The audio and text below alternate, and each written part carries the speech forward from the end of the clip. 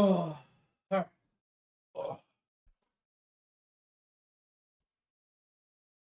It's going pretty good. Fun. What's going on, man? Hey, Ben. Appreciate you stopping on in. How's life? What up, Nick? All right.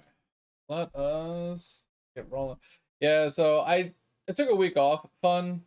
From work because my boss asked me to. So I didn't stream all weekend because I was doing like house stuff, spring cleaning, you know, lawn stuff, fixing things, whatever. So we took some time off of stream, so I was staying up during the day and sleeping at night. And then yesterday we started to get back onto our night schedule, but I had some severe back pain last night, so I didn't stream as long as I normally did. So hopefully tonight goes better. My back doesn't like flare up and go all crazy on me again. Uh, so that's the plan at least.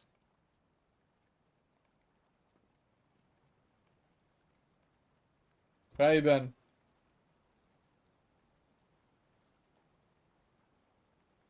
Mariner? Oh, yeah.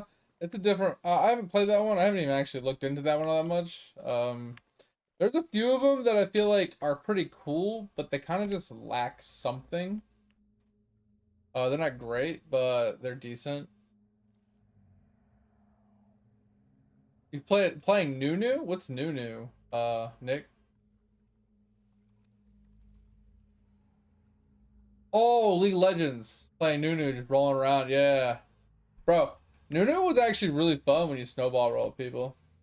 Like low key was like some of the more entertaining um games I had playing League.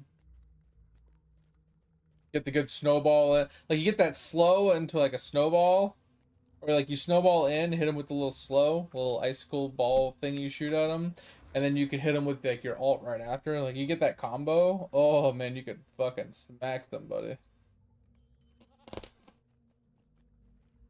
Yeah, I don't know what it was. So Friday was my first day off.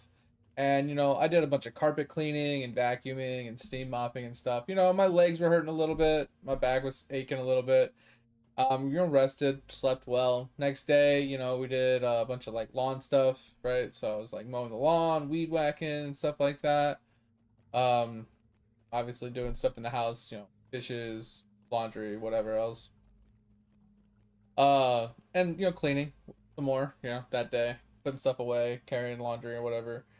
And then my back was aching that night, and then Sunday, I was just like, it was more of like a lazy day, but my back was just sore, and it didn't think much of it. I figured, oh, I'll just sleep, I'll feel fine, next day, and then like Monday, I slept in a little bit, I did some, we ran some errands, lunch and everything.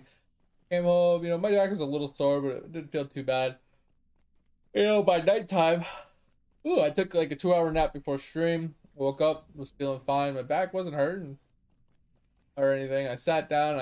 After about when I started streaming at like 10:30, 11 o'clock, and then by let's say 11 o'clock, and then I want to say by like 2 a.m.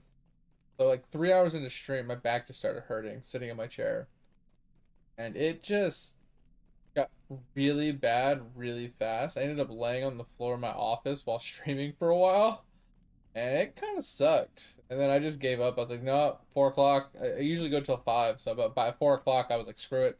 I'm gonna go watch anime on the couch. And I watched anime for about an hour, and then I just fell asleep. So a bunch of people recommended I get one of those rolling foam rollers for my back. I've been looking into it before. We talked about it on stream. But I'll probably get one of those, and I need to start stretching more. So I was thinking, like, since I'm really unflexible, I was thinking about getting like a stretching band that basically is just like a somewhat like a rope that like I can attach to like my foot, like has like loops on it, so I can attach to like feet, or I can grab it with my hands, and I have like places to grab onto it and pull, so I can actually get some decent stretches in. Because I can't touch my feet, right? I can barely even grab my ankles half the time. So I need to stretch my legs more, my glutes, my lower back. I need to stretch that stuff more. I don't stretch enough, and I've always been unflexible my whole life. but I think it's starting to actually cause me back pain because I'm not stretching enough.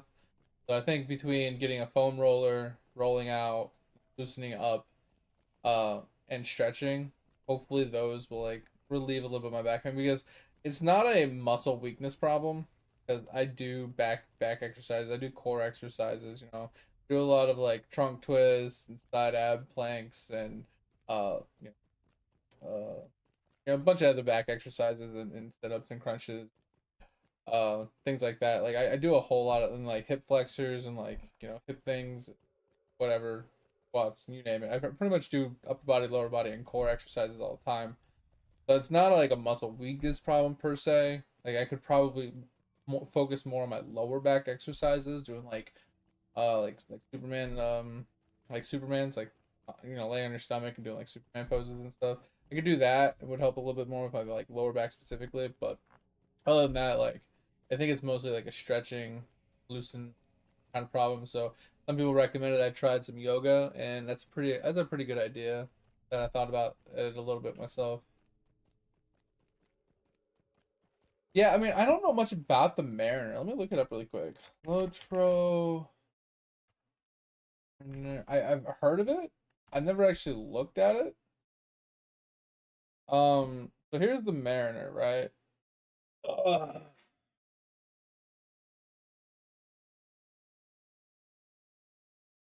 So it is a support and a damage. And I find support damage rolls to kind of be meh. Because if they're a support damage roll, that means that they're usually going to be squishy, right? They're not meant to be face tanking. They're not meant to, you know, take a damage. They're meant to kill things, while not taking damage. That's the problem I have with that combo. They're meant to support other classes and do damage on the side. Um, yeah. So you got like your blue, which is damage plus support, and then you got your full damage, and you got your full support. Uh, I mean, so here's the thing. This is what we were talking about last night with like classes and stuff. Is I feel like classes like this stuck playing solo because the only classes that I feel like excel at playing solo by yourself while leveling are classes that can tank, right? Classes like Beorns and Guardians, right? Where they can have damage mitigations plus direct constant heal, right? So in like my bear form, I have lots of heals. I have a direct heal for whoever I target, I can heal, and it puts a heal over time as well.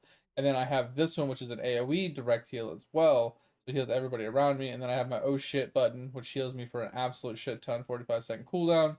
And then I have this other 45-second big heal as well. Um, so I have like these four heals, and these two are spammable, and then I can kite while just running. I have bees for like range damage.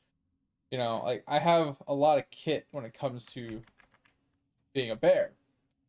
Guardian has similar things. He has a lot of defensive layers, a lot of defensive like mitigation abilities, and then he has a couple heals as well on top of that. So I feel like a blue Guardian is really easy to level with. Blue or yellow bear. I prefer yellow bear. For leveling is really good because if you don't have healing, a lot of times you run into the fact that I am squishy, right? So you're going up against a mob, you have 2,000 HP, he has 10,000 HP, he's hitting for 500 to swing, you're hitting for 800 to swing, he's going to win, right? You're hitting hard, but they hit just as hard, and you have less HP. So that's where the healing kind of comes into play. If you have healing abilities, direct heals kind of really helps. And being a support as a mariner, you probably have some heals, but you are squishy, right? So it's that fine line between, yeah, I can heal, but I'm still getting hit like a truck because I have no defensive layers. Uh, but that's like the same problem that hunters have, right? Hunters, I think they have some sort of a heal, but they're just so squishy. They're meant to kite and kill things before it gets to them. So leveling solo is really hard for, like, in my opinion, as a pure DPS class. Like playing Red Bear is almost impossible to level because you get to a point where things just do too much damage in relation to how fast you can kill them, and you start to die often or struggle to succeed in killing them because you just take too much damage. Like nothing you can really do about it. All right, this is, I think it's here. Yeah, so we gotta go back up to Bonk. So in my opinion, like if you don't have people to play with, a lot of times it's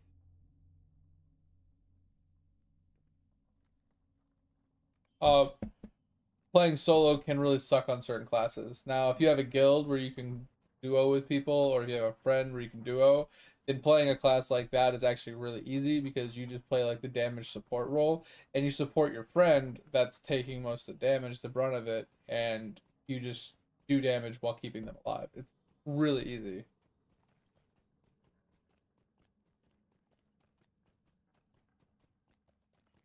Yeah, I'm gonna be careful when I stretch too, fun. Like start slow, you know. If I do it like a little bit every day, not trying to like super stretch or do anything super crazy. Just a little stretching every day. Just try and get a little bit more, a little bit more. That's pretty much the goal, right? But yeah, that's the problem I have with those types of classes, and that's why I typically when I play MMOs, I stick to brawling classes, classes that have some sort of healing mechanic, that are like melee brawlers and bruisers, because they tend to be easier to solo content, because they can self sustain and mitigate damage significantly while putting out okay damage.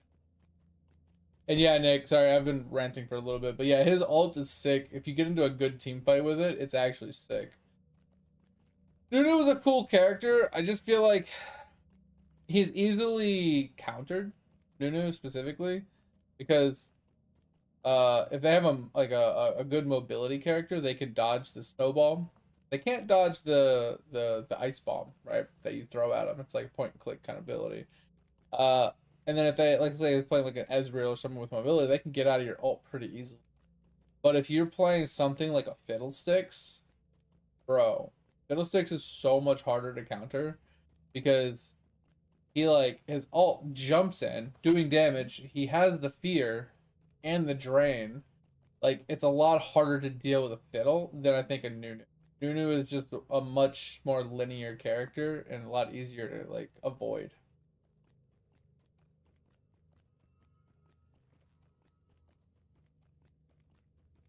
Two muscles, yeah, you got to be very like.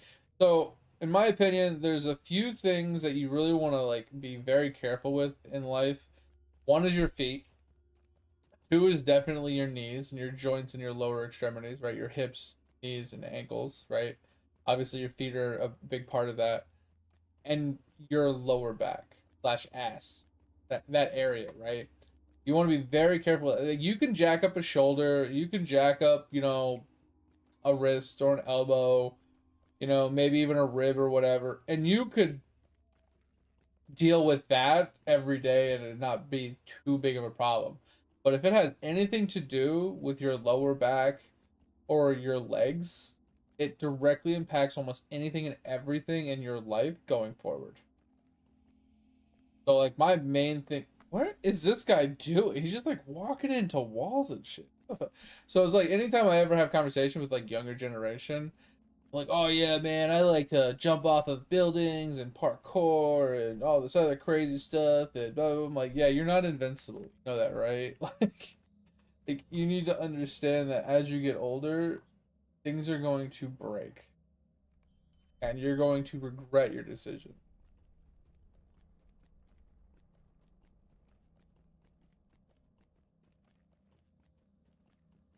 So like there's a lot of times where I like yeah, I've talked to a lot of younger people that are working out, right? Or that are getting into sports or when they get into the military or anything like that, if they're doing any type of training, I always tell them, hey, it's fine and dandy to train and to like, be a little hardcore or whatever, but you make sure you're careful with these specific things because like I said, jacking up an arm, jacking up a shoulder, even like an upper back thing, neck, like tolerable.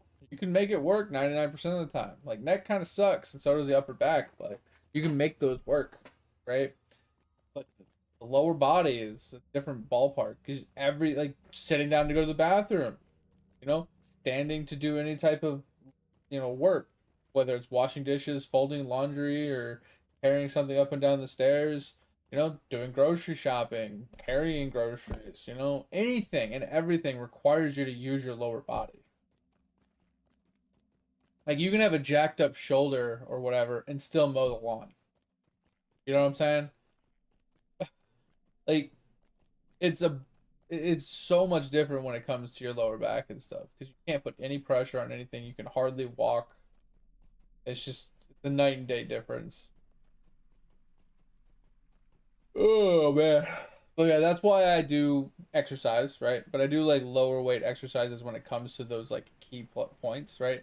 When it comes to my lower back, when it comes to like my joints, I try not to do like heavy weights or anything too strenuous. I do low impact stuff.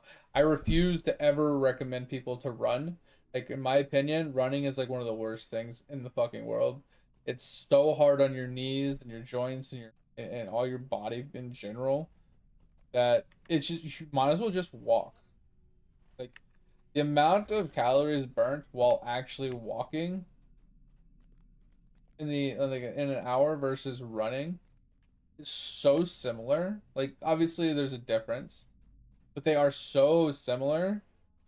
Is it really worth all the strain you're putting on all your joints in your body for that slight increase in calorie burn? I don't agree with it at all. Do not agree with running in any way, shape, or form.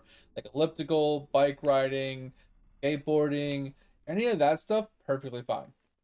All low impact, doesn't have very much correlation to like messing up any body parts, but it does burn a lot of calories.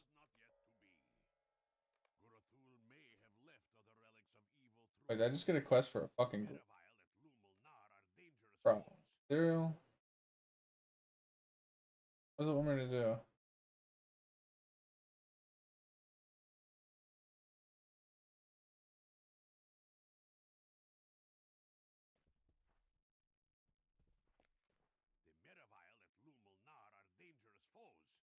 Ugh.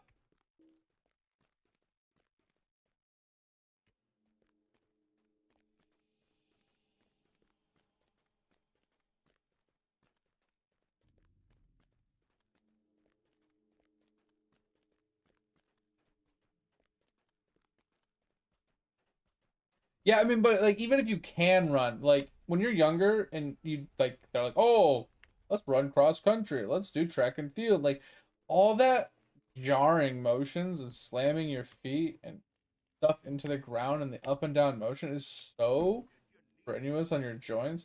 As you get older, it just gets worse and worse and worse. That's why I don't agree with running.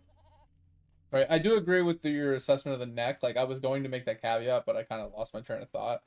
Is like the neck can be a big thing because if you jack up your neck, like you said, you can't turn your head, which means it makes it hard to look or pretty much do anything because you can't move your upper body without your neck moving. So if you jack up your neck, neck is like I feel like the neck specifically is like equivalent to a lower back problem.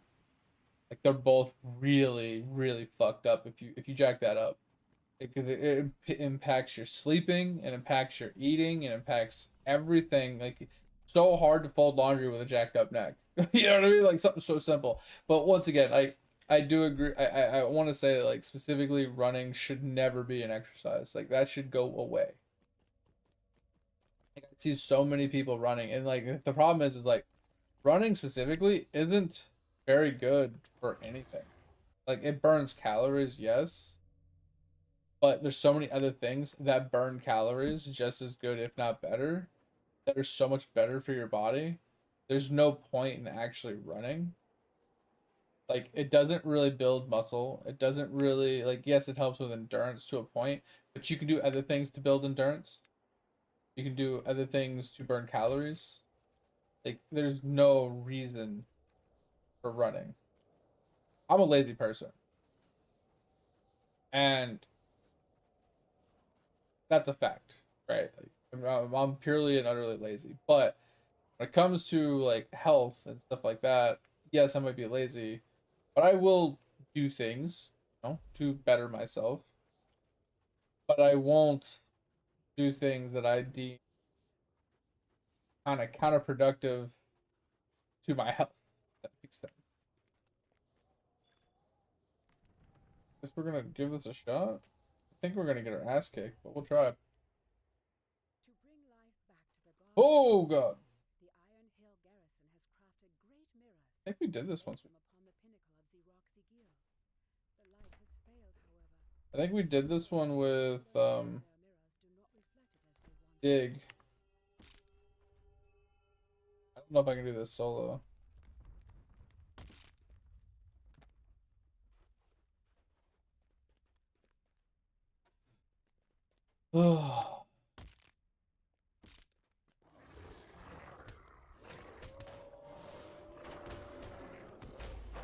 Oh my god, do you see this? That guy just smacked the ever living shit out of me.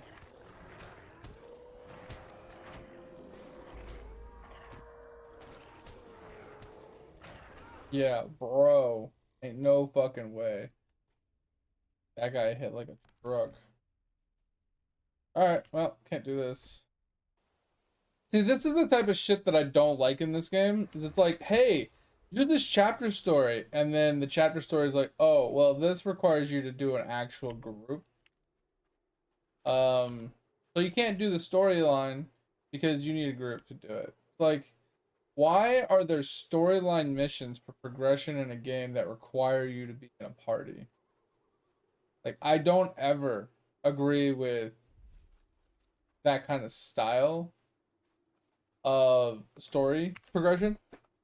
Storylines, side quests are fine, but main storylines and main quest lines that push you from zone to zone and tell the stories and stuff like that, and just the lore content or whatever you want to call it, like the main quest line you follow to get from point A to point B to max level, should never require you to be in a party, ever. It just should never require it because that's forcing people to interact with other players. And if you are an antisocial player or you want to play solo or you want to do things on your own or whatever, and you're forced to a point where you're in a corner where you can't do something because you don't have a group to play with, then you're kind of dead in the water. And I don't like that. You should never be forced into it.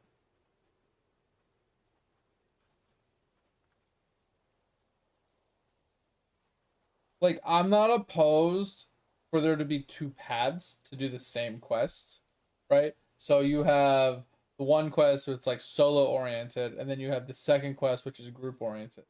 So I'm not opposed to that. That way, if you do have people that are group oriented and do have people that they're partying with and stuff like that, they could do a group oriented quest so they could do it together rather than doing the solo one, which is like a solo instance based one of some kind that is designed for a single player. Like that I'm okay with. Where did we learn this? Learned it over here. Okay.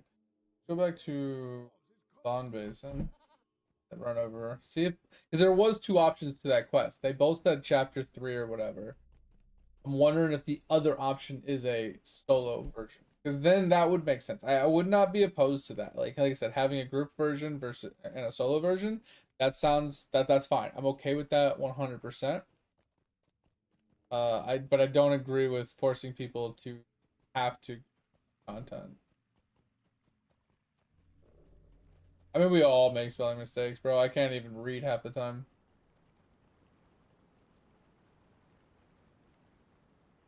I wonder where all my peoples are. I wonder if they're just like they're just hiding in chat.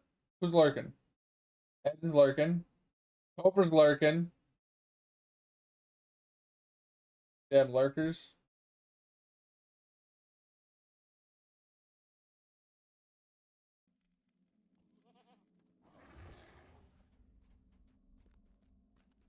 Ta-da! I like how this one doesn't show because I have to do a freaking skirmish for it. And the other one isn't showing either because I have to find a specific freaking whisker. I'm getting a little hungry though. I had to make some. What was your spelling mistake? I obviously didn't catch it. Talk about dangerous. Yeah, I knew what you meant. I'm not a real stickler for spelling, honestly. As long as I can somewhat read it. Okay, yeah. So if you read this one says a relic in such and such a group, and this one says a relic in such and such solo. So it's the same quest. just want to. Okay, so that I'm not opposed to this. This is actually cool. That's actually sick that they give you a solo version as well. To bring life back to the gardens of And Mirkwood, it's weird that the solo actually the teleported me. crafted great mirrors and placed them upon the pinnacle of the rocky gill. All right, here's the question: weren't we just here? And the dwarves seek to And I bring just back lagged out. Hopefully, I don't die. reflected We in were the just here.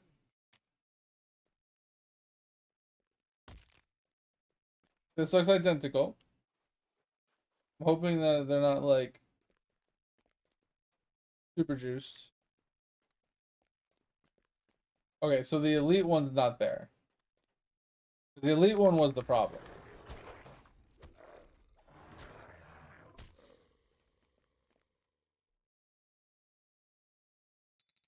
I think we can make this work.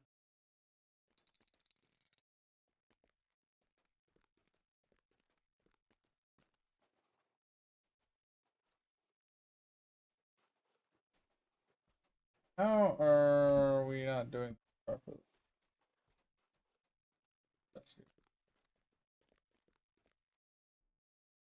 He's an English teacher? Uh, that's funny.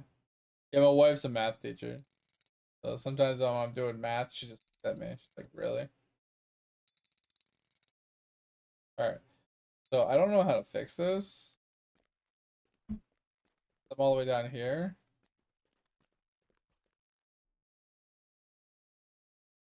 For the love of God, this lag is driving me insane.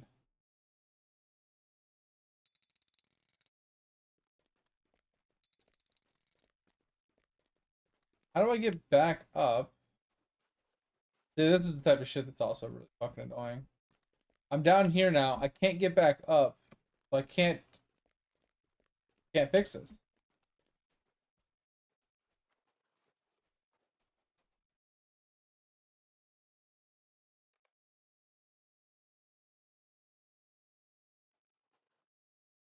Oh, I didn't see the thing right here. Yeah, I fucking hate English. Like the problem I have with math is when math turns from numbers to words.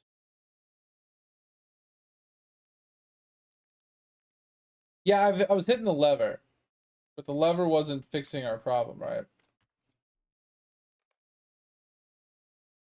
Problem is like this. Okay, so the sun has to go from here.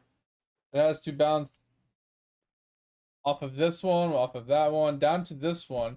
But that one needs to bounce off of the next thing, right? And the problem is I turned that lever. So see how it's like facing, so the sun should come down, hit this one, and then bump into that wall. That's how I have it turned. But for some reason, this one doesn't seem to be working the way it should be.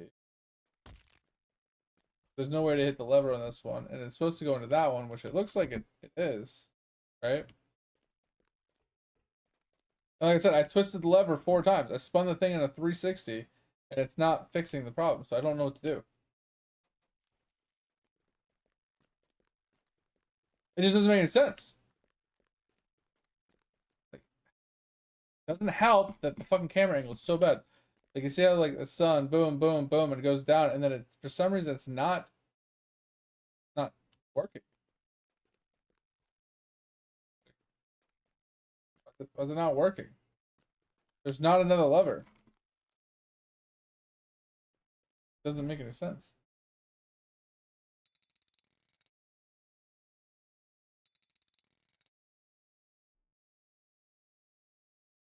Oh, this is the one of those problems with this game, man. Good game, but there's like some little quirks with it. Like if there's only one lever that I can hit, which is right here. On top of that, if I if there is another thing that I missed, I can't get back up. Now that I'm down here, I can't get back up. Right? So I have to leave the dungeon, re-teleport back in, start back from the top, and just it's so not. Like at least give me a way to get back up to the top.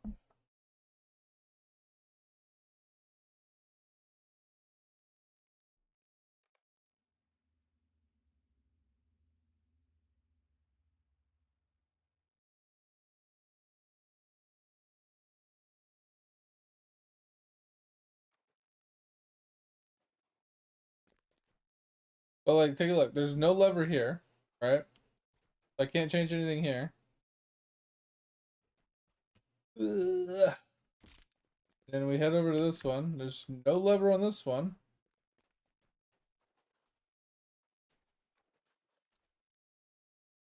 Not seeing any levers over there. Seeing any like thing I can do here. Oh, well, that's not what we wanted to do. I don't know what to do. Like, I don't know what to do. This game is just so stupid sometimes. Open the fucking door. So dumb.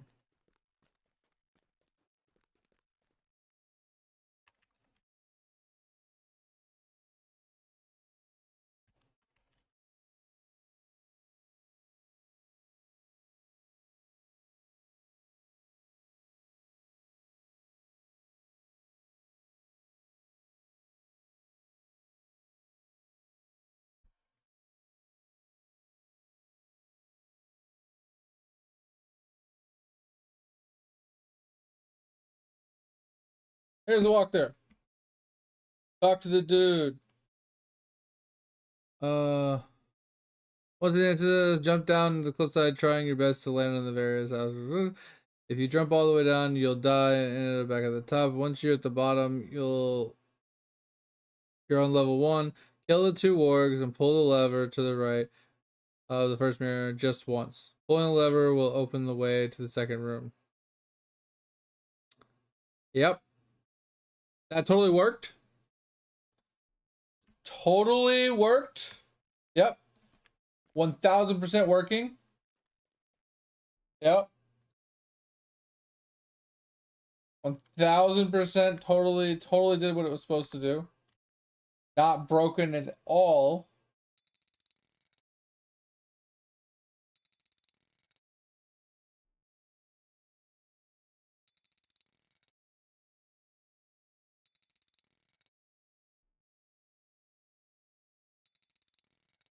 Oh.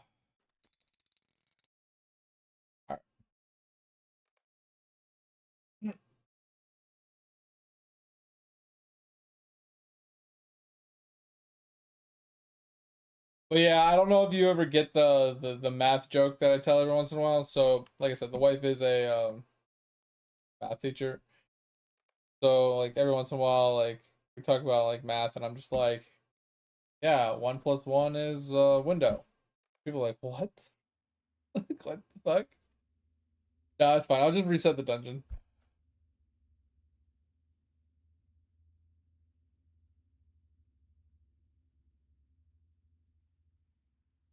It's obviously bugged out, so I'll just reset it.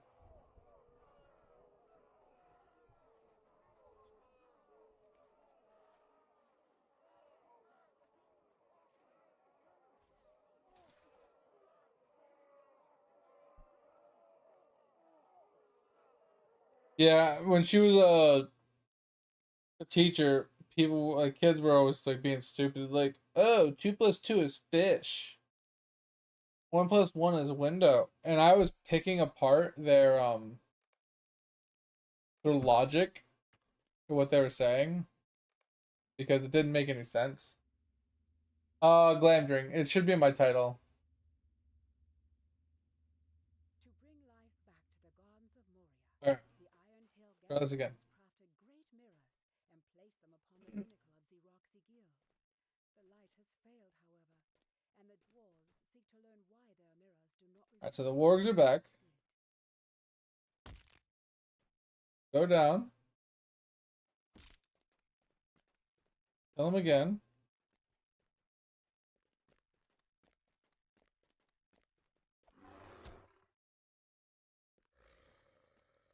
I think the problem is that the servers are so laggy. I don't know if the sun's gonna even work properly.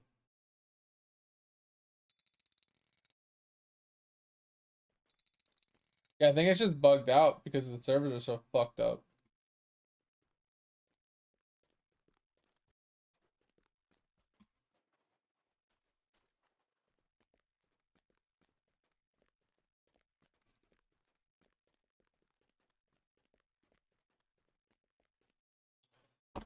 And there's like no report system in this fucking game.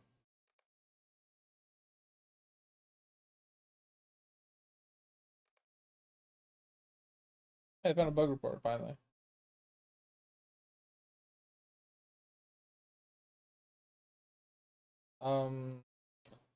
Yeah. How about we don't give that information while I'm streaming? This is fucking dumb.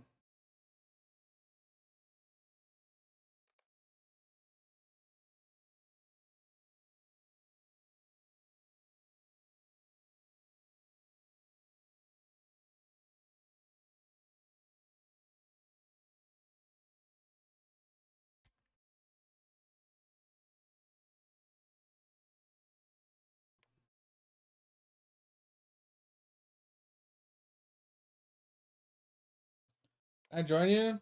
Oh, he wants a lower level? Oh, I want to join somebody, damn it.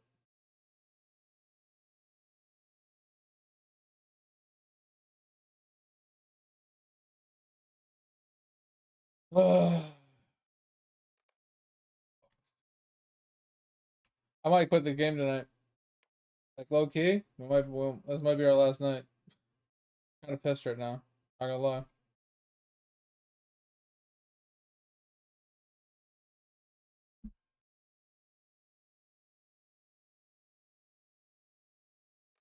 Yeah, I don't even want them to respond. I just want them to understand that this dungeon and solo is broken. I just want them to know that it's busted so they can fix it. The lever does nothing.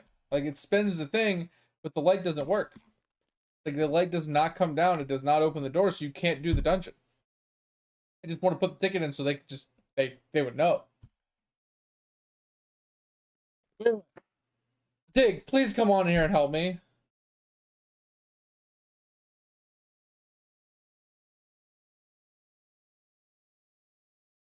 Yeah, Dig, that's true. Those posts is the if you have that. So I posted one Dig a long time ago, and then like a week later, I went back into the dungeon finder and I was clicking on. I was like, wait, why is my group still showing that I'm looking for people? It was there for a week, and then I manually removed it and it went away.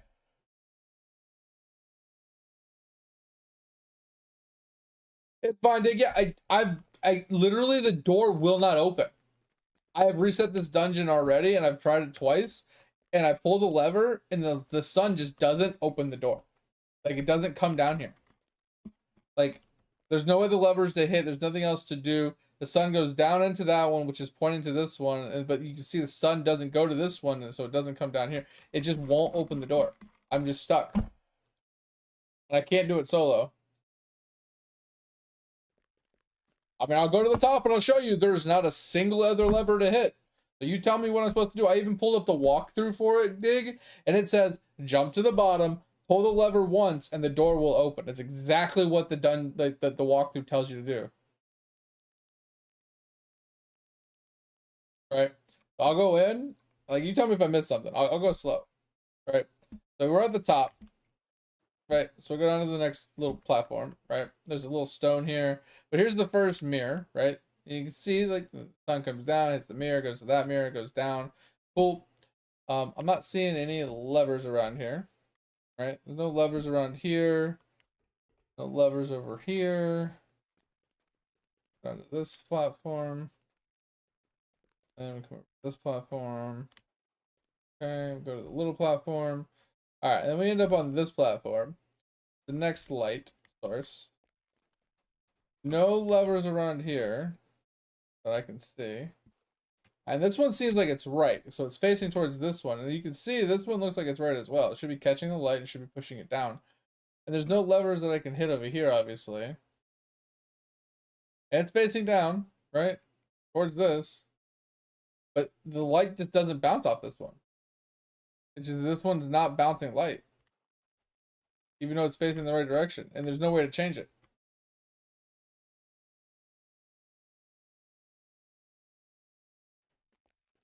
You see what I mean? Like, so I think they broke it. Yeah, that's the thing. I think they broke it. I don't know how. And I don't think, I mean, obviously they broke it. But I don't know what they would have changed to prevent the light. Because you can see the light stops right here. The light comes down and it stops. It's like the game is coding, like they changed the code here. Something messed up with the code of this right here. That isn't, it's telling it it's facing the wrong direction when it's not. So something broke with this, and I was gonna put a bug in, but it's like put your email address in and blah blah blah. I'm like, yeah, I'm not doing all that to put in a bug report. I just don't know if I go into it as a group, if it'll fix, and I can't kill the mobs in a group by myself, so which is crazy. I think. I don't know why I can't launch it. All right, let me leave this and see if I can just. I went to the group finder and there's one person that has a group finder up and they want a level 58 to 60 person and I'm 69 now, so it's kind of annoying. Um and then I'd have to. All right, we don't have to do it yet, but we will. Dungeon Finder.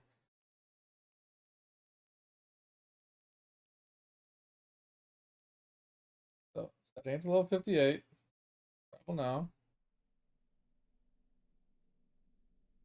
To bring life back to the gardens of Moria, the Iron Hill garrison has crafted great mirrors and placed Yeah, them like this one looks like it's working. the light has It's working in the regular one, but it's not working in the solo their mirrors do not one reflect it as they once did. specifically.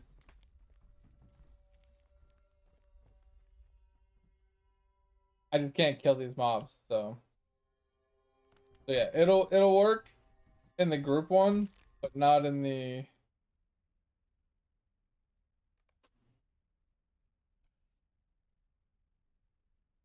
But not in the solo for some reason. The solo one is like an instance based one, and that one seems to be busted, which is really sad.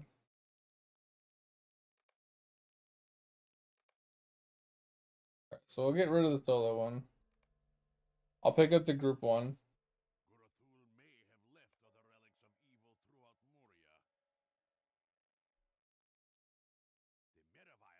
And then I'll wait for you, I guess. Big. So we'll do this one. Complete skirmish, strike agent.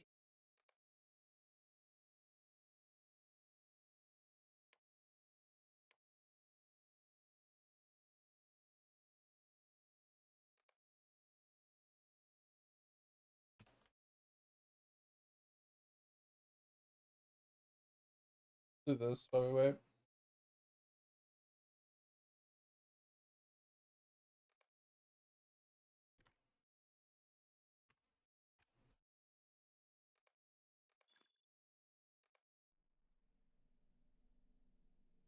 Here at Dananglaw, the enemy holds and interrogates those they have captured in battle.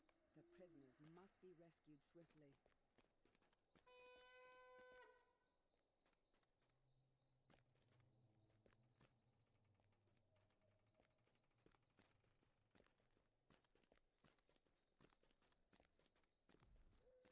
Bam bam ba bam ba bam. Oh, that's a big motherfucker.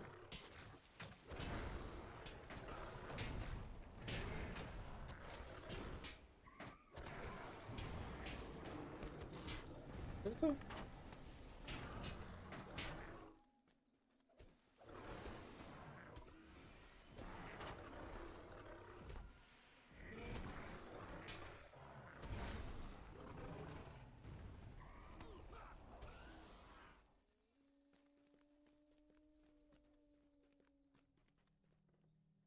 Yeah, since this is another one of our things we gotta get done, might as well just do it.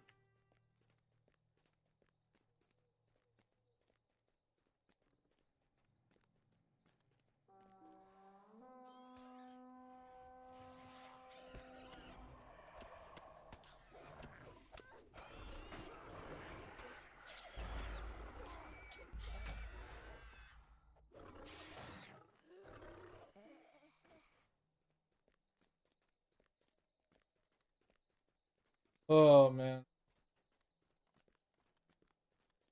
Yeah, you kind of make me want to play WoW again.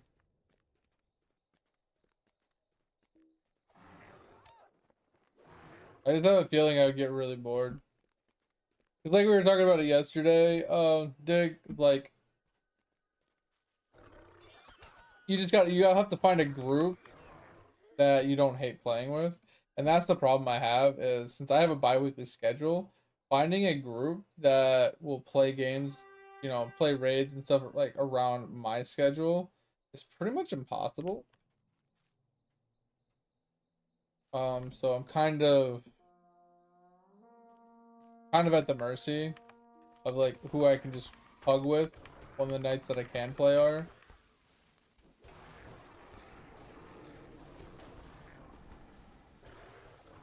So I'm very limited in what I can actually accomplish.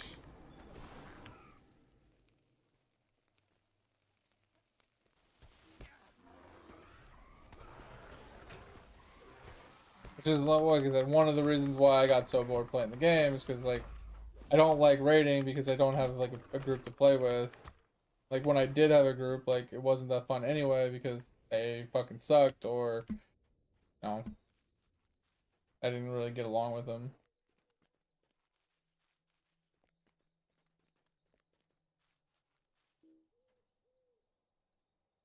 Why do you gotta force yourself to sleep soon?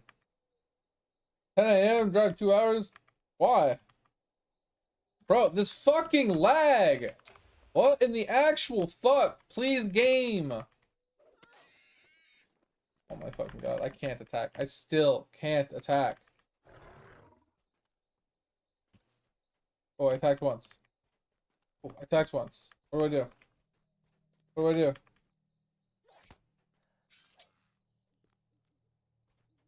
Bro, this lag is so bad.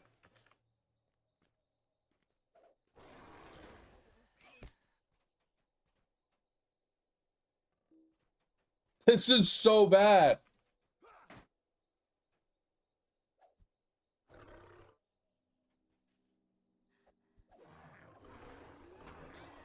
Oh, I'm attacking again. Holy shit.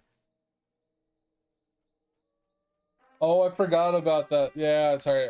Bro, I want to do community nights every month, and I just keep forgetting to put up the polls. But you're right. You're right, you're right. Oh, I need to remember to do that when I get off stream.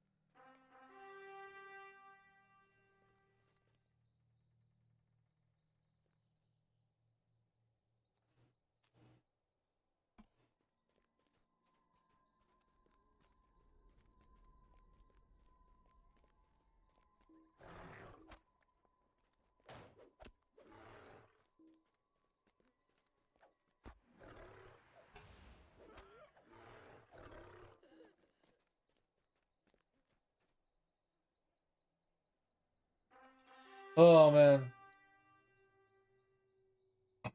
Why do you gotta drive 2 hours, bro? With your boss. Why can't your boss do it himself?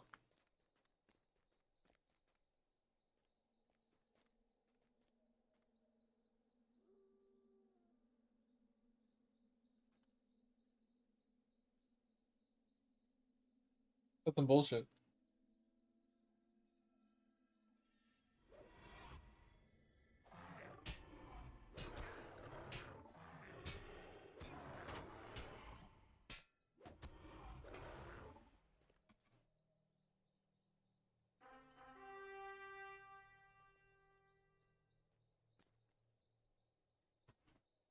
the mall.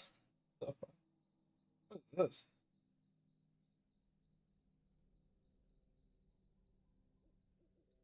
I don't know what that is.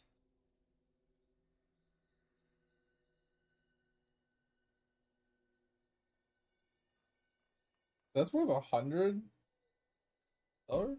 Actually,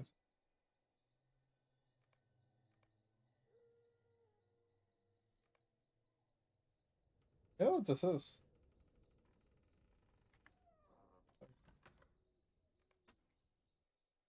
Did we get that done at least? That's at least. I have the quest for. I want to wait for big actually dungeon.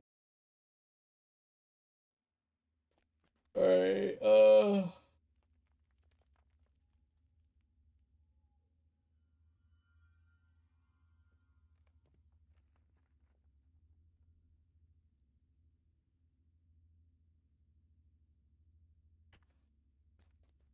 right.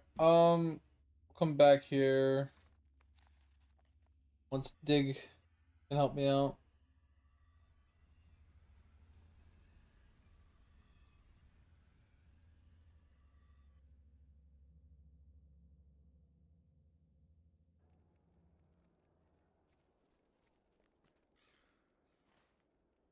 Go to the inn. How can I be of service?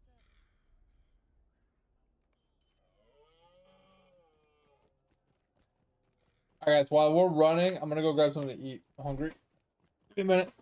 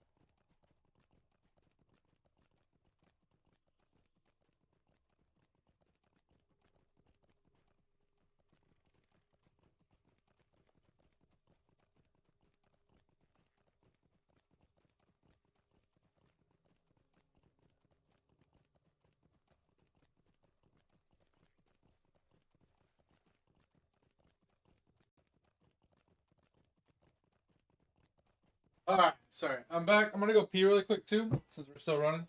Second. What up, mate?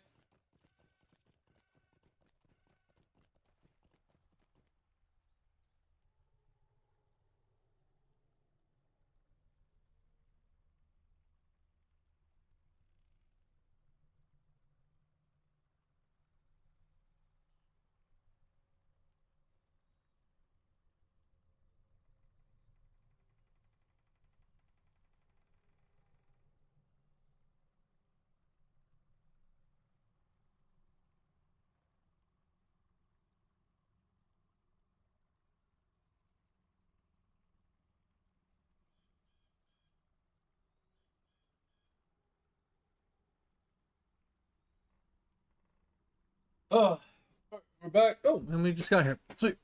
Oh.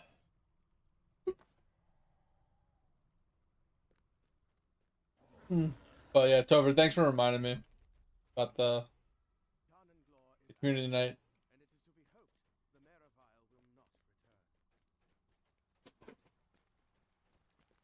We could probably do that while we're eating. It doesn't take long to set it up, so.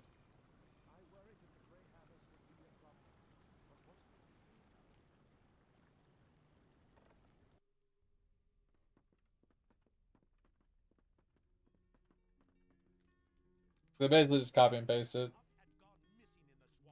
Gotta figure out which day we're gonna do it on.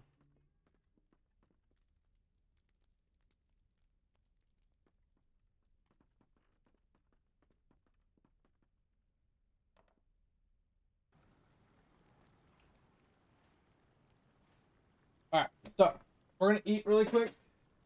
And we're gonna set up our monthly thing. So,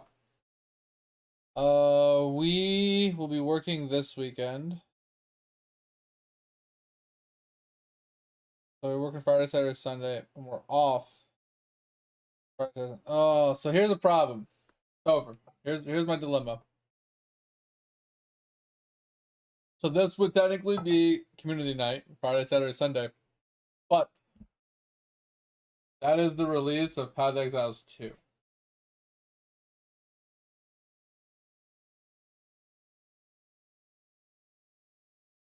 Now, I'm not opposed to starting Path of Exiles 2 late.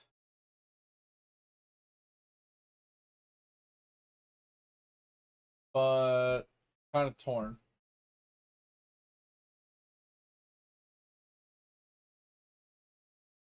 Now, I don't mind doing it a few days later, aka the Wednesday and Thursday following that.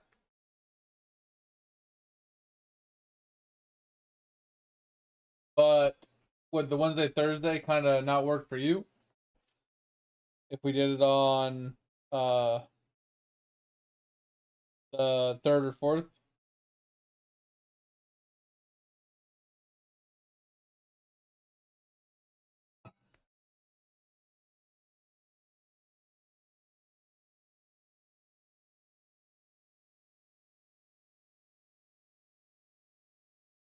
I mean, so far, mate, I'm doing okay. My back feels a lot better. It still is a little sore, but it's much better today than it was yesterday.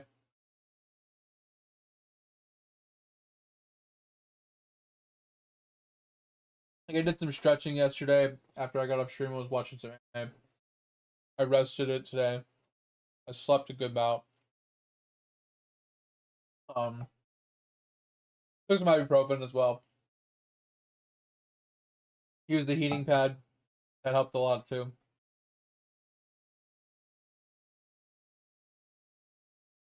Loosened the back up quite a bit. Hey, Topher, when you have a second, can you answer my question?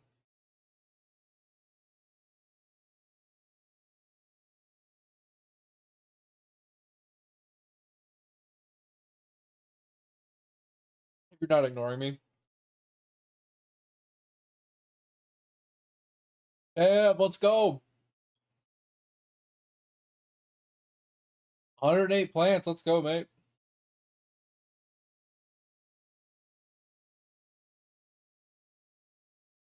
I mean, I don't think height has much to do with stretching. But For overall health longevity, I think stretching is a good part of the daily routine. I've always tried to like get into a stretching routine, but with how unflexible I've always been, it always kind of just fell short for me, and I never really got into it. So it was, you know, was one of those things that I wanted to do. I just never had the ambition to like keep doing it.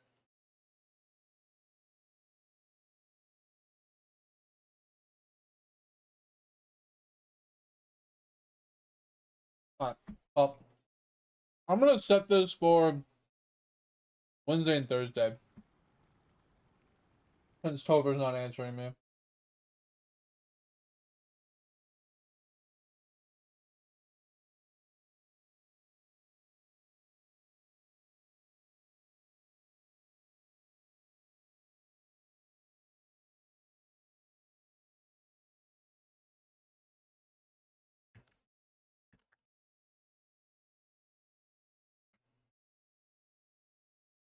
What month are we in?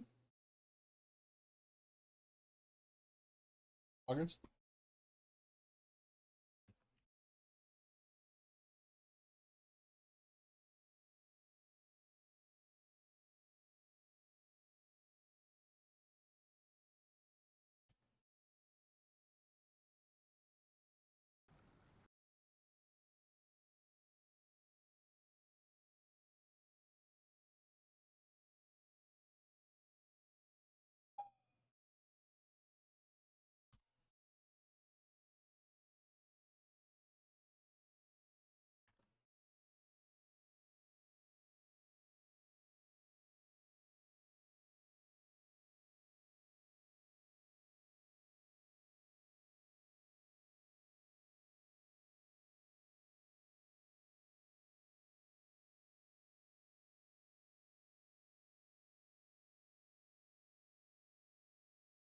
All right, I have a question for you guys with this list as well.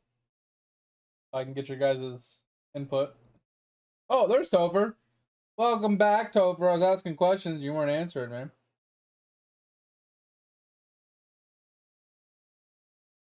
Mr. Sneaking off.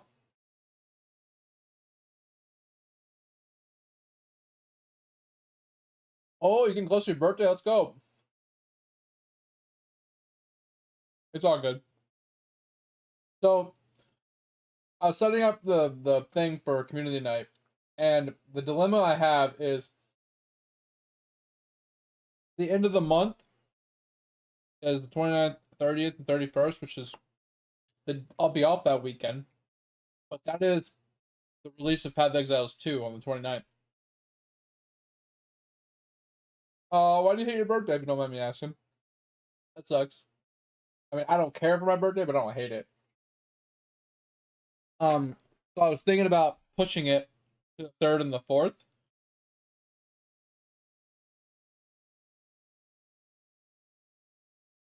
But I wasn't sure if that would like not work for you.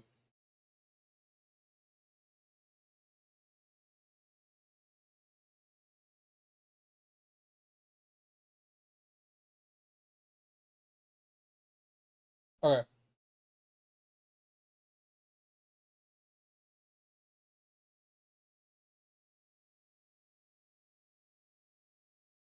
Now the second question is, are there any games here that you guys think we should remove and or should we add?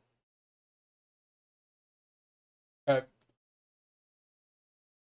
That was the question. So I'm gonna do a duplicate. Right. I'm gonna remake it.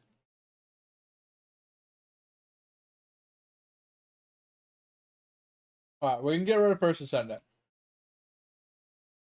It's not that I wouldn't play the game, it's just most people hate it.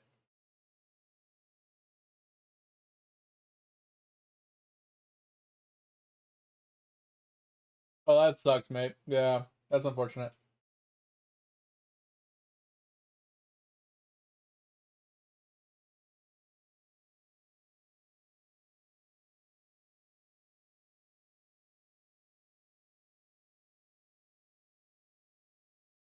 Alright, so is there any other games here that you guys just don't really care to see?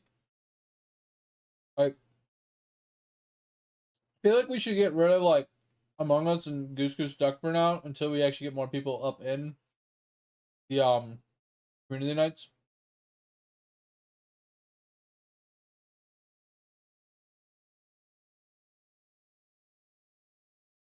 Lotro. Wait, we want to add Lotro?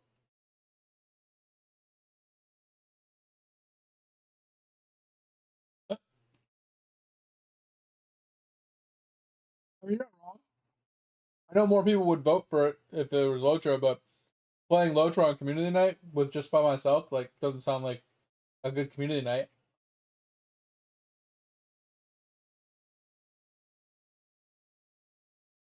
Even though it would be what the community voted for.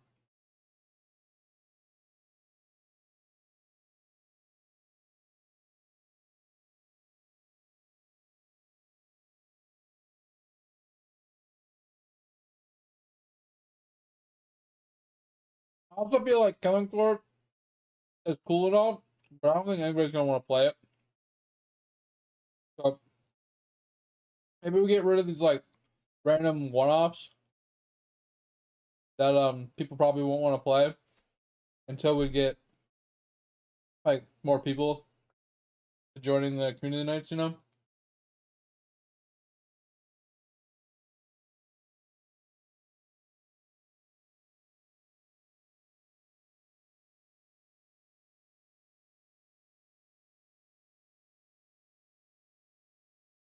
Oh, that sucks, man. I'm sorry.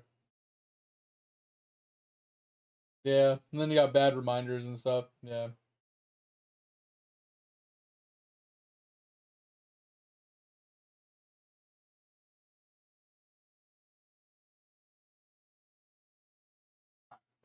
So food has been.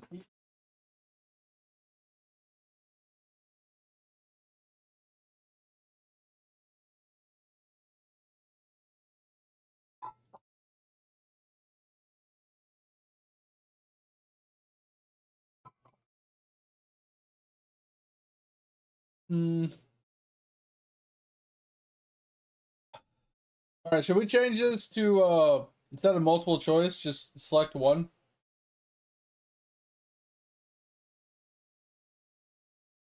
I deleted R out because I won't play the official at this point. Like with how bad the UI is, I refuse to play it.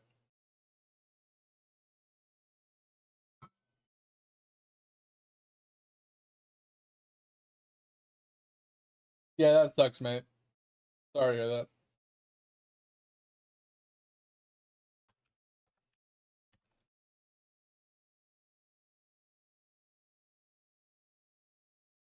I think we'll change this to. Wait, what? I don't know. We do a ranking one? You only pick one thing? I don't understand that one. Multiple choice. Okay, something like that. Sure. Well, I mean, this one I think allows it, but I had this selected allows selections to multiple selections. I think I had that selected, so if I unselect that, I should only be able to click one thing. All right, this looks fine. Whatever, we'll just put that up.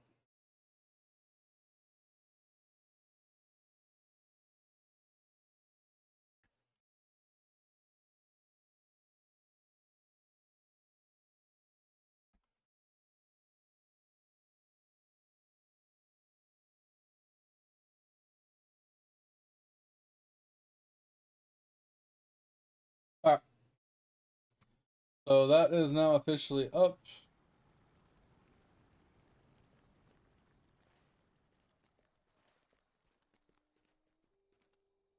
Add names? What names? Oh, did I not tell it to add names? I can just. I should just be able to fix it.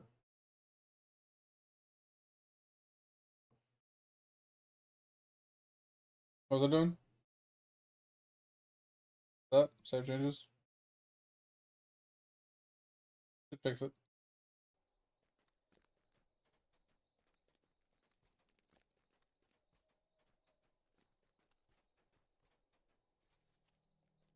Yeah, I mean, and that's the thing too. Like when stuff like that happens to you year after year, you know, throughout your life on things, it just makes you kind of just like not look forward to things like that, and that sucks. Like, what's really annoying is like you could have like a great birthday for the first 20 years of your life and just have one bad experience that just jades you for your birthday for the rest of your life after that, you know? It just takes one bad experience to ruin it for you. And not saying you had more, you know, you've only had one bad experience. I'm just saying, like, that's all it takes. It's just one bad experience, which is really really a like sad thing because like, let's say you had like 50 years of just great birthdays, and then you said this one really bad birthday, Would you like a cup of water? then you're You just look like, well, thirsty as fuck right now. I no longer like birthdays. Yeah, thanks for the hydrate as well.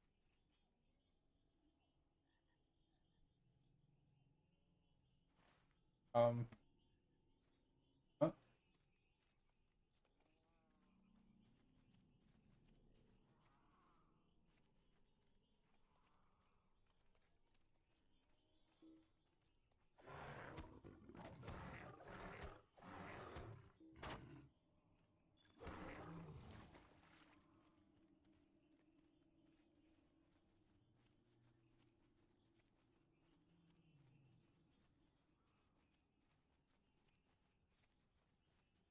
Right now I'm super fucking confused.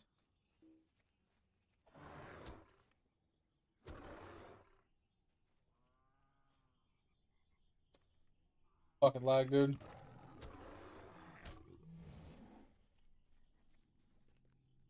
I watched. I kind of skimmed through. Like, I skipped a bunch of like just talking points and stuff, but I watched like about a third of it, maybe. I got the gist of what was going on. That shit's crazy.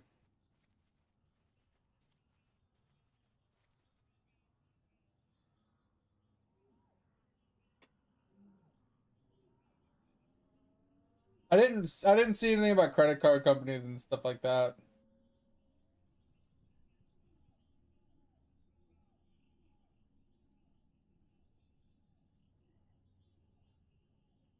Hop it on. All right, sounds good. Um, trying to do this quest really quick while I was waiting on you.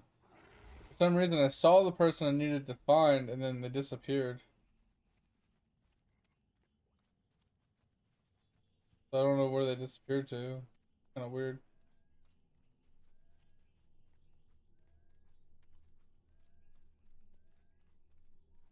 Yeah, look, they're disappearing. Why are they disappearing?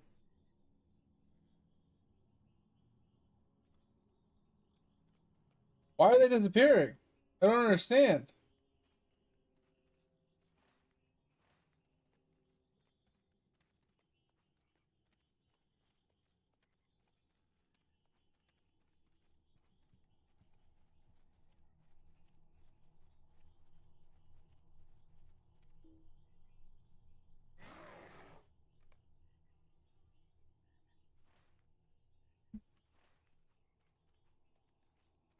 So weird.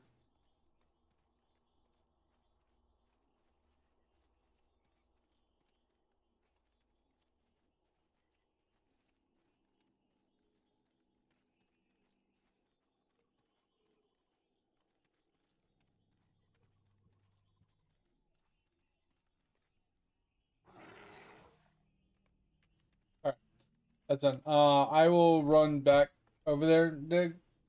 I mean, we can do the dungeon, you know, before I run over, but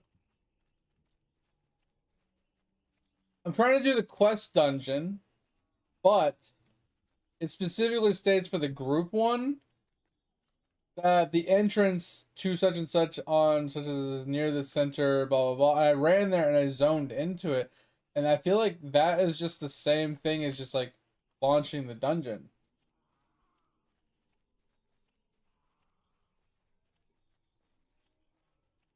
Because when I talk to the guy, he doesn't give me the travel to option for the group one.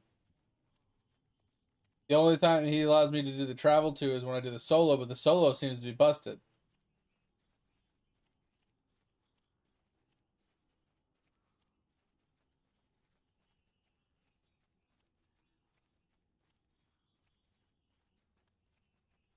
which is really annoying. We're just gonna run over here and just fucking.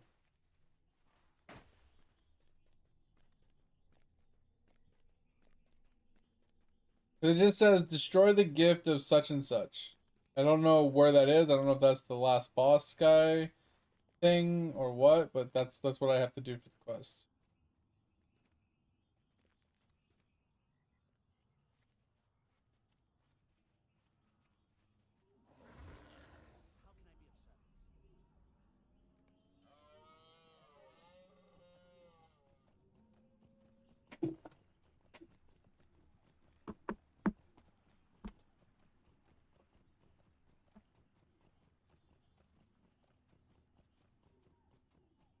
Yeah, I don't know what is wrong with my beam, but my beam just stops at that one mark.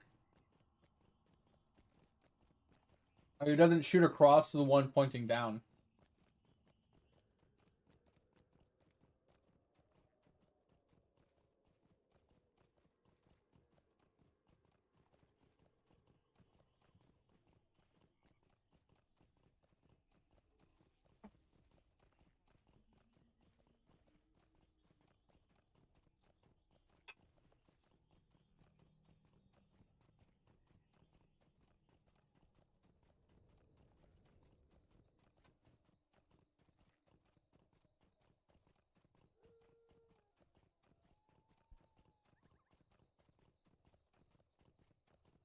And the problem too, Dig, is I don't know if it's like if I loaded in solo like I did earlier, I could see it, but I'm launching it like through the instance finder, right? Before, the one that was broken was I was getting the quest from the guy for the solo, and I was talking to him to travel to instance. So it was setting like a private instance, and the private instance is what was broken.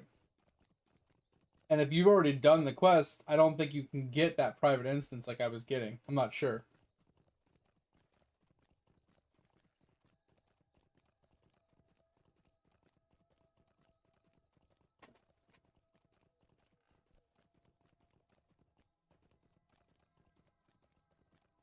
Oh, I didn't know you could do it that way. Okay. I mean, how else am I supposed to enter other than just like doing the instance finder? Because you talk to the guy because he still has the thing over his head, and he says travel to, travel now or travel later.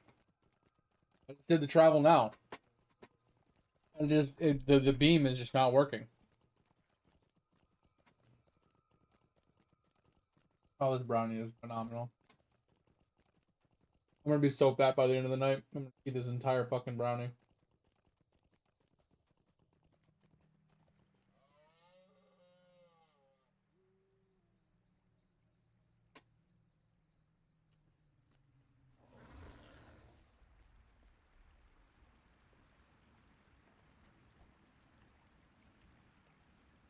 Can I go through the damn door game?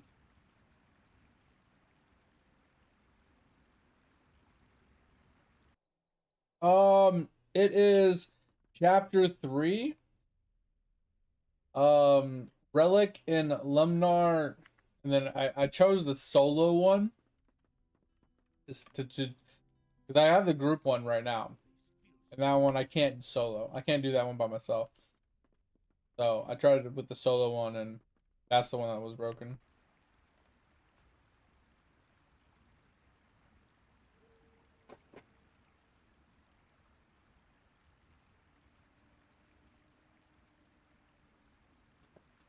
You should be able to on the group,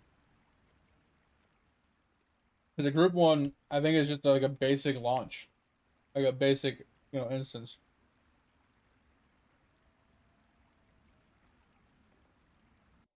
I think it's just the regular dungeon because the dungeon is a 3-man dungeon. So group one would make sense that it's just the basic, instance itself. But the solo one is the one that I feel like is broken.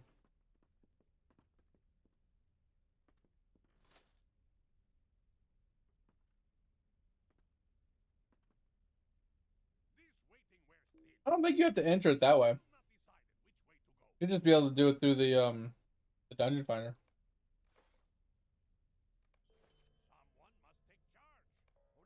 As I said, I think the quest being generic of just destroy this, like this X thing. Specifically, it just says destroy the gift of such and such. I feel like the gift should be in the dungeon itself.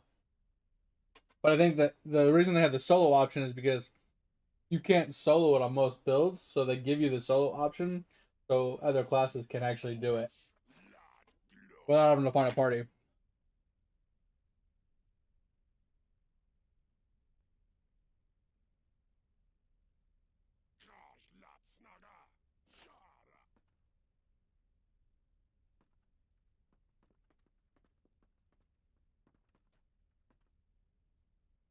We should head south through the stone. Yeah, let's just try Instant Finder and see if we can find whatever it is I'm looking for. You would never expect us to I have no idea what I'm actually looking for. I mean, all honest. It's gift of something. I don't know what that is.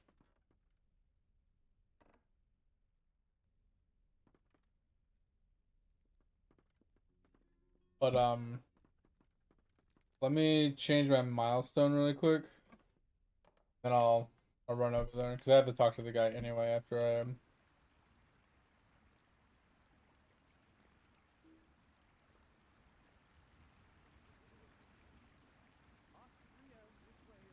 after I do the quest, I have to talk to the guy anyway.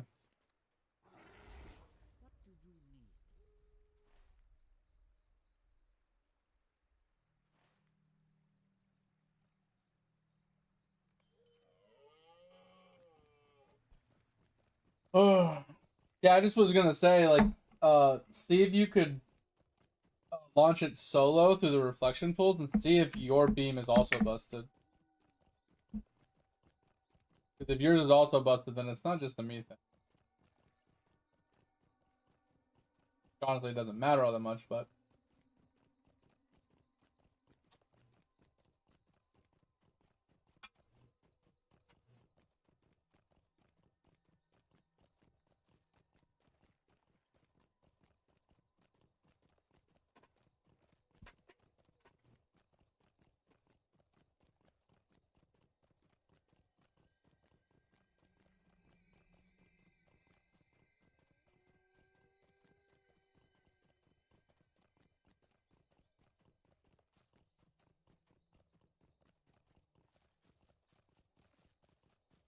I was excited too when I saw that there was a solo version.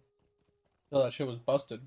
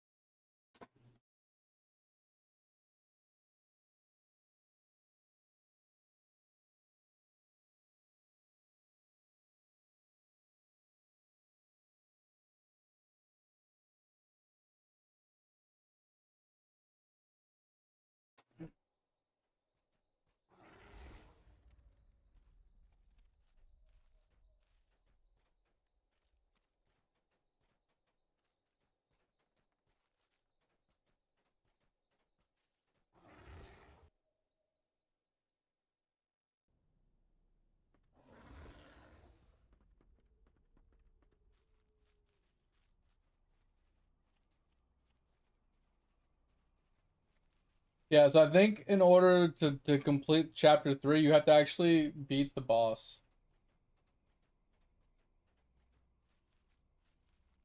Like you have to beat the whole dungeon, so I don't think it really matters if you do it through Dungeon Finder or not.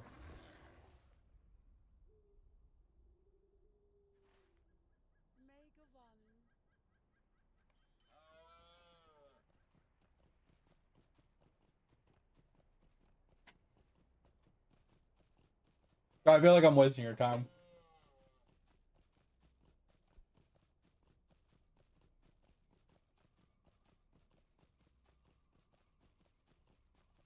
Um,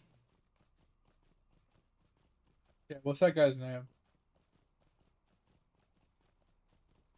Or Broen, maybe? He is found. Why can't I get to Oreo?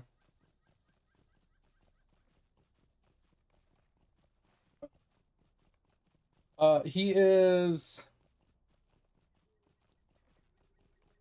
He's right here.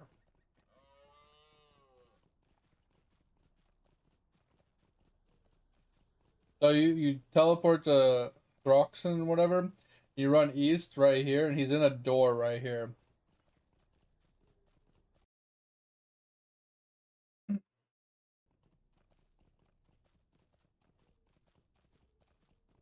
You're gonna do a bean reset? That's huge. Get a huge upgrade to your night market, right?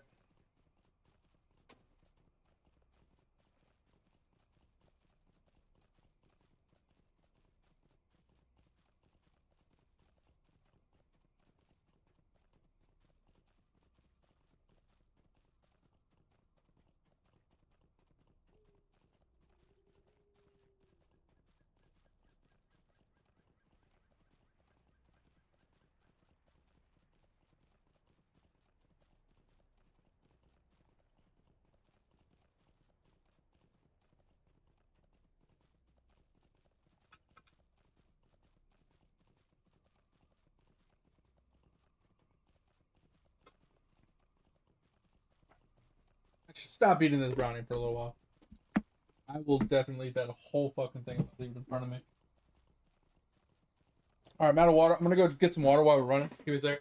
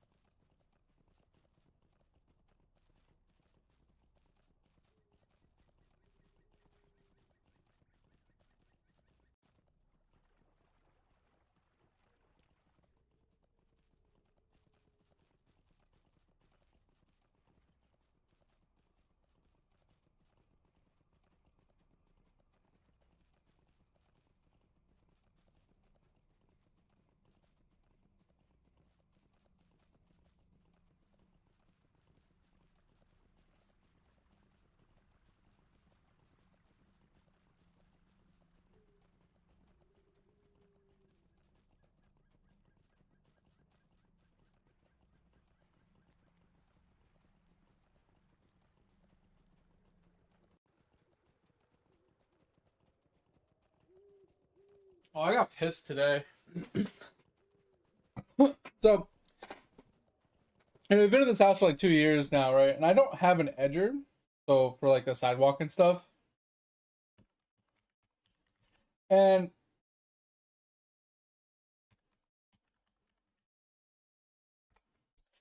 I was just like, you know what? I tried doing other ways of edging it, right? Like using a shovel and stuff like that. It's just not the same. So we went to the store and just picked up like shitty ass edger, right? One that goes with all my other craftsman, yard tools and stuff. And I was like, yeah, fuck it, we'll try it, So we went and got this, spent like 130 bucks on it. And the reviews basically say that it doesn't have a lot of power to go through like really thick stuff, right? We're like, all right, cool. So we went and picked it up to try it, and this thing barely cuts grass.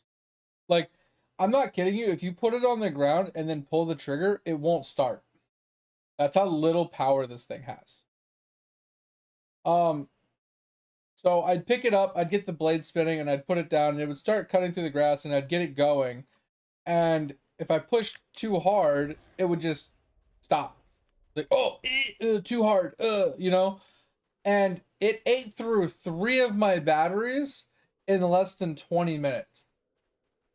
Because it was pulling all the power it could from the batteries to try to cut the grass, and it kept stalling. And then it killed all 3 of my batteries in like no time flat. And it overheated all of them as well at the same time. So I was pissed. I'm like worried that I like ruined my batteries, right? Um so like I put them all down, I let them all cool off and everything, and I'm gonna return that shit tomorrow. Like that is probably one of the most dog shit craftsman items I've ever fucking witnessed. That shit sucked.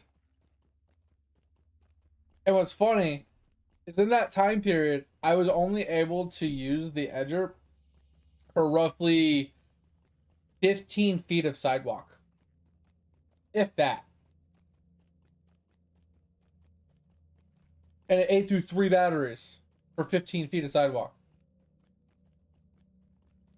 And it might have damaged them at the same time. Like, that's ridiculous. So, I'm not a huge fan of it, but I'm going to try to get one of the corded ones where I have to just use an extension cord, plug it in. Hopefully it'll have more power to it, so it won't have to try so hard to cut through the grass and stuff. Which, in turn, if it doesn't have to try so hard, hopefully it won't get as hot. Because it's not, like, overexerting itself. My hope. So I can finish my fucking sidewalk.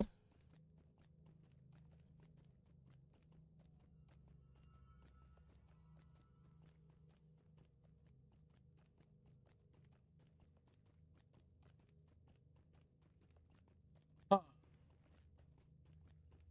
Well, I mean, if you can pick up the solo one, can you pick it up just to see if your thing works? Because like I said, they might have broke it after you did it, or I could just be me. Mine could just be busted.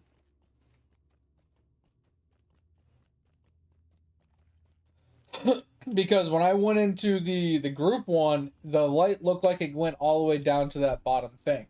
It's just in the solo one, it doesn't seem like it translates for some reason. It just stops halfway through. I don't know why.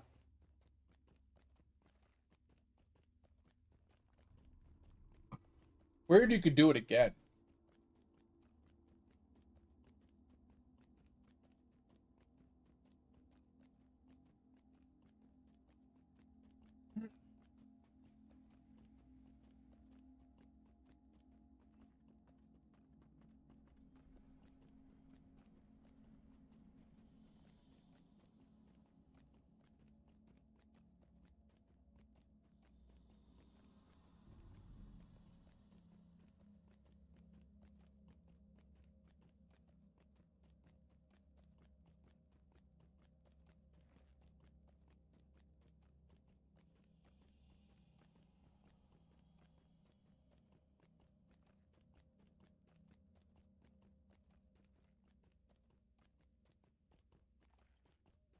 Yeah, so when I did solo dig, that's what I did.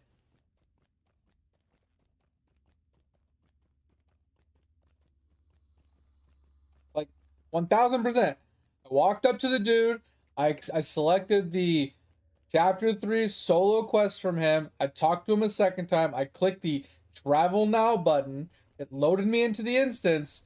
I jumped to the bottom. It doesn't work.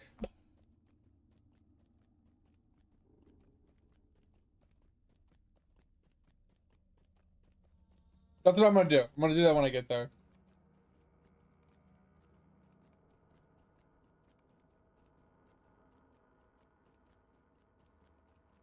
And I even reset the instance, right? So I loaded a different instance, and then I left that one and I re-talked to him. I said travel to instance, and I saw that the wargs that I had killed previously were respawned, and I jumped back down there and the light still wasn't working.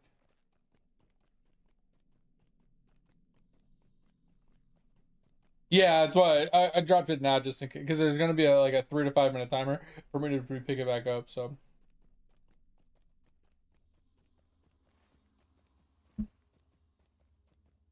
yeah, sorry if I'm wasting your time. Like,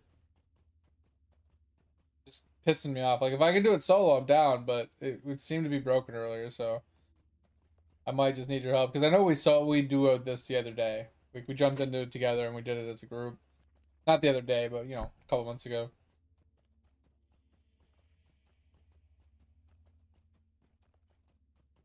You know, I should change my stream title to Glamdring Level 69 Giggity Beorning. Just put the word giggity in there.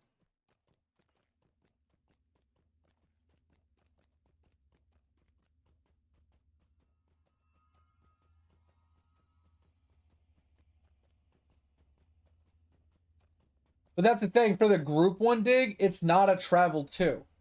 When you pick it up with the group one, when you talk to him after you pick it up, he just tells you where the instance is. He doesn't actually allow you to travel to it. He just tells you, "Hey, go over to this area over by the smoky crater and go into the instance." That's all it tells you to do. It doesn't give you the travel to button when you do the group one. The shadow of Mordor will not long fill the halls of Khazad-dûm.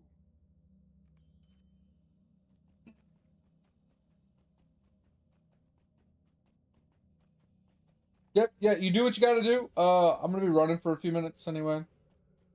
I don't mind waiting on you since, waiting on me anyway. It's crazy that it works for you, but I've tried it twice and it hasn't worked for me.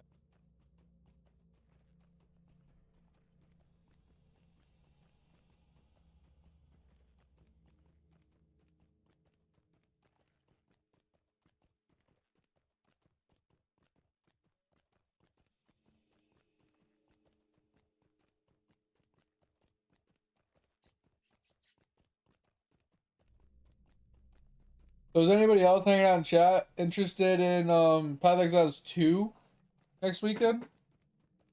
Not this weekend coming up, but the weekend after. I haven't seen the information on like the new league stuff, but I'm kind of curious on what they've changed since I last played it. Obviously, they put out a couple weapons and I think another class since I played last that I haven't got to play, like the spear and like the other lady or whatever that they added with the spear. Don't know what we'll play. I kind of do want to play the Titan again and do a slam build because I never got to finish my slam build. I wanted to do a Stampede slam build.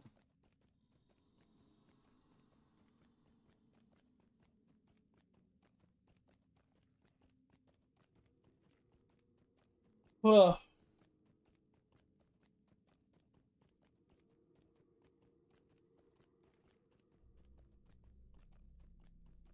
Yeah, because the slam build looked pretty insane.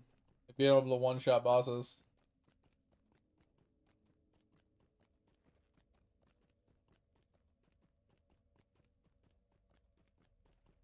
I can play it as the shout build if the shout build still works. Up until I switch it to the Stampede slam build.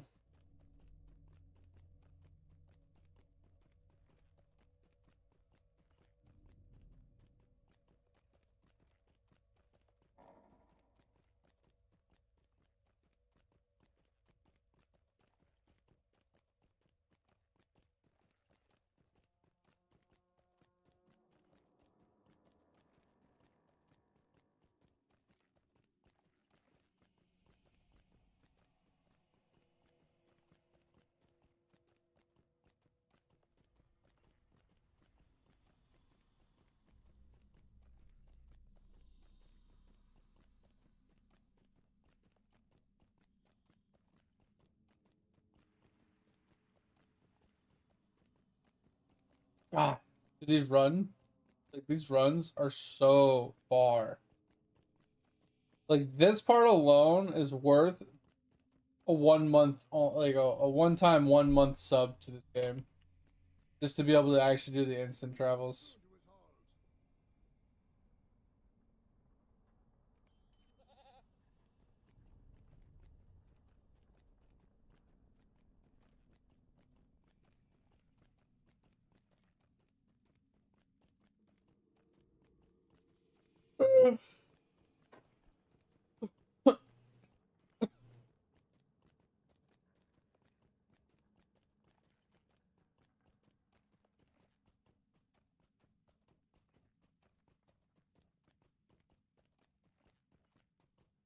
Oh, mate, I got a new pet from the companions or whatever. I finally got a good one. It was the one for 2 times kill count for portals and Death Note. Was it the Juice dude or whatever? I finally got him yesterday or the day before.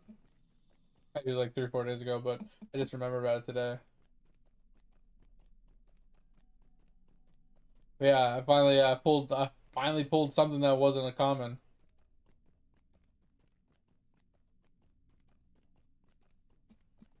And that's really it's like the juice dude.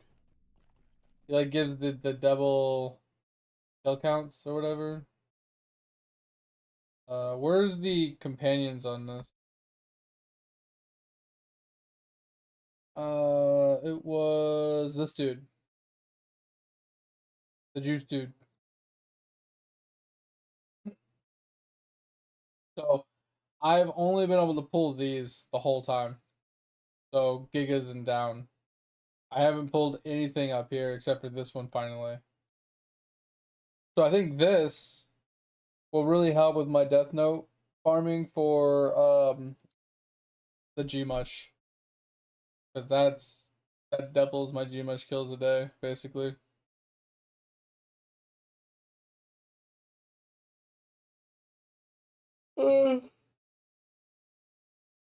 But yeah. I got that. That was pretty huge. And none of these, obviously.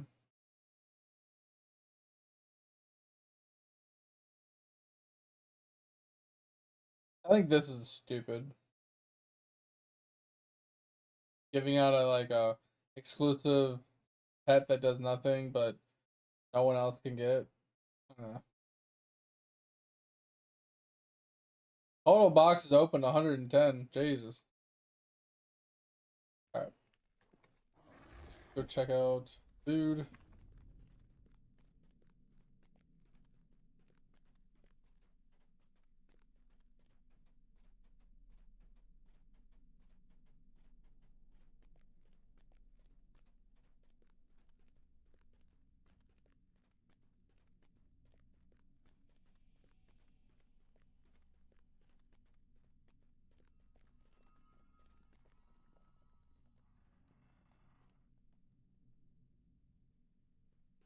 Alright, so we're here.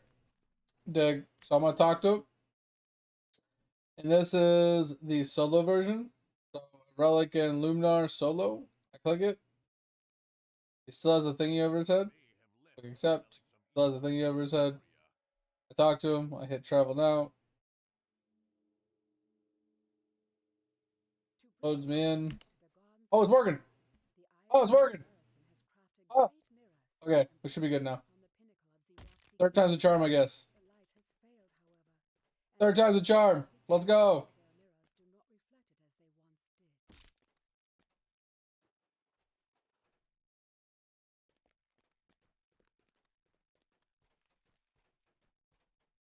Third time's a charm.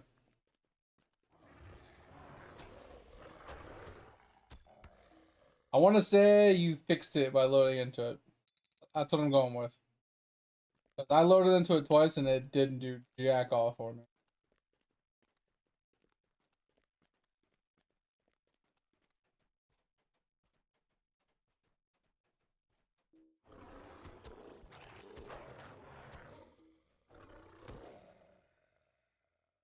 Alright,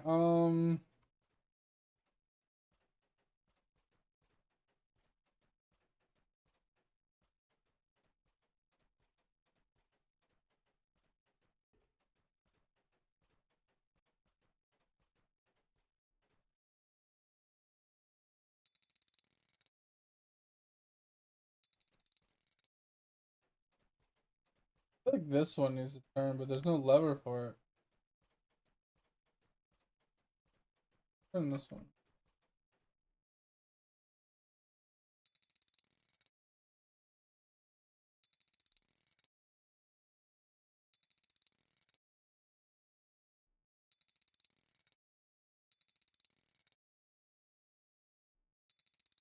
Okay, maybe not.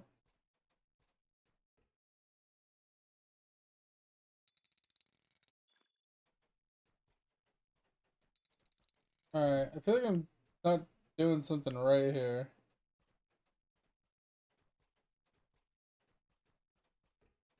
I don't know what to do. Should I turn this one?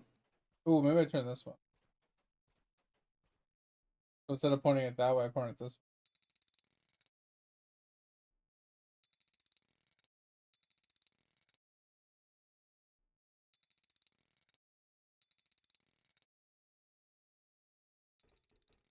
There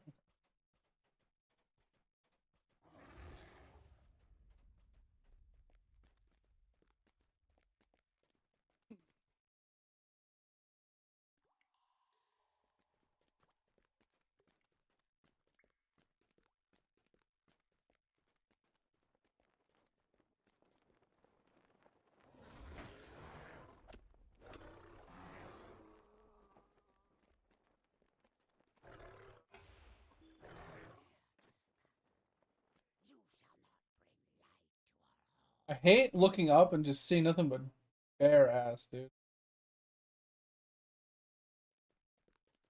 So frustrating. You can't see shit when you look up.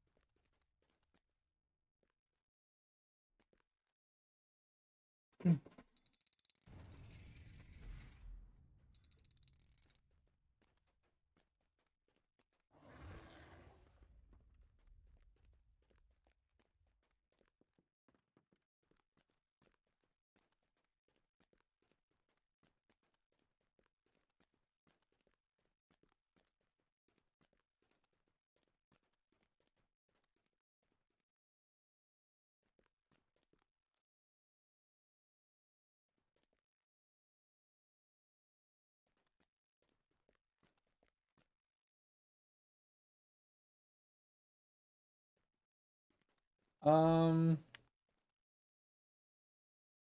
I don't know what to do next. They got it over to here, but this doesn't seem like it's doing anything.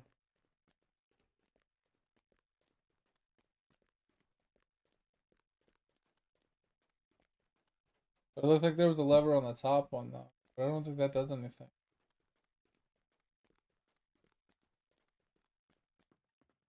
Like up here, like I feel like this isn't gonna do anything.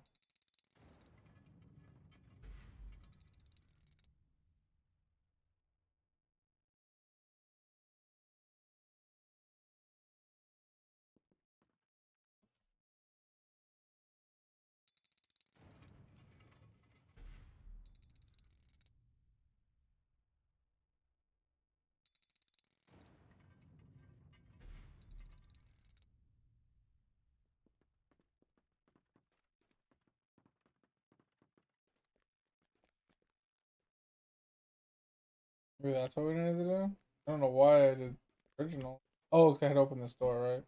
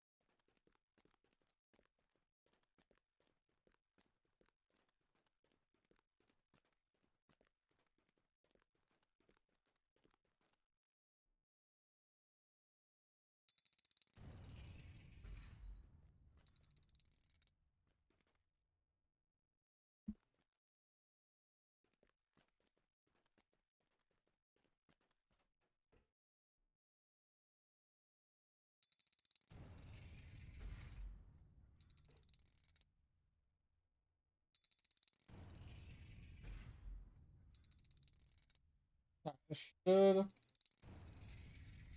burn the hole.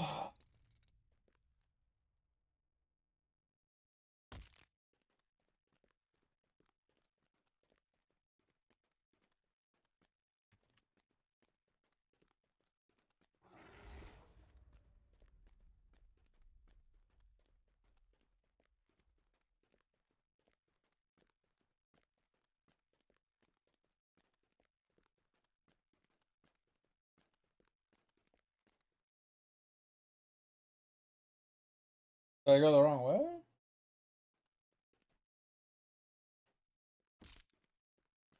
Oh, yeah.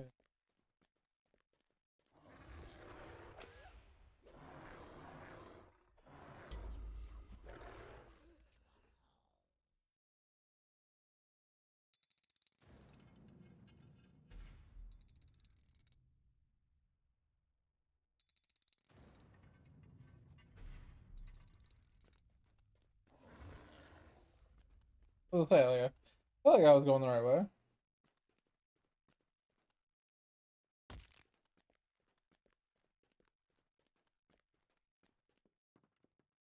Ooh, that was almost bad.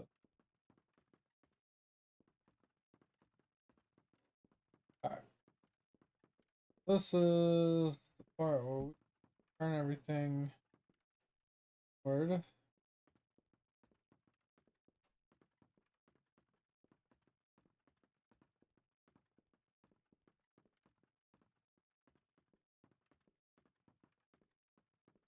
Right here. I know one of them's a little off. Like most of it's just like turn it, like do an L shape. One of them is a little different than that.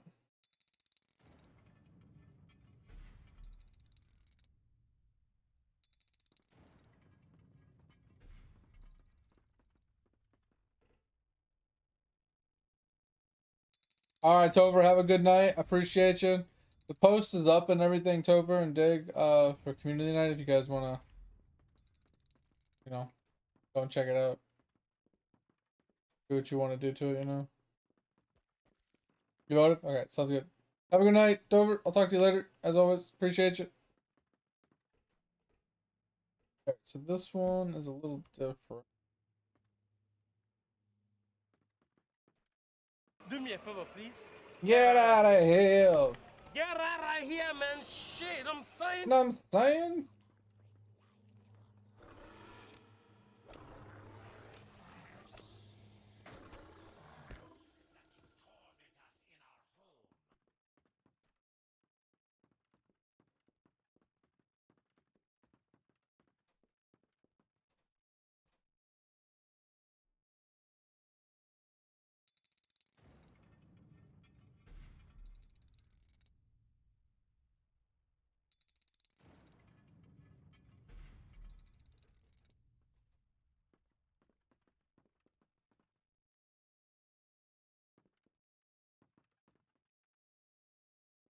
I think this one has to turn all the way.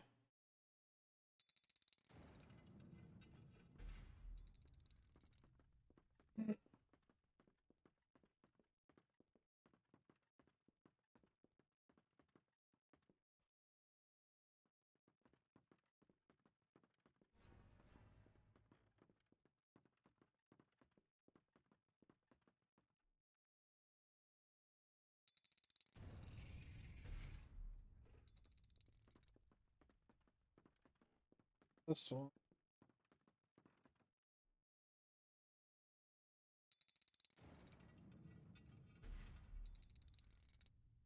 Oh,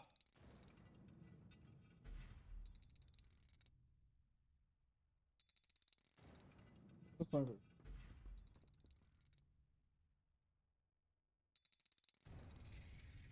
across.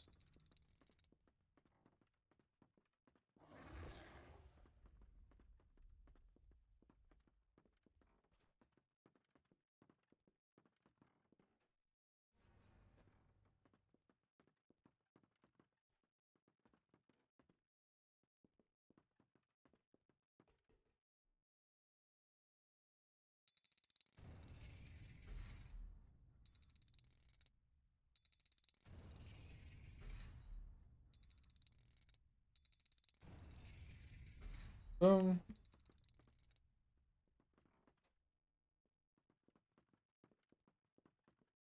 That's all shit.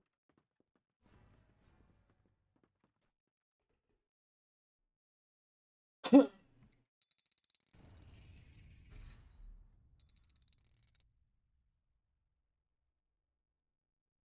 open.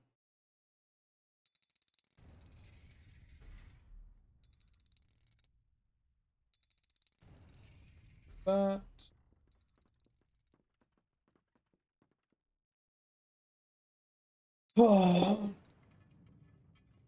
That should do everything we needed to do.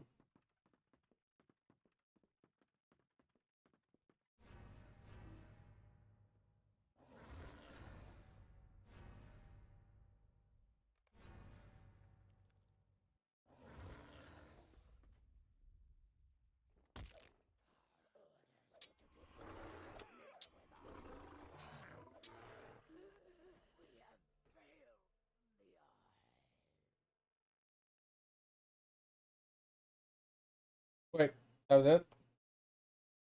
Fuck. The boss died so fast.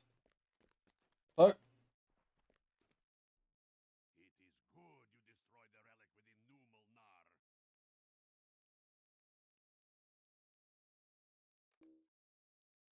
Do, do, do, do. What's in here? No. Holy shit. Bossy thinks another relic We got another solo one to do. doom.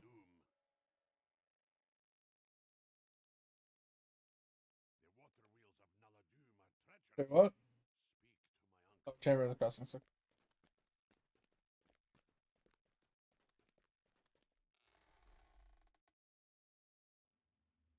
Oh. Do, do, do, do, do. Do, do, do, do, do, do.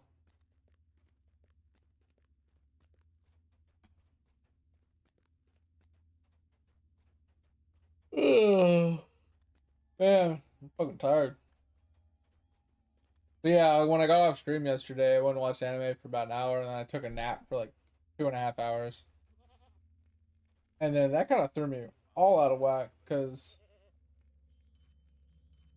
I finally went to sleep later in the day, obviously. And huh?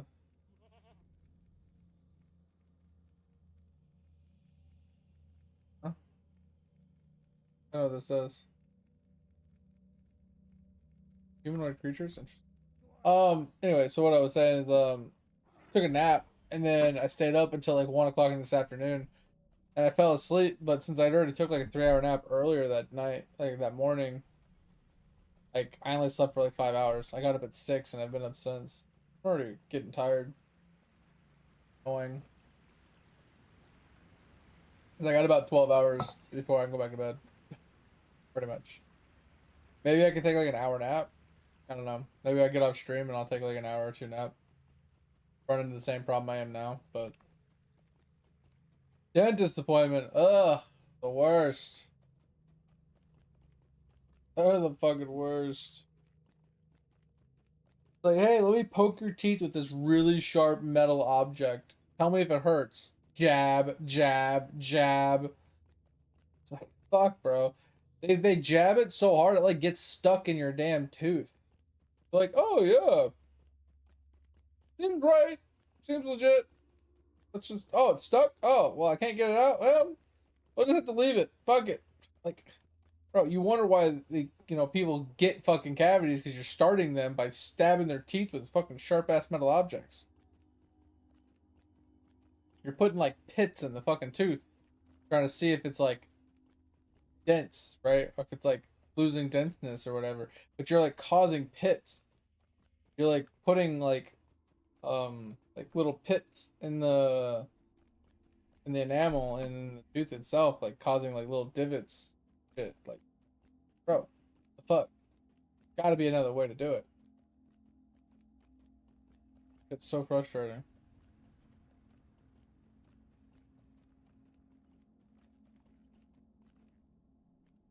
Yo, Dig, did you figure out the second breakfast quest yet? Over in Mirkwood?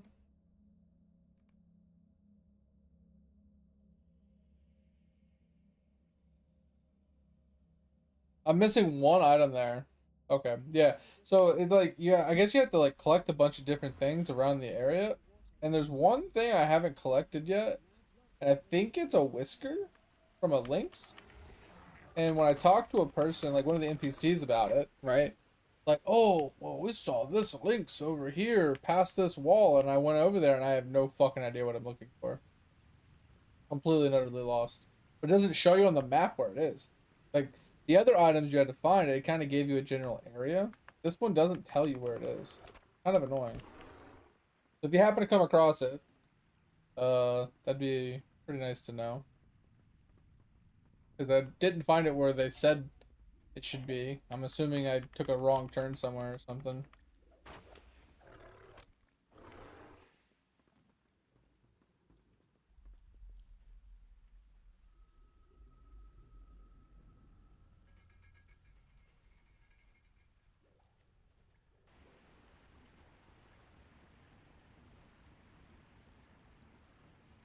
I know you haven't really been like doing a whole lot with it, so it is what it is. But if you happen to figure it out, you know, help a brother out.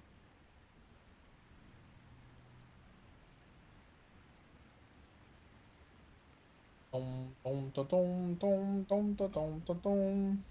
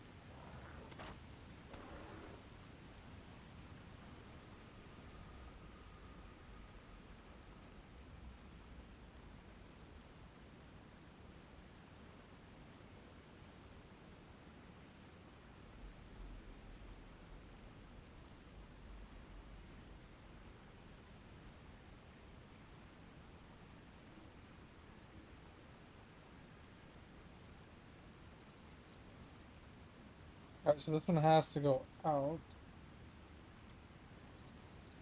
I mean, the other one has to go the other way?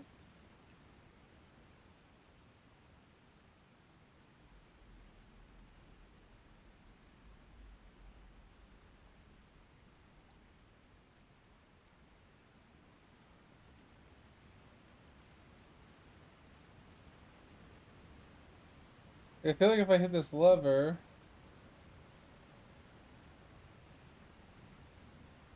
it's gonna cause problems.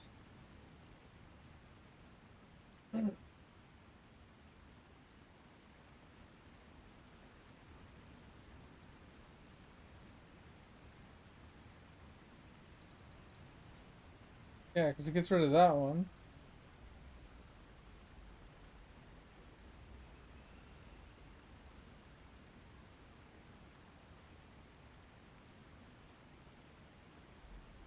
Um,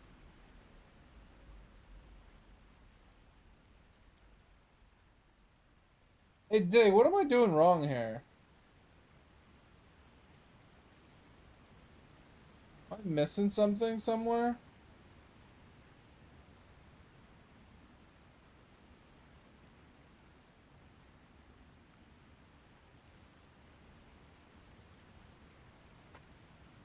Kind of confused here.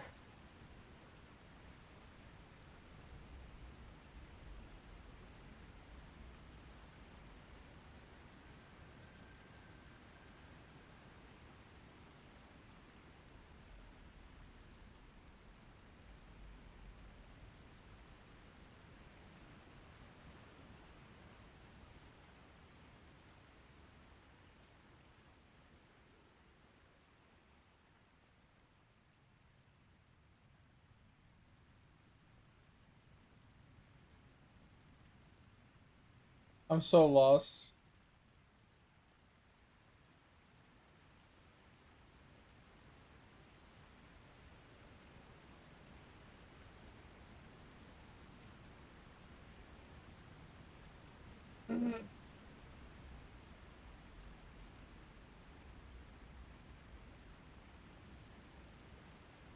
Last time you did this for me, so I don't know what I'm missing.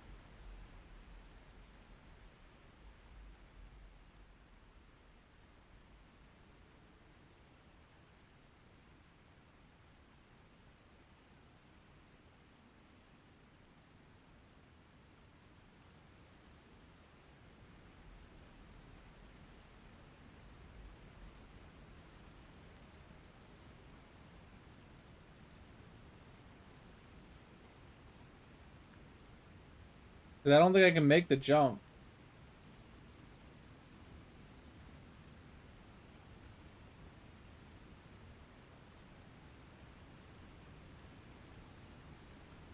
There's no way I make this jump.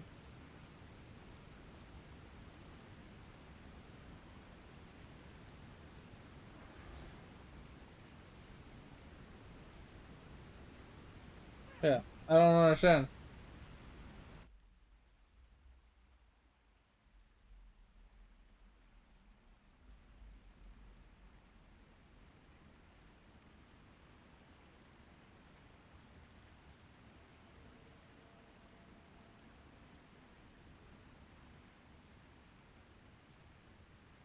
Because I'm pretty sure we already went up there, we already did all that, we came down here. We opened this door. Then we went down. No rooms, there's no levers. No rooms, no levers. Can't get in this room.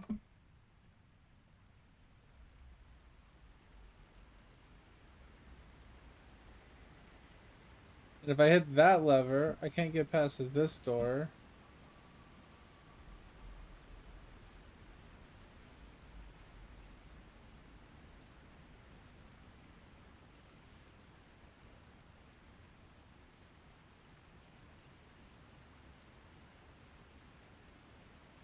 Yeah, if I close this one, that door closes and I can't get past that one.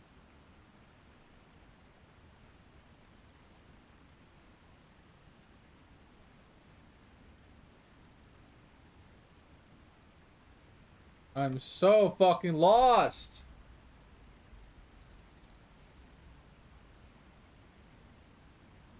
Doesn't make any sense.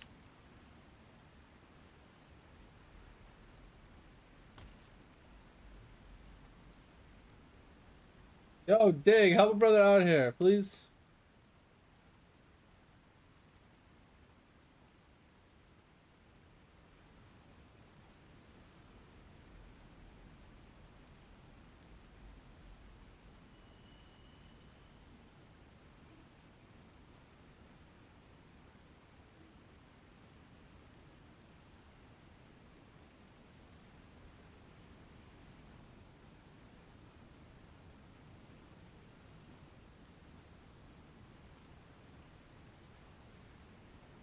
Well, like, so the problem is, like, there's only two levers. There's this one and the one up there. This one controls this gate, right?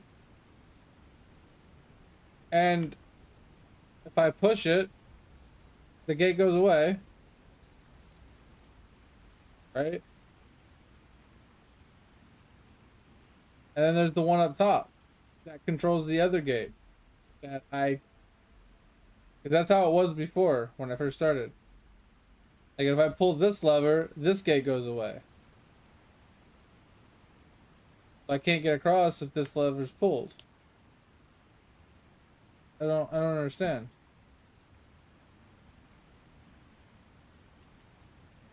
Literally two levers. Only two ways for it to work.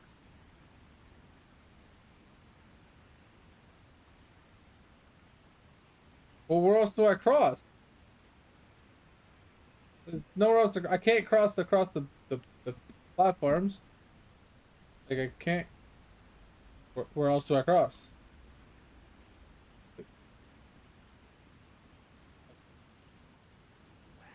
Like, I don't understand.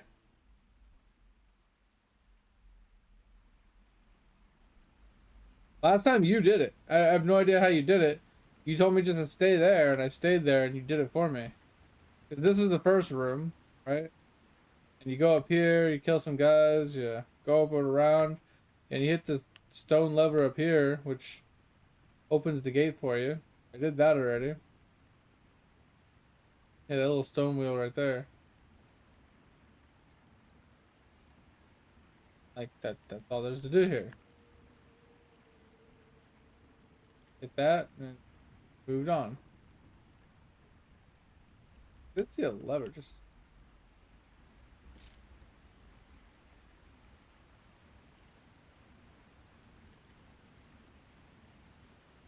Yeah, that lever there. Alright. That's the lever we were just dealing with. Ooh, I have an idea. Ooh, I have an idea. No. Come on. Can't do that either.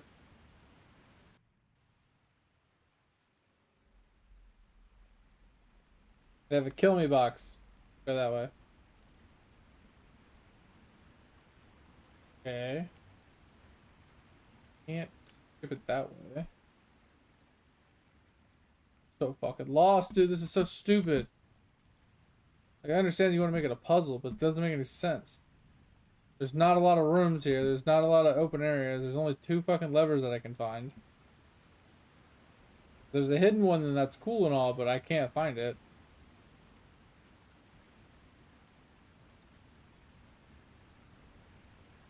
Like I said, this is the only one I can find. Open that one.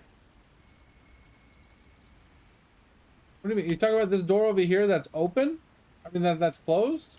Or are you talking about this gate here that's also closed that I can't get through? Both of those doors are closed and I can't get through them.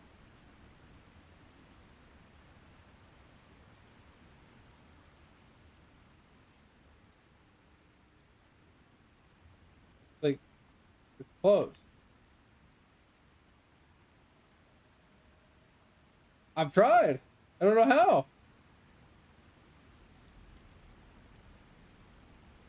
Like,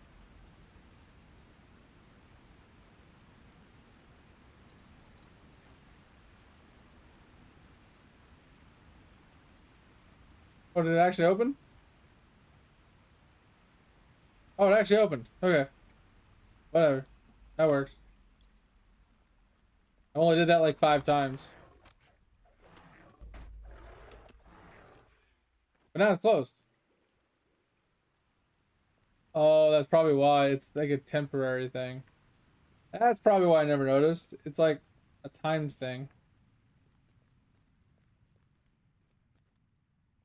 That's scary.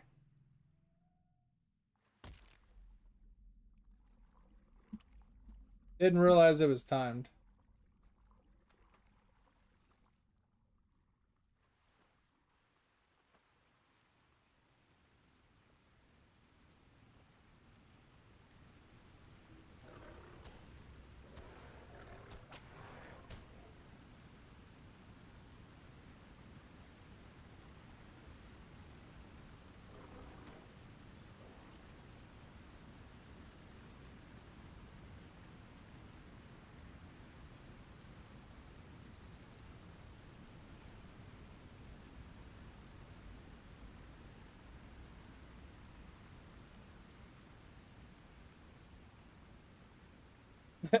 I mean, I'm down for puzzles. I just didn't realize that it was a timed thing.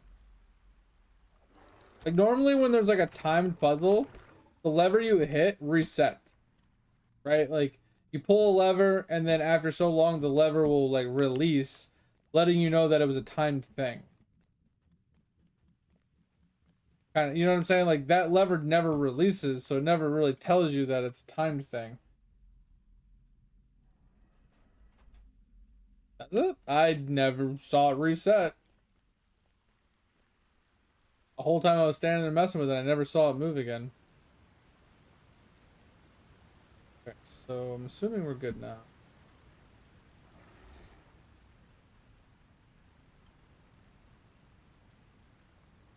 Because I remember clicking it and just standing there, not understanding like what I needed to do. Or whatever. And like I never saw the lever like move again. If I would have saw it move again, I would have definitely known it resets. Alright, no. Lever now?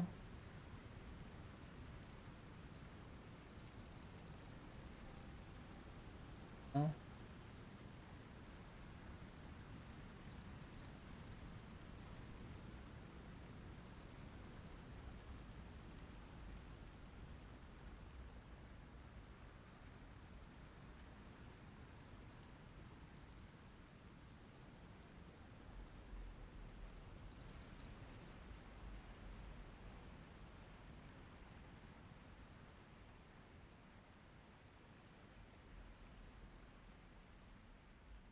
So fucking lost.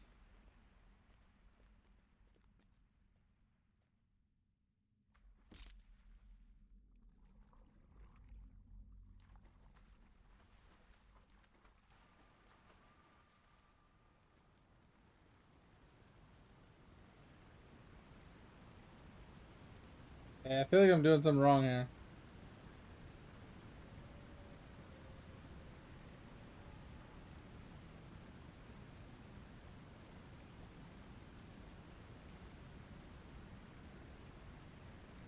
I don't understand. No. Okay, now I'm even more lost.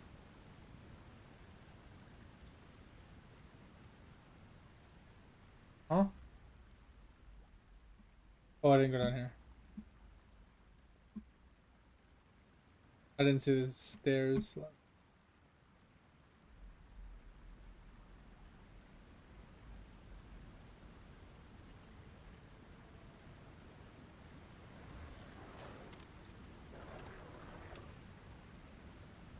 But you're not wrong, Dig. Like, there's a reason why, like, there's a lot of games that are cool and all that a lot of people like that I kind of just kind of meh about. And a lot of it just purely has to do with I don't enjoy things that can like are very easily confusing to me or take like effort, trial and error. That shit just annoys me sometimes. Like I don't mind like having to figure things out, but I want it to be like not difficult to figure out, but not too easy to figure out. I don't want it to be like 1, 2, 3. What's the next number in the thing? Oh, 4, right? I don't want it to be that easy, but I also don't want it to be like I have to do trigonometry to figure out an answer, right? Like, can I change into a bear form again?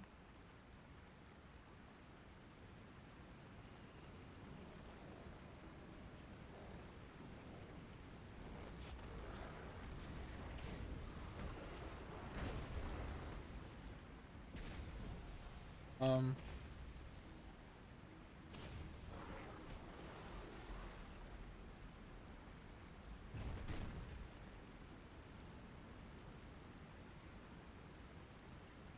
okay, that was it.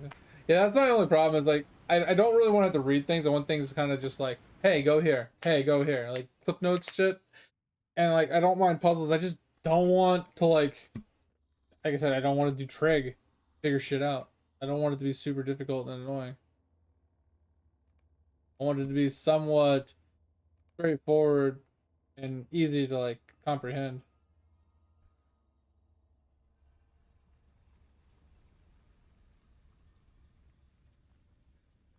Mm-hmm. Mm-hmm.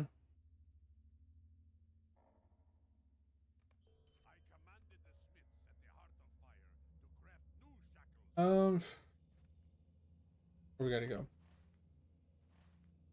Gotta head down to Sylvan's workspace. The time has come to drive forth the orcs from our kingdom.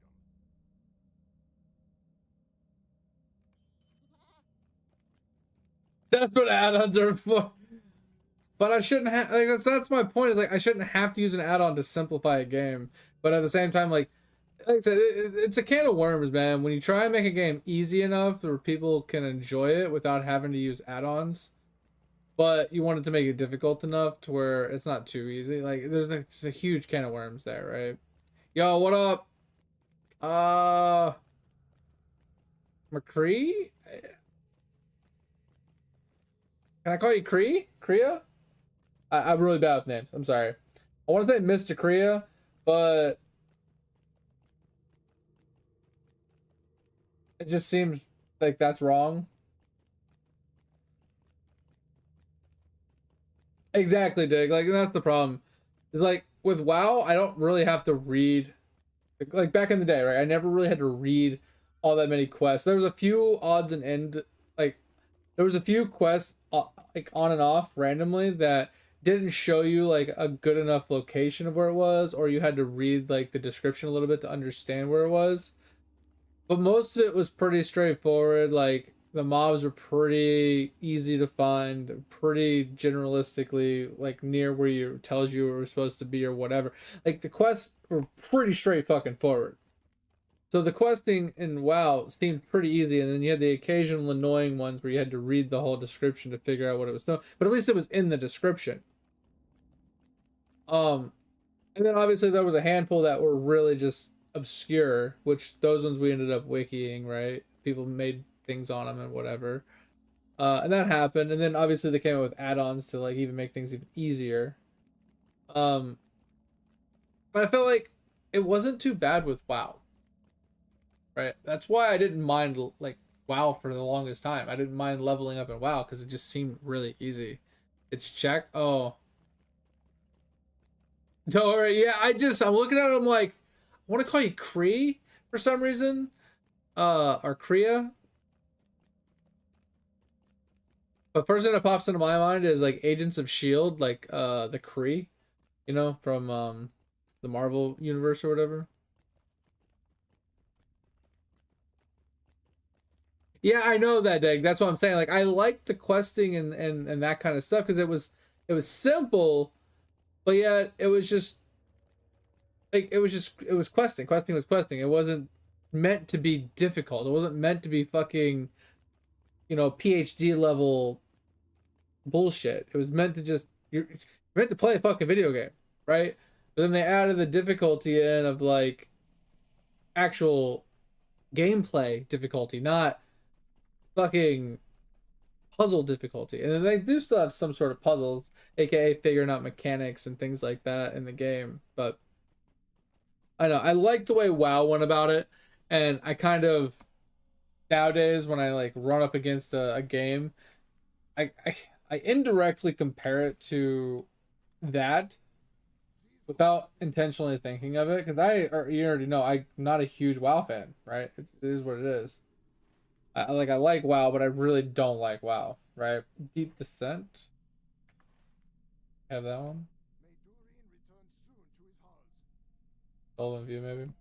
So, but I think it's like that subconscious level that I'm comparing. Like, I want the simplicity of the questing from say like WoW and things like that, or like you said, using add-ons to make questing somewhat simple and straightforward, because there's some games that literally don't tell you anything. Like it's like you said, purely just exploring and stumbling upon what you're looking for by mistake. And I don't like that. I don't like that at all. And like I said, like the whole puzzle thing, like I'm not opposed to it, but once again, I'm not playing a game to get a PhD in like computer science or, you know, bioengineering or something. I'm playing a game to have fun and to, you know, chill out. You know, I'm not trying to sit here and like take a fucking lecture on thermodynamics or some shit. Like, I'm trying to just relax and have a good time. So when you're throwing like difficult shit at me, it's just like it's not enjoyable. And it's not that it's hard. It's just it's not as straightforward as like it should be. But like I said, it's that can of worms bullshit. Like, you ask for it to be easy, but then if it's too easy, you're like, what's the point of even putting it in? Like, what was the point of making me do that if it was just like, oh, walk up, hit a lever, and just keep walking? Like, that's too easy. But then if it's not hard enough, people are like, well, what was the point of having it? But then if it's like slightly past the line of too hard, like, then people are bitching. Like I said, I'm gonna bitch one way or the other. It is what it is. There's no way around it. I just you never, like you said, you can never, gaming companies can never make everybody happy. Even like an individual like me, no matter how you do it, you're probably never gonna make me happy. But at the end of the day, as long as I like everything else that you do, I can tolerate things that I dislike. It's not a big deal. Like, I dislike the puzzle there just because I couldn't tell that it was a timed mechanic. I wasn't sure what opened. I saw the bridge move, but I didn't know it also opened a door, and I didn't realize it was timed. If it was more apparent that it was timed, then I wouldn't have had any gripes, because I would have known, okay, it's timed. Okay, so I know the gate moves back again after I let it go. So what's it doing? And I might have like looked around a little bit more. Like, that's my only gripe about that puzzle. The puzzle was fine other than that. There was nothing difficult really about it.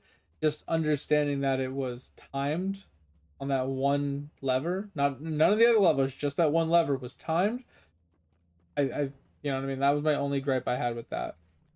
But the whole reading thing, fuck that shit. I completely agree. Like, when it comes to reading quests, like, that just doesn't mix with me. So take what I say with quests with a grain of salt, but I would definitely prefer the quest descriptions to be a little bit more detail oriented, give you a little bit more information. And I do agree with what you said before in the past, Big, about the questing thing. So we need to go to Silverton Workshop. About how, like, the quest people, in theory, if they're giving you a quest to do something, they might not know all the information, right? McCree, yes. So whatever server you select, obviously will depend, like, depends on your region. So you pick a region, and then that region will have X amount of servers for the region you're playing on, so you have a decent ping. And then there are 32-bit old servers, which I don't know how many are still around, if they've gotten rid of any or not. They're very old school and lower end servers. And then they had the 64-bit servers, which, like I said, I don't know if they directly tell you if they're 64-bit nowadays or not. Into this month? Okay. So Dig, does it actually tell you if they're 64 or 32-bit currently? Because they didn't when I made my character, they weren't telling you which ones were 64 and which ones were 32. But yes, you want to pick a 64-bit server. Yeah, so what region are you on, McCree?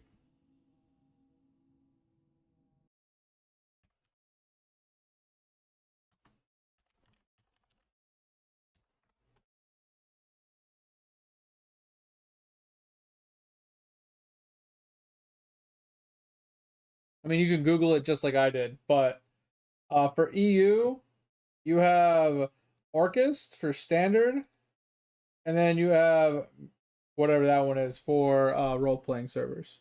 So pick one of those two servers. I heard bad things about Orchest. I think it's like pretty laggy, but I could be wrong on that now.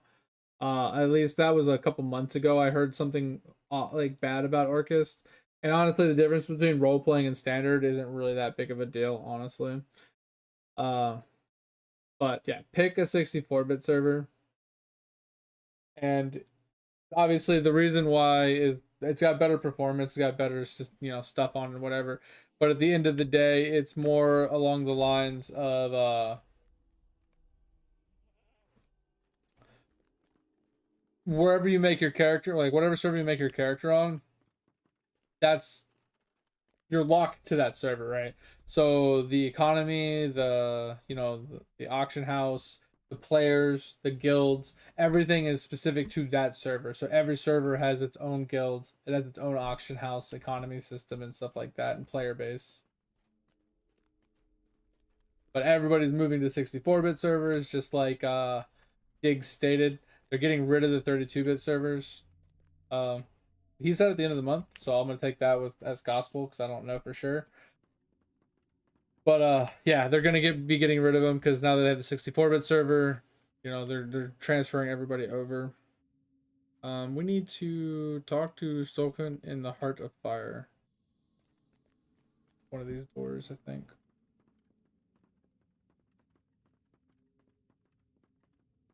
Yeah, I mean that's what they said. Who knows what will actually happen in practice, especially since they're hopefully working on the lag problem from the update. All right, none of these are Heart of Fire. Did I miss the door?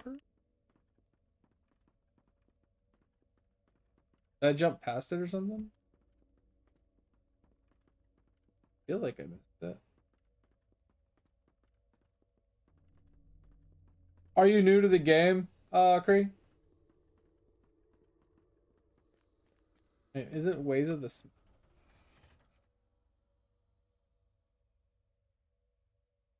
The other one's a dungeon.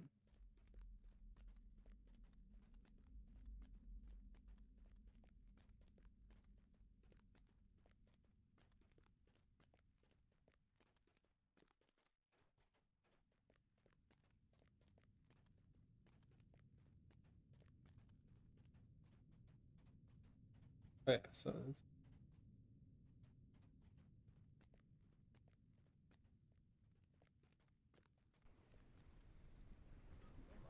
There's a quest here I missed too. Wonder, is this solo? Hate it when I find quests that I missed.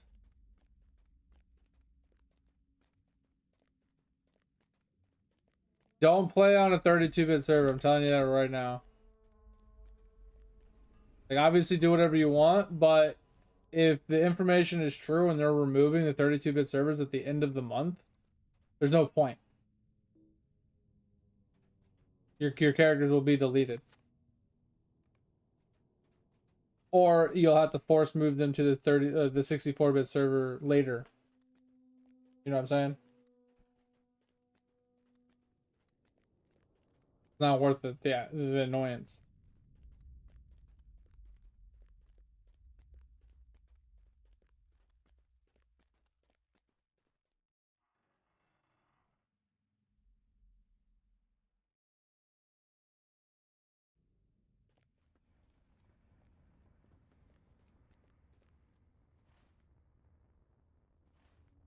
Oh, I didn't realize that came out here. Holy shitballs.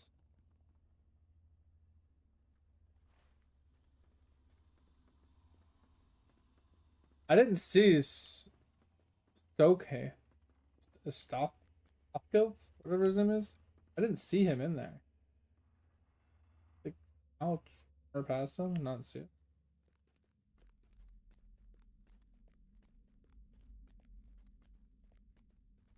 But anyway, if you're gonna be playing with a friend, do you guys have any ideas of like what characters you're gonna be playing? Google said it's 64-bit? Okay. If it's 64-bit, then that's fine. I mean, you saw me Google it right here. Like, I didn't see it.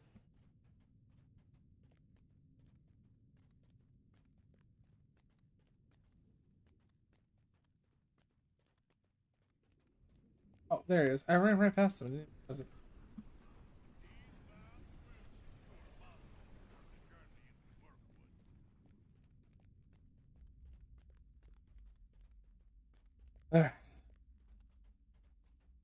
As long as it's 64-bit, you're fine. So if that's what they want to do, then yeah, then go right ahead. And I have no gripes about that. Do you have any idea what you want to play though? Like I said, playing as a duo opens up the the characters that are going to be more enjoyable leveling wise. And what I say by that is like some characters really suck leveling when you play solo. So for example, like a hunter.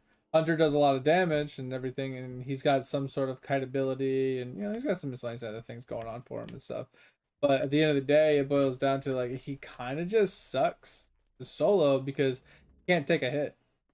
Like legitimately cannot take a hit. So he kind of gets dunked on pretty bad as a solo character.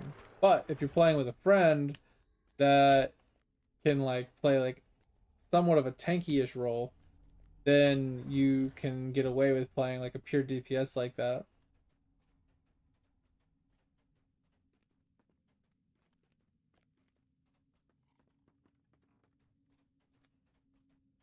I also would recommend, since you both can have 3 professions unless you use Lotro points to unlock a 4th profession, that you kind of spread it out a little bit to where one of you is like doing jewelry while the other one is doing,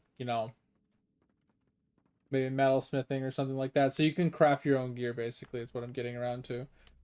Crafting your own gear was pretty helpful.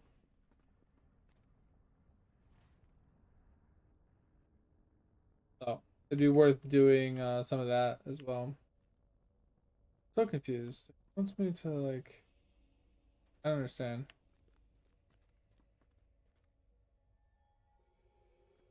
All right. I guess just go south.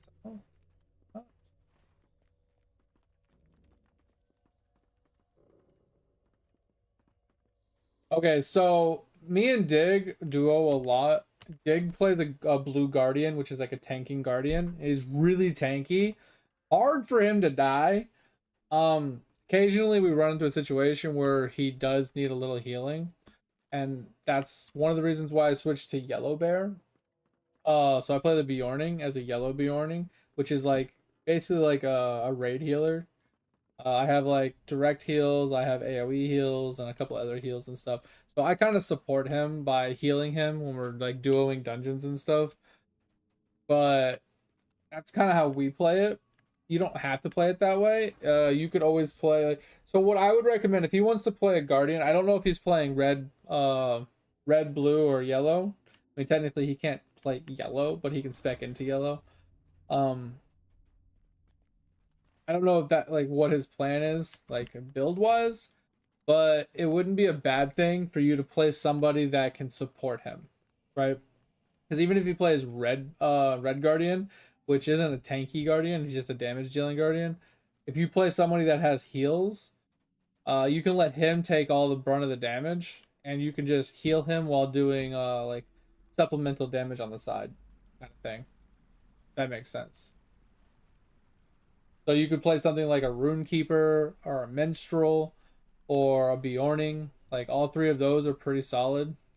They all have heals. Now Beorning is a little annoying to heal on. I'm gonna be blunt and honest about it.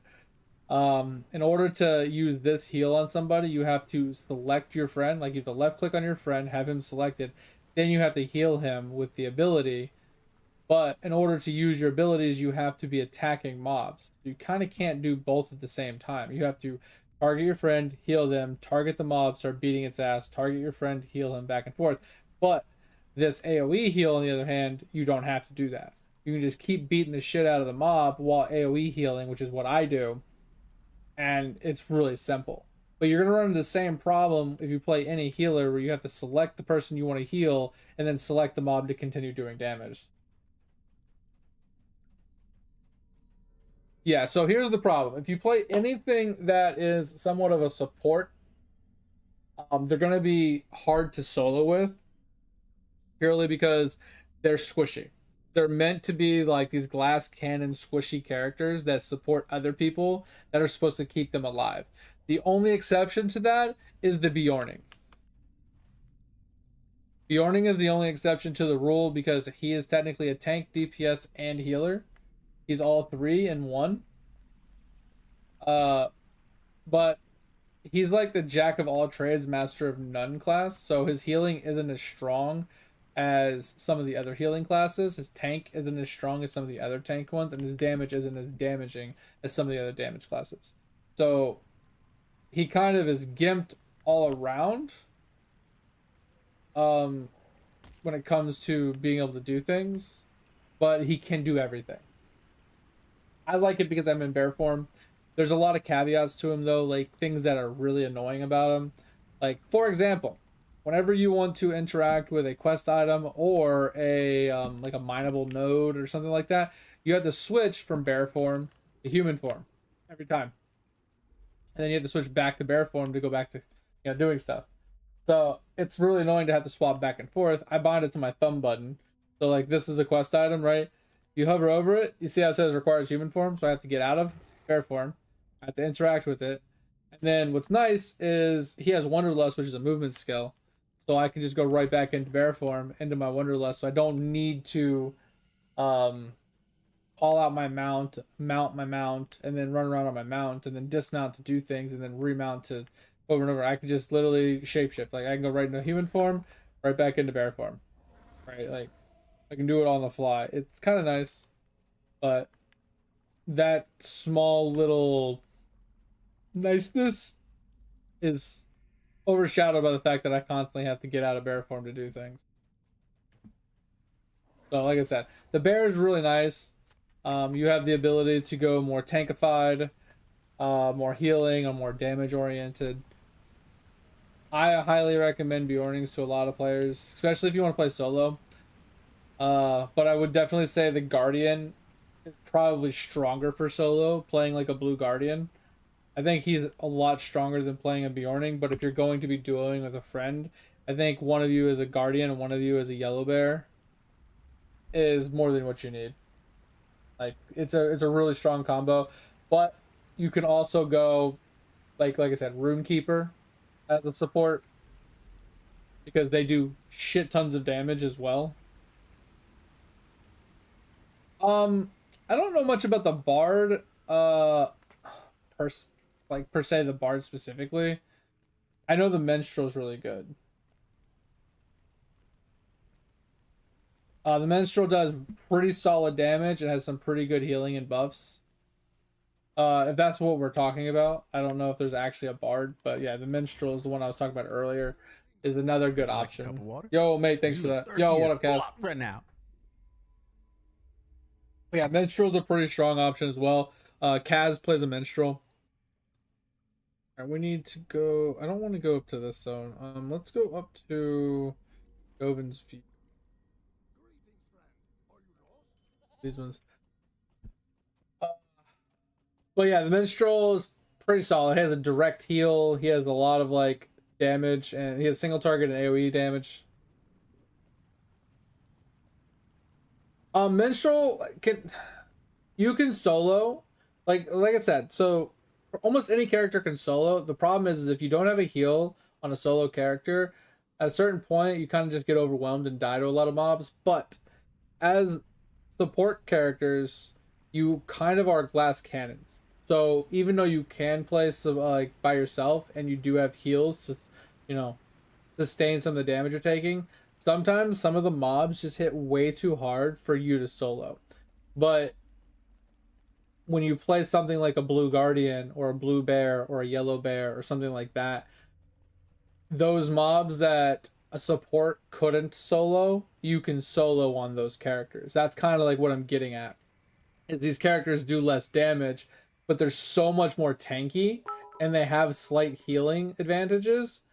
Like not as much healing as some of the supports do, because the Runekeeper heals for a lot more and does a lot more damage, but he's sacrificing all the mitigation that you get from being like a tank, right?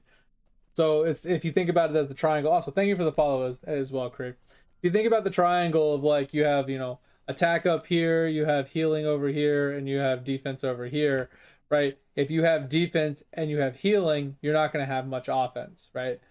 But if you have offense and you have healing, you're not going to have much defense. So you're only going to get 2 of the 3 aspects. The only caveat to that is the Beorning, but instead of having like a 5 out of 5 on like any of them, he's got like a 3 out of 5 on all of them. He's kind of just in the middle, subpar. So I go into things and I get my ass kicked that Dig as a blue guardian can go into and kill. But I'm also slightly stronger than a, say, like a regular support. A regular support might be able to do it if they kite properly, or get really lucky with like some damage or some healing or something. That might be easy for me. Yeah, I think minstrel's a really good option, especially since you can play it as a hobbit. I think playing as a hobbit is really awesome. But yeah, my main recommendation though, Kree, would be if your buddy's gonna play a guardian, I highly recommend playing blue guardian. Red guardian's cool and all, but I think for leveling purposes, playing blue guardian is better. And then when he gets to max level and he wants to do raids or dungeons or something like that, playing it as a red guardian then is better. Or having a red spec for doing dungeons as grouped content with other people. So if you do find like an actual group to do something, he can switch to red form so somebody else can tank. Because you can have two specs. And yeah, like Dig said, like you are sacrificing the damage. Like you're sacrificing a lot of damage to do Blue Guardian, but you are gaining so much survivability and sustain if you play it properly that the lack of damage is made up for, and the survivability aspect that you won't be dying when you're like, because like if you're playing red form and you pull like a mob or whatever, and you're like low on HP and another mob pulls, now you're dead, now you have to run all the way back. But if you're a blue guardian, you would have killed like everything and you'd still be killing it by the time your red guys showed up to kill the second mob. But you would have still been just fighting the whole fucking time as a blue guy. You know what I'm saying? Like that's kind of like the difference.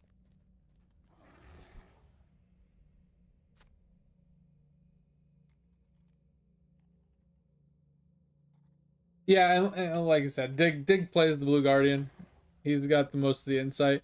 But yeah, what he says is also true. Is like you while leveling and questing and stuff like that, you can also supplement some of your extra damage by swapping out the sword and shield for the two-hander. But what I was saying as well is since you have two specs, right? You can have like a blue spec and a red spec. So since you're playing a minstrel, he could play red spec while he's with you, and then he could switch to blue spec when he's by himself, kind of thing, right? So you have those options.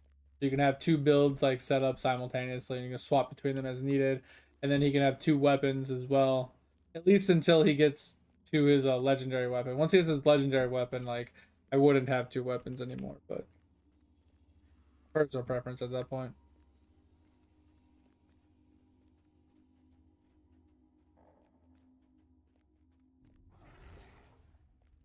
Okay, so didn't we talk about lawns a while back? Like you were giving me some sort of advice or tips or something on like messing with my lawn. I can't remember.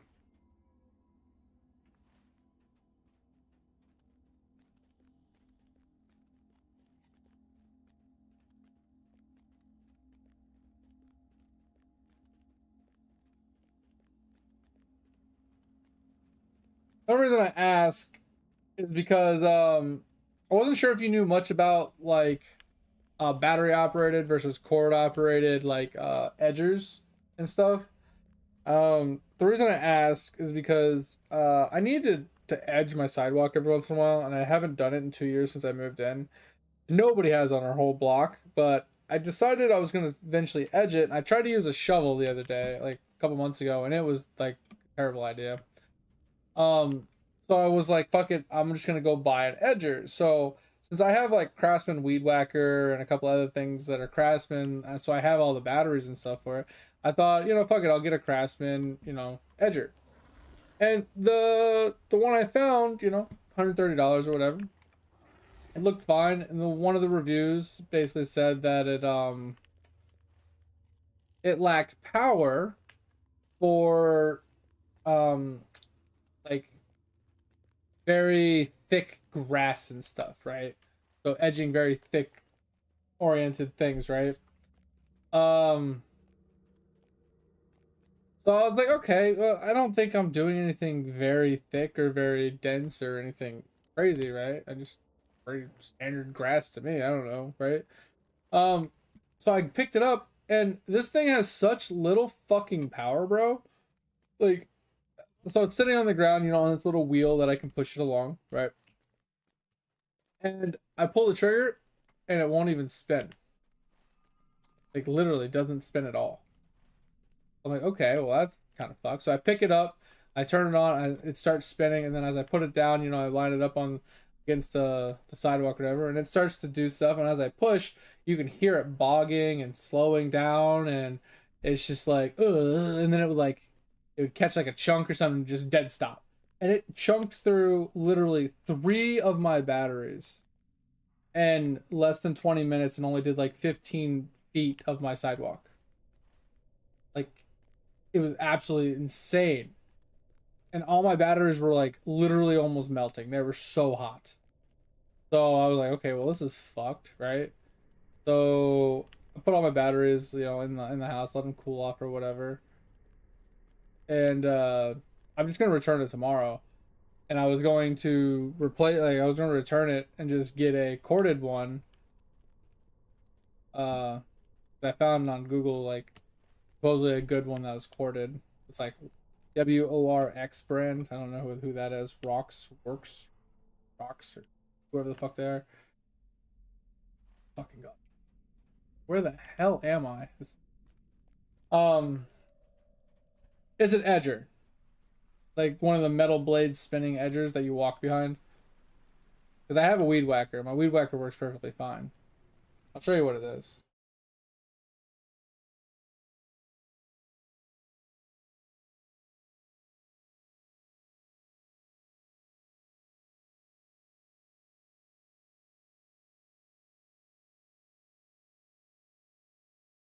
This thing.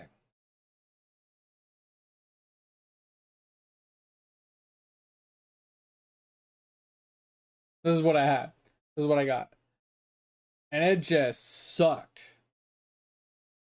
And the one we were looking at, like, replacing it for is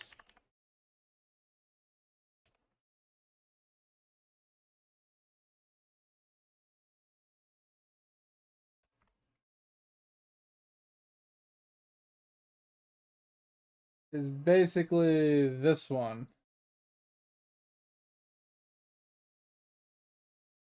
But it's got a cord instead of a battery.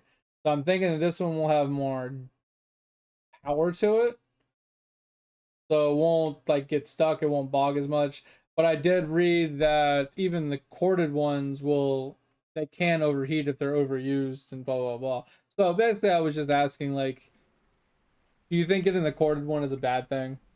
Should I just stick with the battery one, or should I just return it and get the corded one and just call it a day? Yeah, so I tried doing that, guys, and mine does not go through our grass.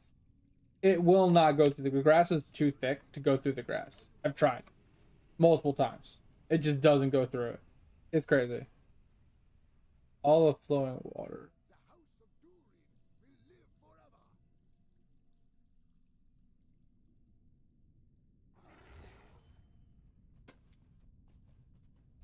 Yeah, once again, Craftsman weed whacker, right?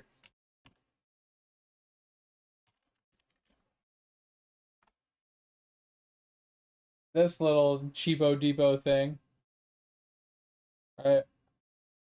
Flip it upside down to do the edging, and it does a little bit, but it doesn't actually like edge it, right? It knocks some of the grass off, but it doesn't actually cause an edge.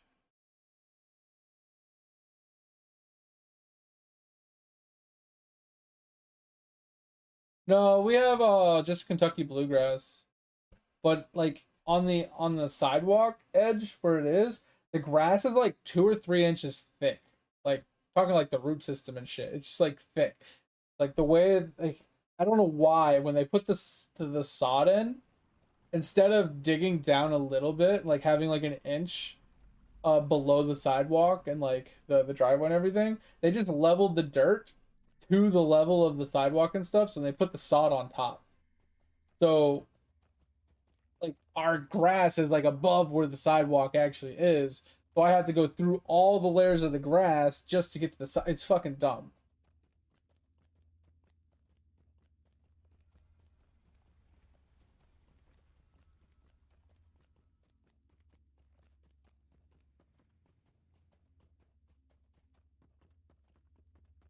Hmm. I don't have any problems with weeds right now, but I know what you mean because you leave open that gap for all the seedlings and podlings to like rest and grow. Currently, don't have a problem with that, but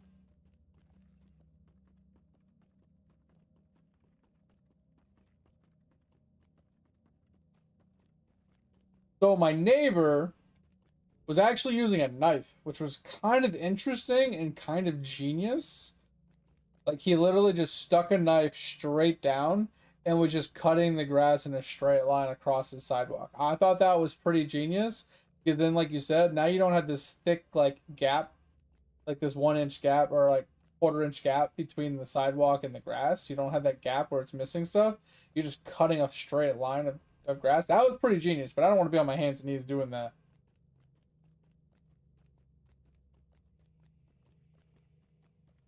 Okay, so yeah, I was just saying I'll just get the corded and just hope it works. But and like I said, yeah, I agree that like edging it like and causing like some of the dirt to be missing between the sidewalk and the actual grass is a problem. I don't really have any other solution, right? Since the weed whacker doesn't do the job quite good enough.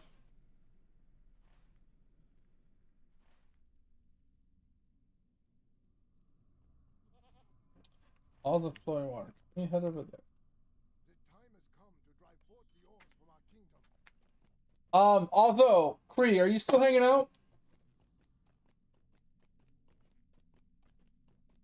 Um, do you have any questions or do you need any tips or advice or anything on it other than just, what server to play on and what class to play that we already helped you with?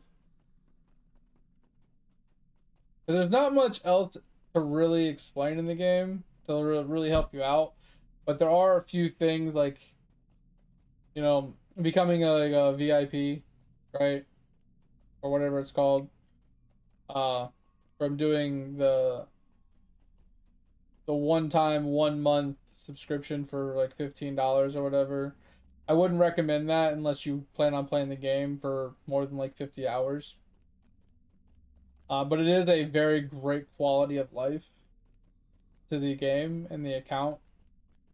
Uh, because you retain a lot of the benefits from being a member when you're no longer a member. And then there's certain items from the Lotro store. I'm not going to open mine because it shows account information, but there's items like uh carry-alls, which basically take up an inventory slot in your bag, but they allow you to carry up to 50 items, like 50 different items, with an increased stack quantity.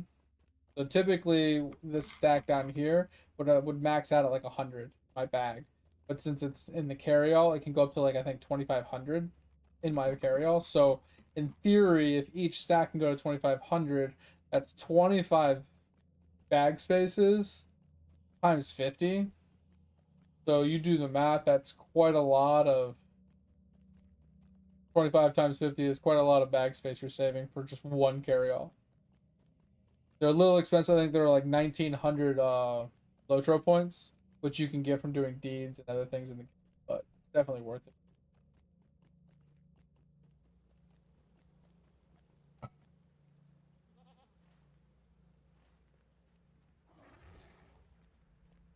Oh, alright, but thanks for the advice, guys.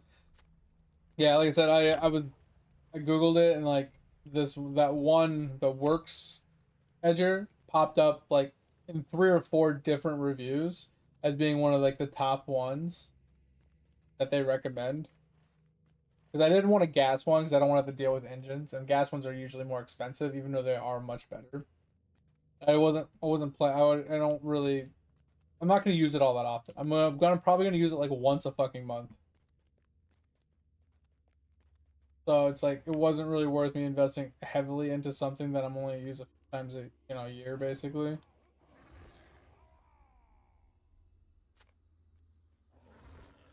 I just basically don't want grass growing over my sidewalk. You know what I mean? Like, go back to this silverwood.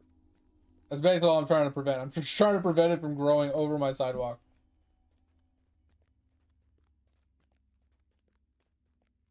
Especially when it comes to like snow blowing. When I snow blow, I want to be able to know where the freaking sidewalk is, and I don't want to be hitting the grass the whole damn time. Because the grass grows kind of uneven.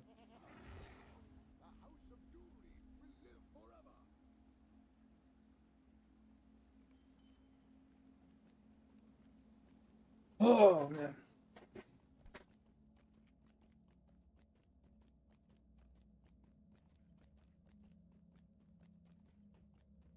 Oh, but my back feels a little bit better today because after I got off early, like shortly after you did. I got off at like 4.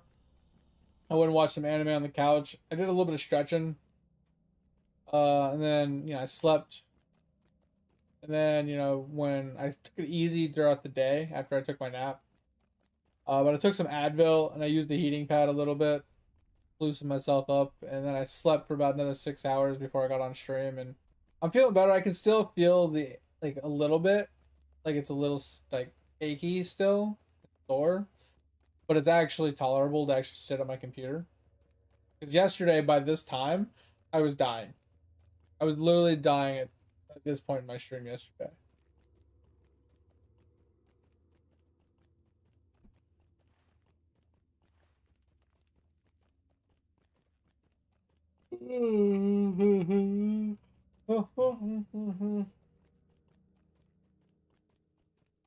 Yeah, like I said, I'm gonna buy a foam roller. I swung by Marshalls today just to see if I could find like a cheap foam roller at Marshalls, and they didn't have one, so I'm probably just gonna buy one from Amazon just to try it out.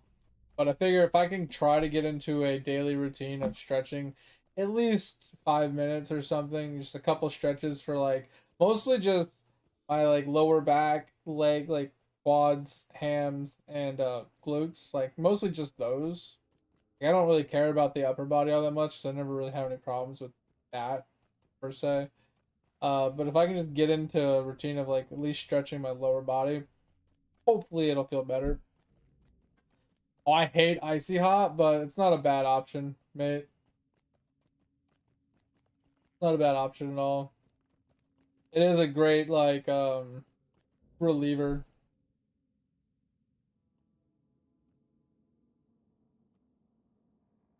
Yeah, so when I went to Google and I Googled like foam rollers, it showed me, Amazon and stuff like that. And Amazon had one for like $22 that had like 19,000 reviews and it was like a 4.8 star. I was like, oh fuck it. I'll just go with that. You know what I mean?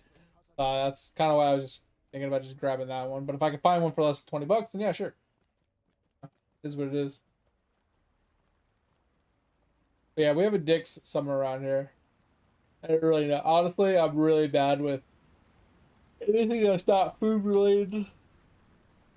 Like I can't tell you how many times I'm like, hey, are we going to Sam's Club? She's like, you mean Costco? I'm like, same thing. I know two different companies and I know they have different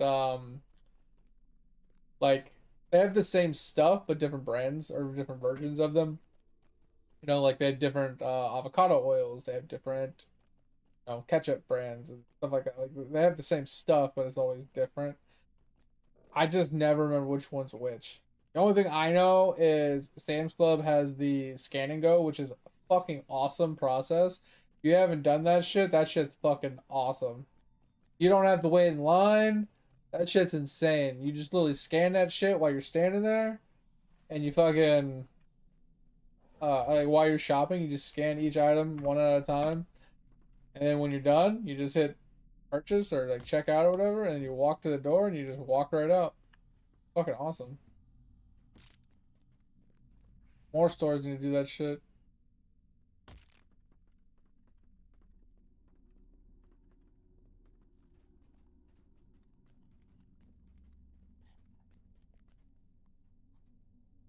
But yeah, mate. When I was younger, I did a lot of icy hot, and I kind of just I don't use stuff very often. Right? I don't use like creams or ointments. I don't use pills all that much either. Like I'll use Advil every once in a while for like a headache or you know jacked up back occasionally. But I don't take them a lot. Like I took 2 Advil today, and that's the first time I've taken pills in like 2 3 months.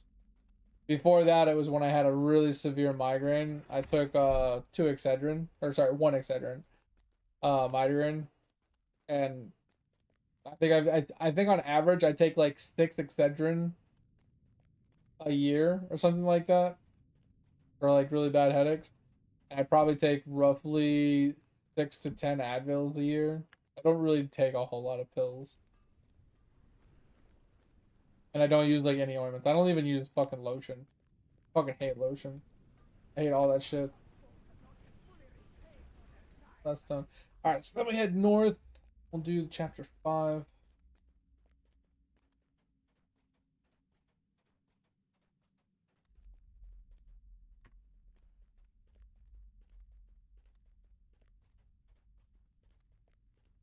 Ugh.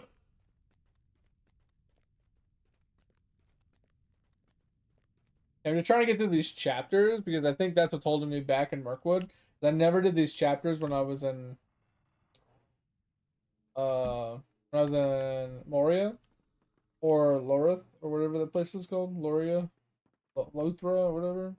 I never did them, so I think I'm a little bit behind. But it doesn't know where to push me for the next quest.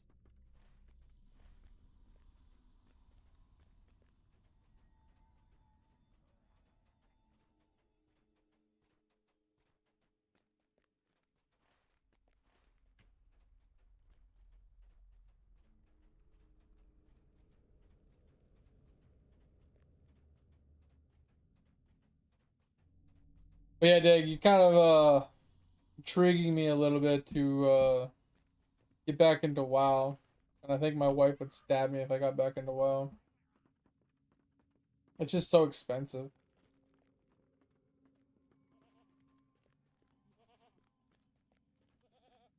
Now, $15 a month unless I buy like a year at a time. And plus the expansion pack to catch up. Yeah, you're not wrong. Not wrong, Dig. Is that what you were playing earlier? When you said you were doing some WoW stuff? Or were you actually on the official? Or should I say retail? Oh, you're right now. Oh, okay. Oh, I gotta pee. Give me just a second. Oh.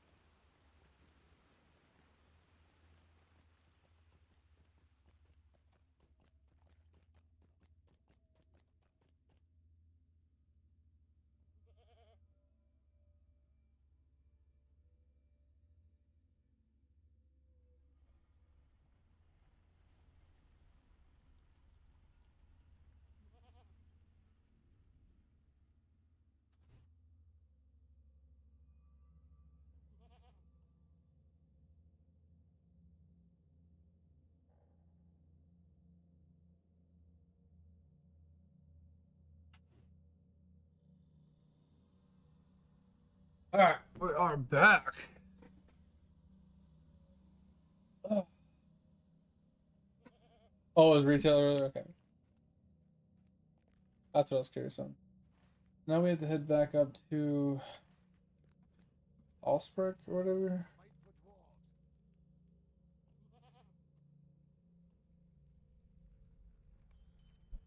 Oh. Not gonna lie, Dig. The one thing that I think ruins free to play for this game is the lack of fast traveling. I think that's the one thing that, in all honesty, $15 for a one-time 1 month subscription is worth paying for, without a shadow of a doubt.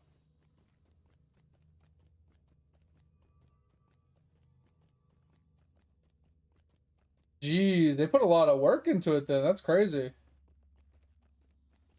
pretty insane. I'm really hoping RO3 is good. Because there's a lot of, like, I've watched a couple of videos on RO3 that are kind of disconcerting.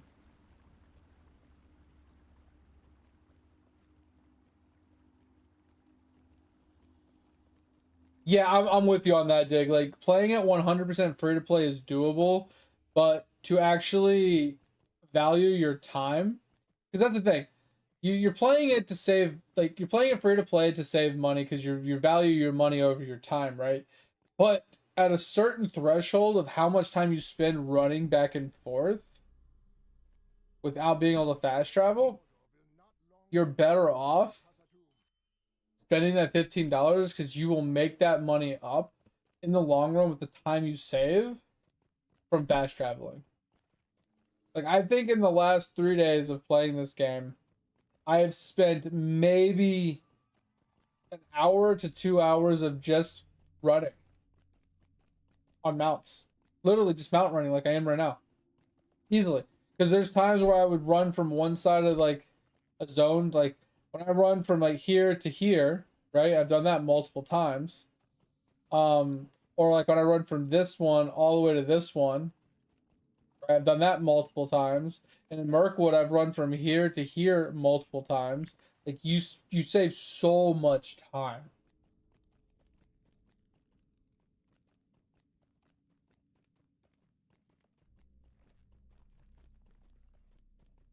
Yeah, I mean, but that's the thing too, Kaz. You don't need to be VIP to maintain the fast travels and stuff. From my understanding, right?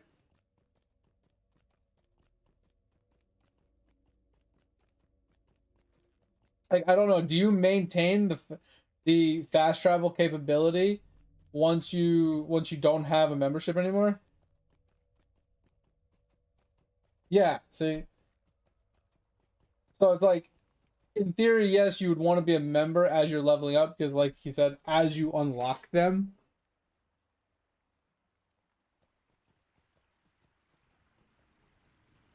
Yeah, so you'd have to be a VIP as you unlock them, but once they're unlocked, you don't need to be a member anymore. But I mean, obviously, if you're leveling up and you're questing and all this other stuff, you're going to continue leveling, so you're going to want to be, a member the whole time anyway. Uh, it's worth the money, just in terms of how much time you save. Yeah, and then like I said, the quality of life of being able to sell wherever, the extra, but like I said, the benefits that you retain when you're no longer a member are huge.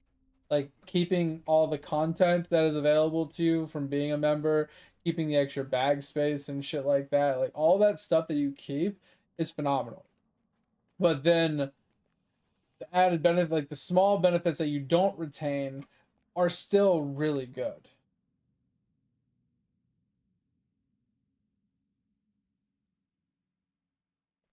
So, like I said, in my opinion, the membership in this game is worth it if you enjoy playing the game regularly, right?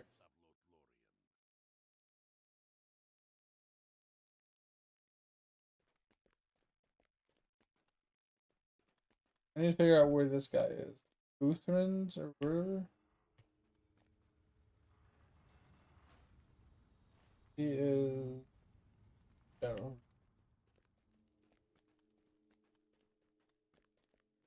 Yeah, and that's what I was saying too, guys. Like, for a brand new person that has been playing the game for over 25 to 50 hours, that likes the game and wants to continue to play it, I 1000% recommend spending the $15 for a one-time 1 month subscription just to unlock all the extra content and backspace and everything. And then if they enjoy the positives from being a membership, right? to continue forward with like a 3-month sub or something like that to save a few dollars. Um, that's what I 1000% recommend.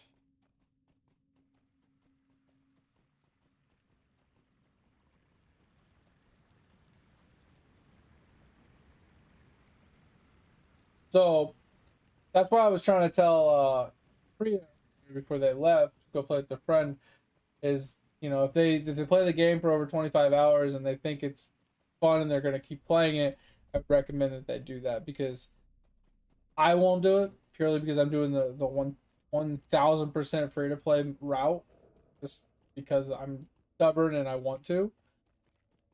Um, but it's definitely worth it. 1000%, hands down, no shadow of a doubt. It's 1000% worth at least the 1 month subscription one time, if not continuing it on when you are going to be playing it for the extra added benefits of being able to sell things and blah blah blah blah blah while you're out and about. Just the action, that the extra added quality of life stuff you get for being a member is just super nice. Plus, if you have to be a member when you're unlocking fast, mounts and stuff like fast travel locations to have the swift travel or to gain the swift travel, whatever, then it's worth having it while leveling it up as well. So.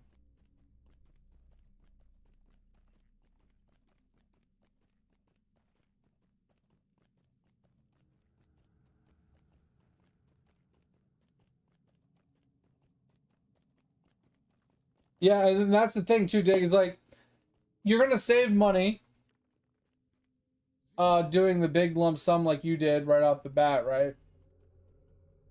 So uh but also some people they can't stick to a game that long. So that's why I say I would start with the 1 month one. At the end of your 1 month, if you're like, okay, I'm still really enjoying this game, maybe do like a 3 month or a 6 month. And then, like I say, at the end of that, reevaluate. Am I still liking it? Am I still playing it consistently? Maybe go to a year if you're really liking it after that. Like, that's what I would recommend because I would say people might really like it, but they're gonna hit a wall eventually, like I do. Or most people, they're gonna be playing, they're gonna be playing, they're gonna be enjoying it, right?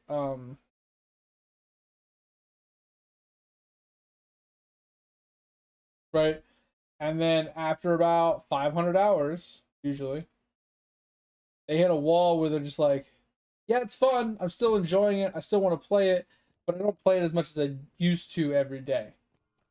Right. So at that point, the value of the membership kind of devalues quite a bit, where you're not getting as much bang for your buck out of it.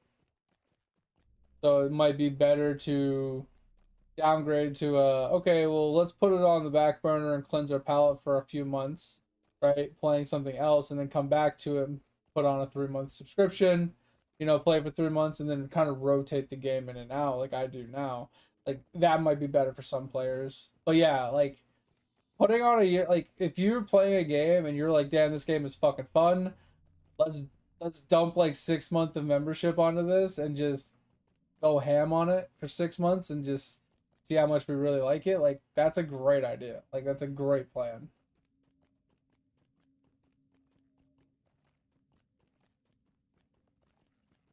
Yeah, and I think if they did offer lifetimes, I'd be more willing to buy it, even if it was like $200, because then like I like the idea of lifetime stuff. Like you buy it once and you have it forever.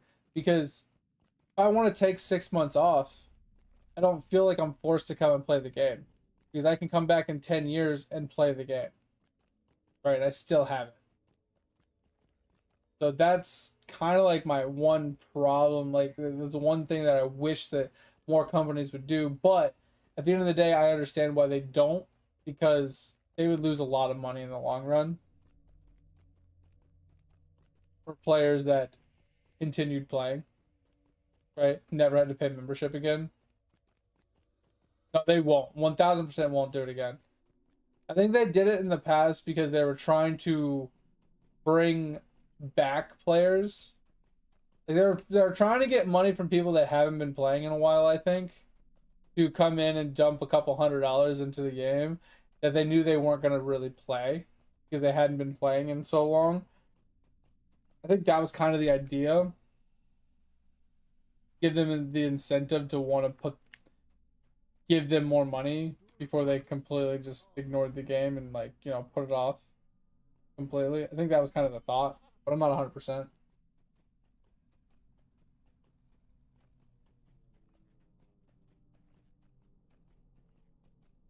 Yeah, but I also feel like in the first year or two, the game struggled because the game wasn't very good, right? So they probably didn't think the game would last more than like 5 years, probably, maybe 10. They probably thought it had like a very finite shelf life where no one would play it. So if they put it up early, let's say they got 10,000 people to buy the lifetime, but the game just kind of died after that. That's a lot more money that they would have made off of those players in that, you know, up front than they would have in the long run.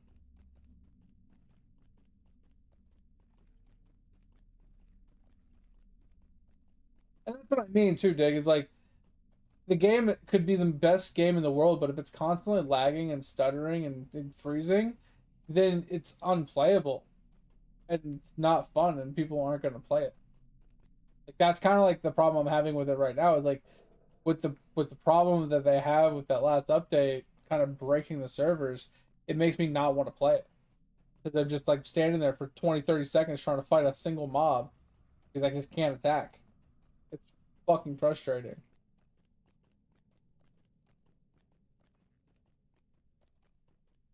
Ugh. And like it's not a direct correlation to the game sucking, but it has impact on the game's, you know, playability, right? The game, like I said, the game might be absolutely the best game ever made, but if it has really poor stability problems, that's part of the game. Being stable and being run on like a stable server and the game properly running smoothly on a server is kind of crucial for the game to be considered a good or bad game, in my opinion. Obviously, like if WoW was WoW but on bad servers, game wouldn't have done as good, right? The game was laggy and stuttery and desyncy all the time, more than it already was. I don't think it would have did nearly as well. Like if you were in a fucking raid nowadays in WoW and you kept like randomly lagging out for like 10, 15 seconds at a time, like would you, how popular do you think the game would be if people were constantly wiping in raids and stuff like that because the servers are just unreliable? Internet was worse. You're not wrong there. Yeah, I mean that's back in the day too, you know, like we were on fucking DSL and shit, bro. If you were lucky, you were on DSL. Oh man, internet was crazy back then. But you know, I'm just saying though, like server stability and game stability kind of go hand in hand with the quality of a game, right? How good or bad a game is, even though it's not directly correlated to the game's mechanics or the game, you know, what the game has to offer and stuff like that. It's not directly part of the game, but it definitely plays a factor in the quality of the game.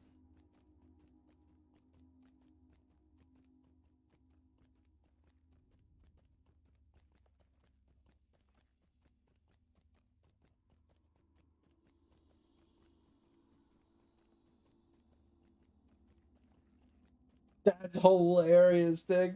I'd have been pissed. Oh, I'd have been so pissed. God, that sucks. That's fucked. I remember, Dick. What was that fucking expansion? I don't remember what it was. Shit, I can't remember now. I don't want to say Firelands because it wasn't Firelands. It was kind of early in the expansions. but they gave us, I think it was when they first gave us Blood Elves. There was an island they gave us with the new raid. I don't remember what it was. It was like something of the sun or something. I don't remember. But you had to take like a boat or a portal over to it.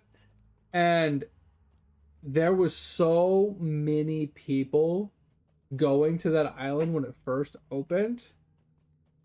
Sunwell Plat, yes. Oh my fucking god. It was so laggy. It was fucking crazy. I couldn't even load. I was on a loading screen for 45 minutes, bro. Finally loaded in, and there's like 1,000 people standing on this beach just trying to load. And people were just PvP and killing people trying to load in. Yeah, it was crazy. Shit was hilarious.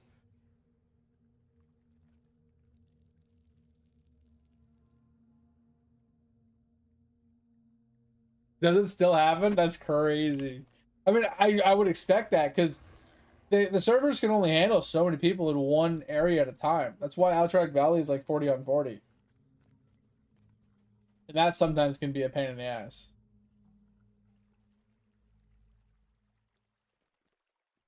Like, do y'all remember, like, fucking the all-out wars at Terran Mill? Oh my god, those were some fucking days, man. I remember on our old server, I think it was Tanaris or something. We had GMs actually like regulating the fighting in Terran Mill on our server. It was so obnoxious.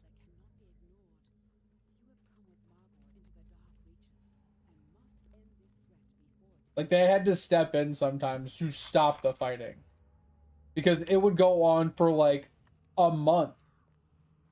Like, no matter what time of day you logged in, people were just killing each other in Terran Mill. Non-stop. It was just a never-ending, just slaying fest of killing people.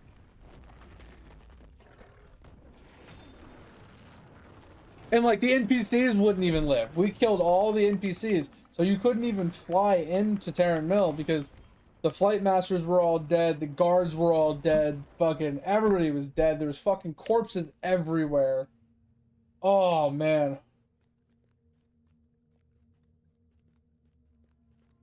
Yeah, the good old days thing. Oh, you know what? Me and my cousin one time. It was hilarious. So, you remember Gadgetzin? Way back in the day where they had like, what was it? Something of Time. It was like the portals or there was like the dragon that was in the south part, right? That wasn't released yet, but there were still the dragons that were down there. Yeah, Caverns of Time. Well, before they released Caverns of Time, way back when, they had the dragons were outside. Some of them were. There was like 1 or 2 dragons outside. Me and my fucking cousin kited this dragon all the way from the south of fucking Gadgetzin, all the way to the fucking city. And that thing wreaked havoc for hours. It killed all the NPCs. It killed all the players. It took out the fucking flight master. It took out everything. It was hilarious. I mean, because that after we pulled it all the way up there, you know, he played a hunter. Actually, he played a mage and I was playing a hunter. And I just faint death on top of like a building. And I was just watching this fucking dragon kill everybody. It was so fucking funny.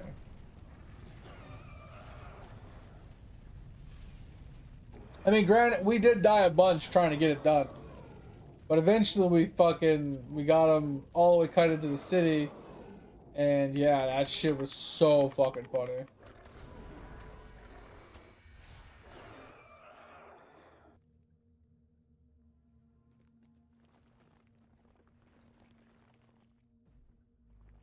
Okay, what's up?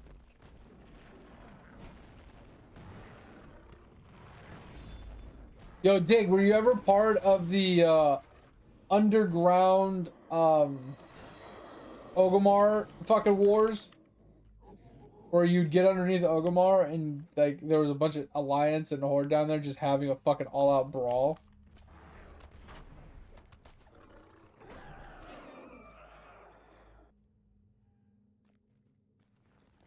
That shit was fucking obnoxious. I remember sometimes, you know, because if you jumped in certain spots, you'd come through the floor, right, in Orgrimmar. I remember I'd be standing there minding my own business, and like a bunch of Alliance would just jump up out of the fucking floor and just start murdering people. Oh my god, it was so annoying.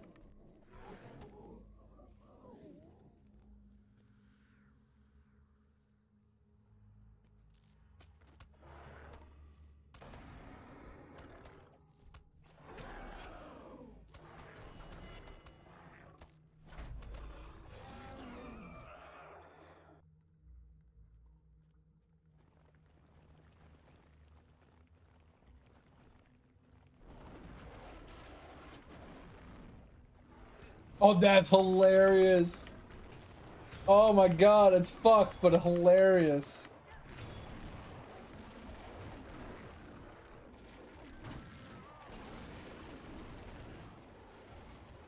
That's actually fucked. That's so funny.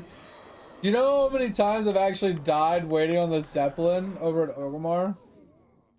Because some dickhead like Night Elf would be like stealth like on a rock or something close enough to the Zeppelin where he can like mind control you off the fucking edge. From the great heights to the deepest depths, you sought for and destroyed the relics of Gorathul, delaying for a time his designs on Moria.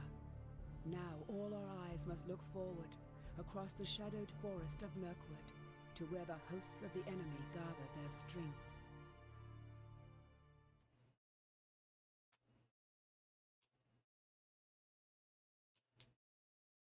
Oh, that's so funny, Kaz. Oh my god. Oh, I'd be so pissed. Bro, I'd be so fucking pissed. Those are the good old days, though, where the good trolls would happen, right? You would troll people so hard in, like, old school WoW.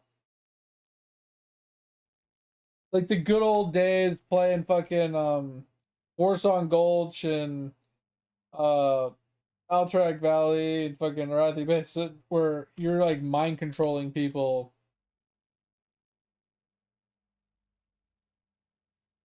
Like, off of ledges and, you know, just doing stupid shit. Oh my god. Do you guys remember Warsong Gulch before they started doing the flag tracking? Where they would tell you where the flags were? Citizen Discovery! Okay, so back in the day when we used to do a lot of Warsong Gulch, you know, if you did slash sleep or whatever, your character would lay down and you could stick the flag in the wall and people couldn't see you having the flag. And if you had like certain characters then that were small enough, they would almost disappear into the ground so they couldn't be noticed unless you tab targeted them. And even then, like it's pretty fucking annoying to try and figure out where they are. Um, what up, Giggle? But we used to do that, and we would like gather up, like we'd hide the guy in one spot, but we'd gather up near like another spot so people thought we were like guarding him. But we would do it over by the portal exits, and then we would mind control or like mass fear people out of the fucking Warsong Gulch fights. It was so fucked, but it was so funny.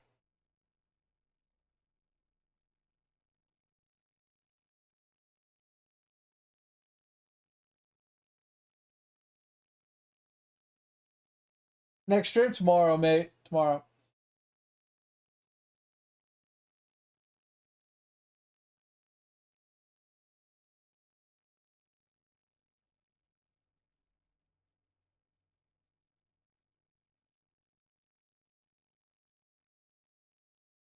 There's no hiding from me. You're not wrong there, Dig. You're not wrong. But that shit was so funny, Dig. Like, because they didn't do the flag tracking back in the day. So you had to actually run around looking for the person with the flag. You couldn't just like see it on the minimap and just bum rush it, right? You had to like legitimately run and look for them. And if you laid down in certain spots, it was so hard to notice the person because all you saw was like a couple pixels of their character sticking out of like an edge. Because they would like lay in a corner, like in like a 90-degree angle corner or something, and if they laid sideways, all you'd see is like their hip sticking out of the corner.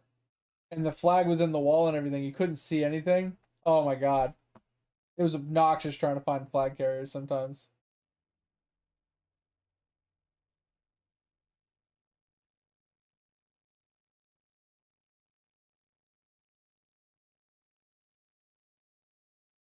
Dude, Wrathy Basin was a nuts ass fucking shit back in the day. I remember I used to be in a like a PvP guild when in 2004/2005. And all we did was Arathi Basin. I would get like 2 million honor points like a week or something. And I would never make it to rank 13 or rank 12 or whatever it was, High Warlord. I never made it there. I made it close. I think I made it to like rank 10 or 11, but I never made it all the way up. But bro, we would 5 cap almost every single game. And we would just be base camping them the whole time.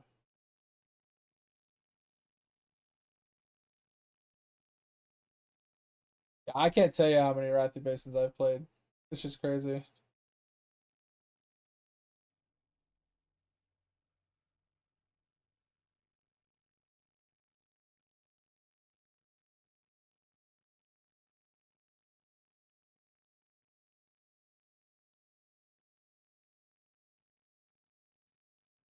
Yeah, resilience was an awkward thing. Like, it's like the one. It's like they finally added a PvP only stat, and it just seemed awkward. It just seemed weird. I mean, I liked that idea that like there was PvP specific stats, so you couldn't just go and get raid gear and then run raid gear in PvP and smash people. You know, I like that idea.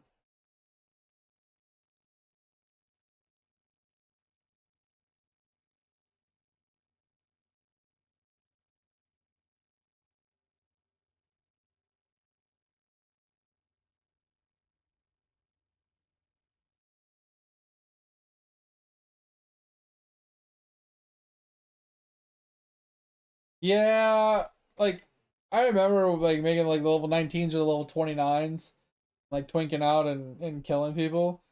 I think one of my most favorite times playing Warsaw and Gulch Dig is my cousin was playing a druid or a shaman, I can't remember. It was one of those two. He was a healer. And I was playing a prot warrior. And I literally it was us two. But my cousin ran up to the roof. I ran into the flag room. We were looking for the flag guy, right? I thought he was in the flag room underneath the inside the room laying down, and he thought he was on top. So my cousin went up top to check for him, and I went into the flag room, and I got jumped by all 10 of the Alliance players by myself. And this is back when Thunderclap applied Rend, and I had like improved bleed and everything on it. Oh my god, shit was so funny. Bro, I killed all 10 of those motherfuckers. Almost solo. Shit was so funny.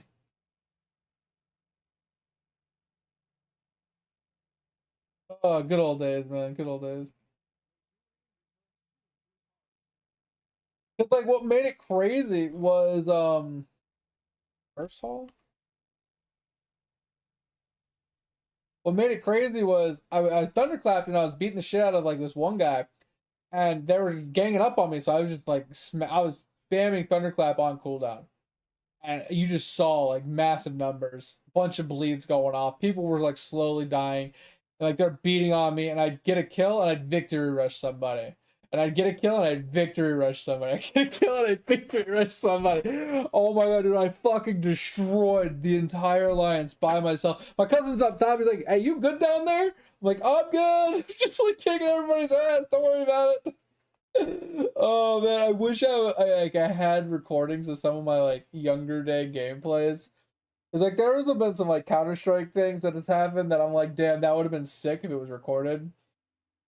Oh man, some of my Counter-Strike games were insane, and then some of like my things that I did in WoW were fucking hilarious. Just good old times that just weren't caught on camera. But that shit was so funny. I couldn't die. I was so fucking tanky and prod spec, like no one was doing any damage to me, and since like the thunderclap alone was killing people with the bleed. that it would just allow me to victory rush people, and I just never could die. It's crazy. The only thing that I really struggled at was frost mages.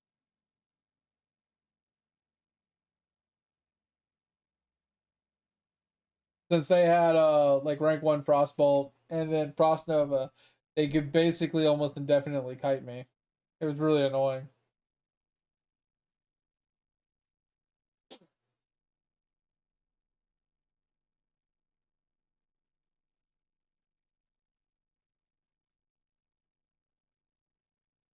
Oh, the downside though is that was back when before they added the ability to turn off the EXP gain. So eventually I just out leveled from running BGs.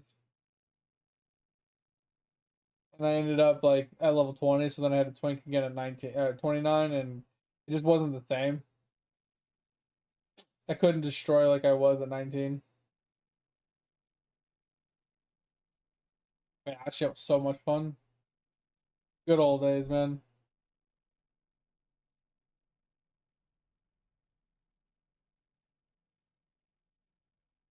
They did? I thought they did. I could have swore they did. Because I could have swore you could level by just doing PvP back in the day.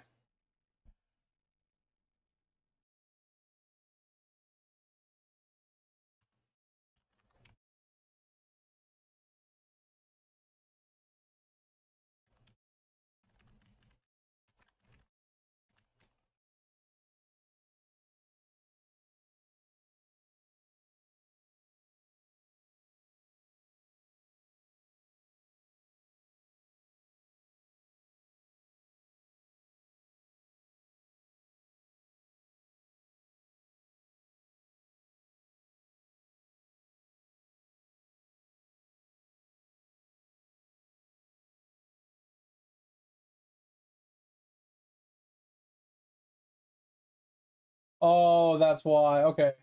It was the quest.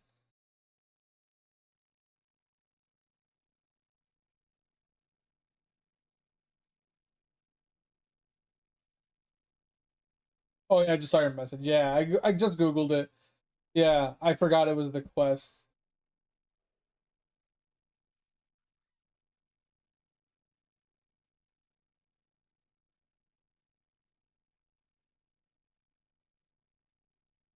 Yeah, because I remember when I was like first playing the game, I was like, oh, you can get XP from running battlegrounds. That's pretty cool, right?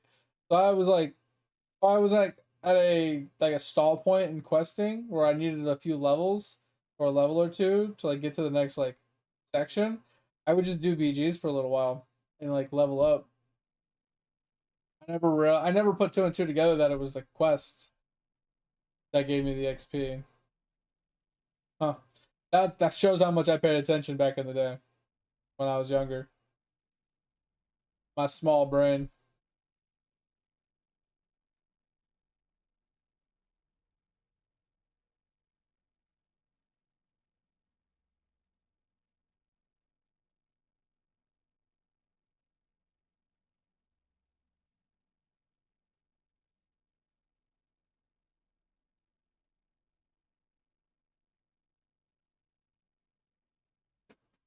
What are your thoughts on the heirloom gear though? Is that even still a thing? Like I kind of liked the idea of gear that leveled with you, so you didn't have to like worry about getting gear, and it helped you get more XP rates for like alt characters and stuff. But I also felt like it kind of ruined the leveling experience quite a bit.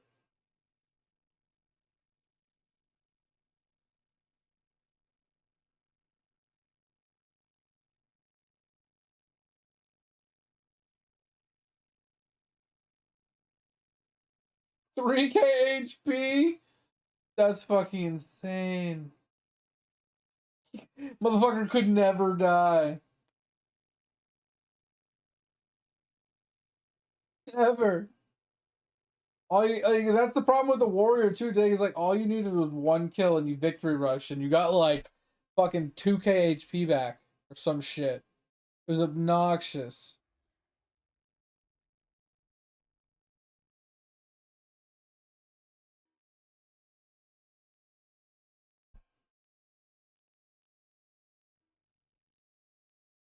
I mean, is it still good from like level 1 to 60 as a leveling progress? So you don't have to keep getting gear every few levels? But then after that level 60, it's like going back to just getting dungeon gear or like questing gear.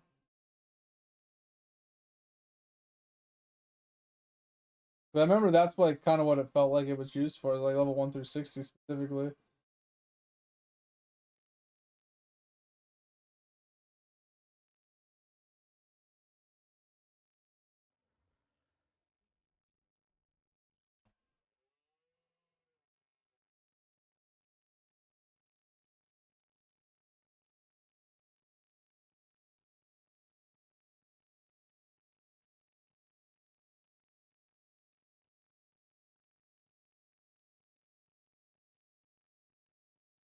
Oh, that's kind of dumb then. Yeah.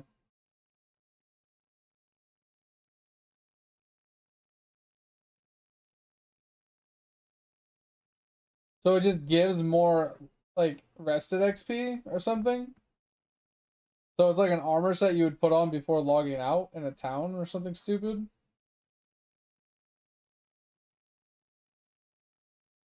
If that's the case, I mean, at least it's indirectly useful, but it's still dog shit.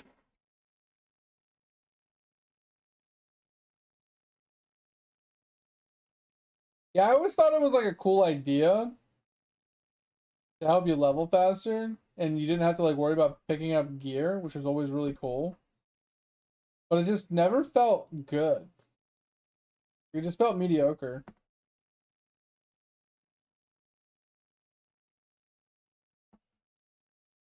Like it was obviously better than the gear you would get while leveling by like 1% marginally, and then occasionally if you got like a good dungeon item, then the dungeon item would be better than it for a few levels, but then it would pass it after a couple levels. So it was like always better just to use the heirloom gear back in the day. But it just never felt great. Just kind of felt mediocre at best.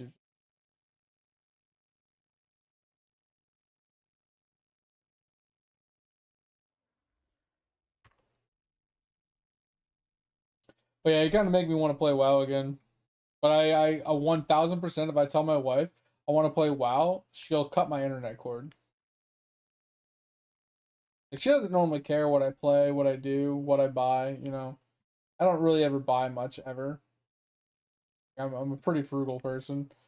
So whenever I want to buy something, she normally doesn't have a care in the world. She's like, yeah, sure, we'll do whatever you want to do. But if I tell her I want to play WoW, she might 100% cut my internet cord, bro.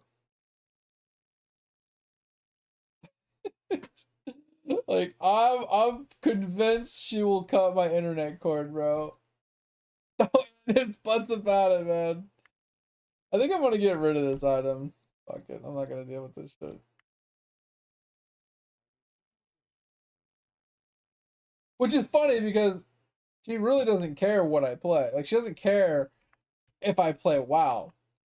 She just knows that I'm gonna play it for 5 minutes. I probably won't even get logged in, and I'll already be bored.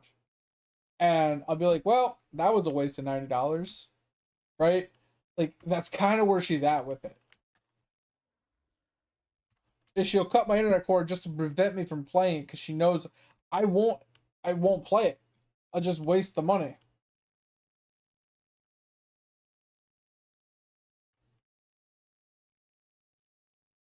Yeah, guys, I don't know what it is, but I don't typically I mean, Dig kind of knows. I don't really like playing private servers or anything like that.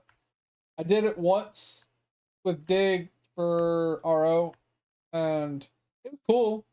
It's just it never really sat right with me. Like I think I played it for like 50 hours, honestly.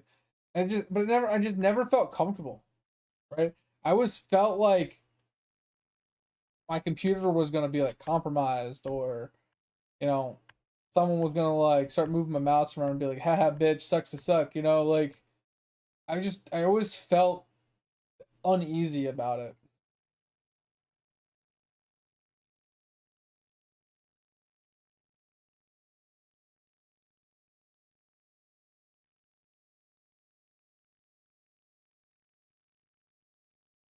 Yeah, fuck it. Let's just I don't know why it ran this way. This.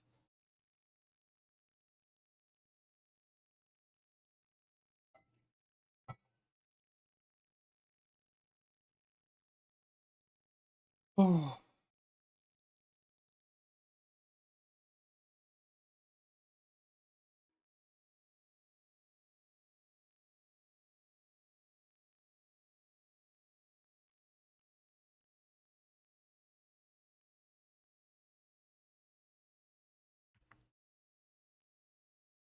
Oh, they just gave me 1 gold. Let it go. Sell this really quick. Storage space.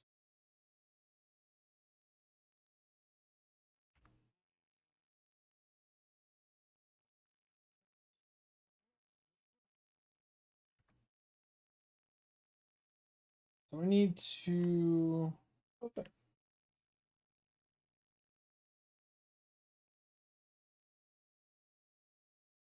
What? Scary.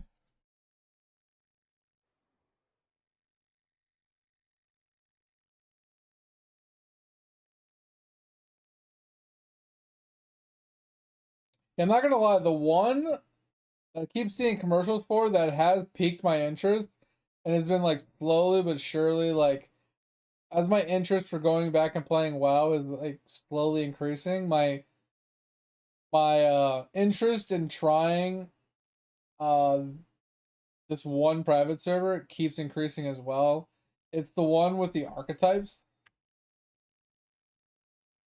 That one has got my interest peaked quite a lot.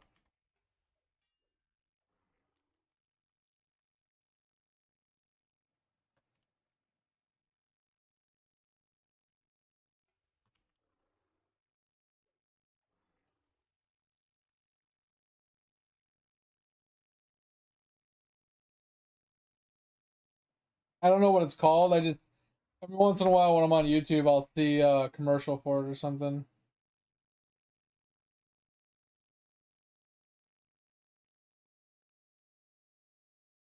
Yeah, and like you brought that one up and you were telling me about that one, and that one sounds sick.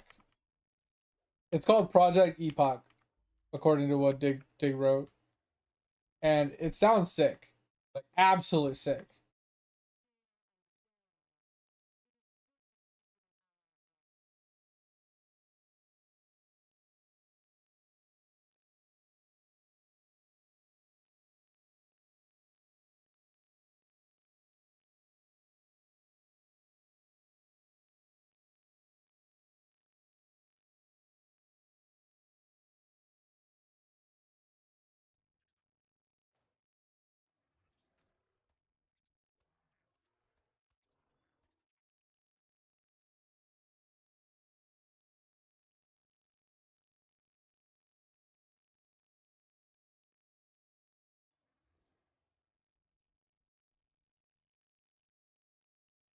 And yeah, like what Dig just said is kind of why I think that one's like really piques my interest.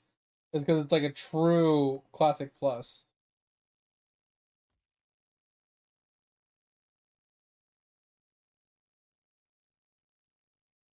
It's like retail just I don't know. Like not saying retail's bad. I haven't played retail in so many years that I think retail WoW would be fun for a little while for me.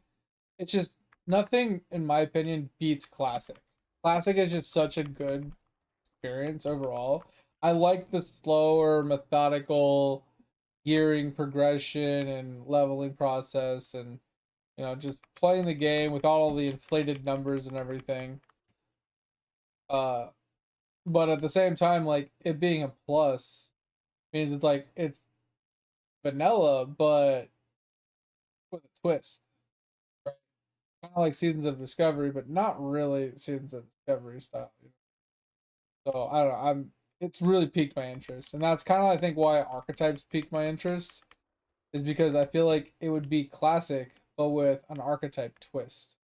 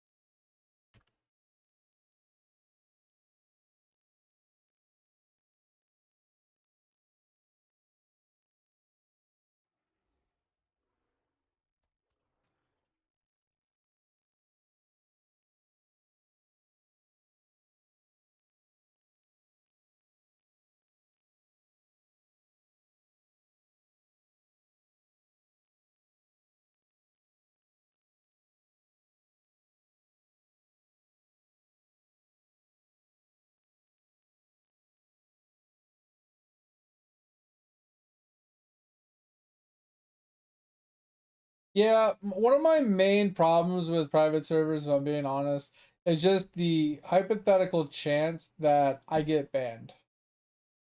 That's honestly my biggest worry is Blizzard gets pissed that, you know, a specific server is doing so well, and they finally just they like, oh, we've had enough. We're gonna put our foot down. We're gonna crush this private server. Anybody that was found playing on it will be banned on our servers, and if any of them were streaming the content, we'll, you know, relay that information to Twitch and get them banned on Twitch. And like, I just don't want to deal with the bullshit.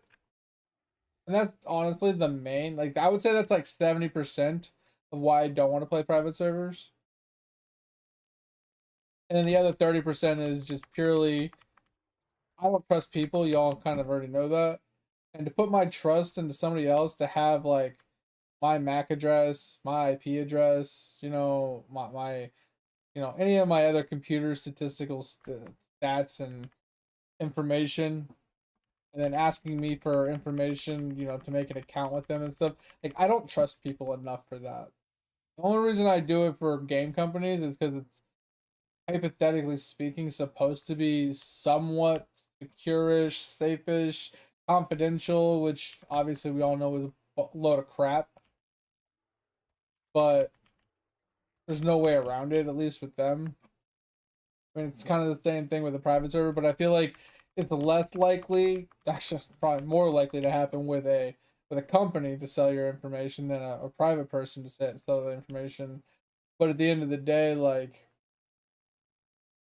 if someone's just annoyed or pissed, or you do something to piss somebody off, or they just get a wild hair up their ass, like, they could be malicious with the information. Like, I'd rather not be at the whims of some 15-year-old child that's having a bad day. You know what I'm saying? Like, that's what I'm worried about. Like, the other 30% of me.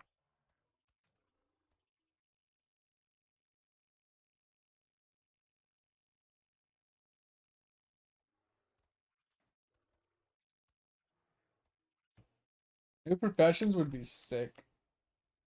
Not gonna lie. I feel like that's one thing in WoW that just ruined it for me is you can only have two professions. And the professions would just felt very dog shit.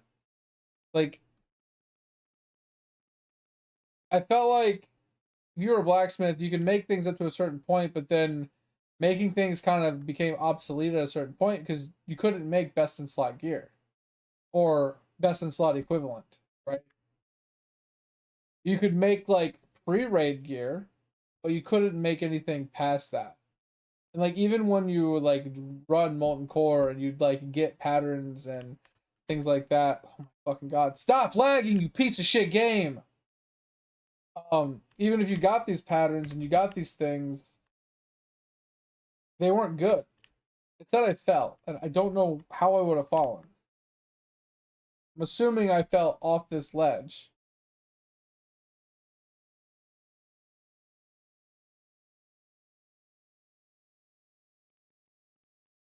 But anyway, I just felt like they could have did so much more with their professions, making it more useful for in-game, more versatile, and just gave more effort towards the whole crafting process.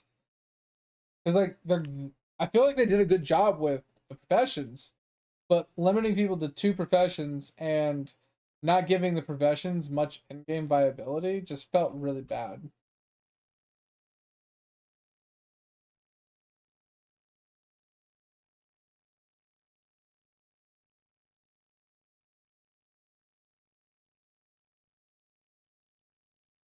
A Blizzard, that's kind of crazy.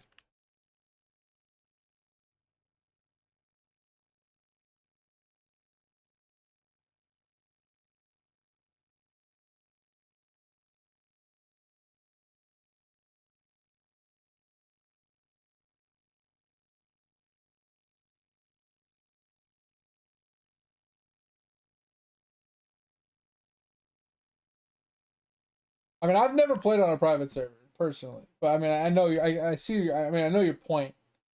that like majority of the player base at some point has played a private server because they're bored of playing the original retail WoW or whatever it was, and they wanted something new and different, something to pass time or whatever it is. I get it. They're not gonna ban their players per se for playing on a private server. They're gonna just try and bring them back to their shit, or like shut that server down and make them stop playing on that to make them come back to them.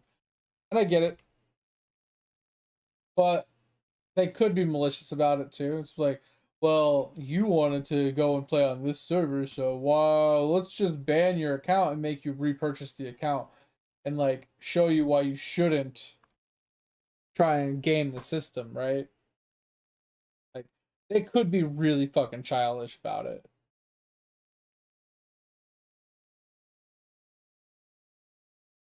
And like I said, I just don't want to have to deal with it. In the end of at the end of the day, I really just don't want to deal with it. Like honestly, if I lost my WoW account, it's not the end of the world because I don't play it fucking anyway. But I really want to lose something that I've had for over 20 years just for a little bit of fun, for a little bit of time, you know. People lose billions. I know. I'm not saying you're wrong, Dick. I'm just saying, like, companies do stupid shit. Just don't want it out there. Look at Roadblocks. Just saying. I don't even know the whole story, but look at Roadblocks. That's all I gotta say.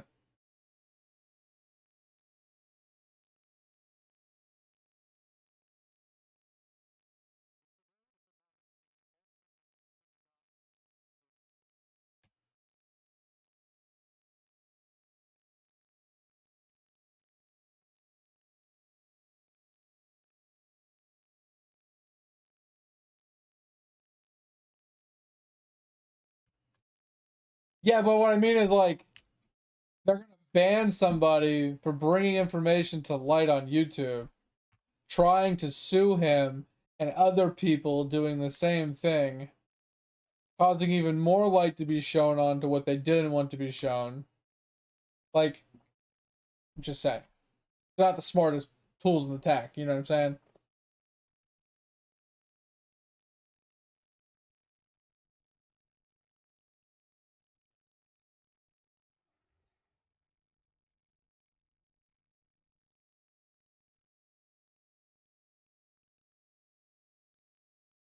But here's my question: pretending to be a child to gather information against people that are trying to get information from these children, quote unquote, blah blah blah, right? Like pretending to be a kid. How is that against the rules for pretending to be a child? But for being the person asking these children for pictures and stuff like that isn't against TOS. That's where I get lost in this whole thing, right? I like I said, I didn't watch all the videos, I didn't watch all the information. I just get lost because I saw a tweet that was in one of the videos that their response was pretending to be a child is just as bad as being a pedophile, which doesn't make any sense to me. So you're telling me that anytime a police officer is going undercover online to pretend to be an underage or a minor, they're just as bad as the people they're putting in prison?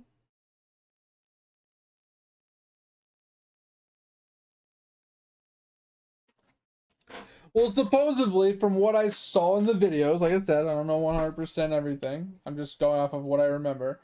That him and his group of people that were gathering information were making accounts or whatever, and they were just playing as normal, but anytime that they would be approached or whatever, they would pretend, aka roleplay, that they were of a younger age, right? And if somebody took it and tried to be weird about it, they would play along with it, gather all the information, and pass that along to the cops.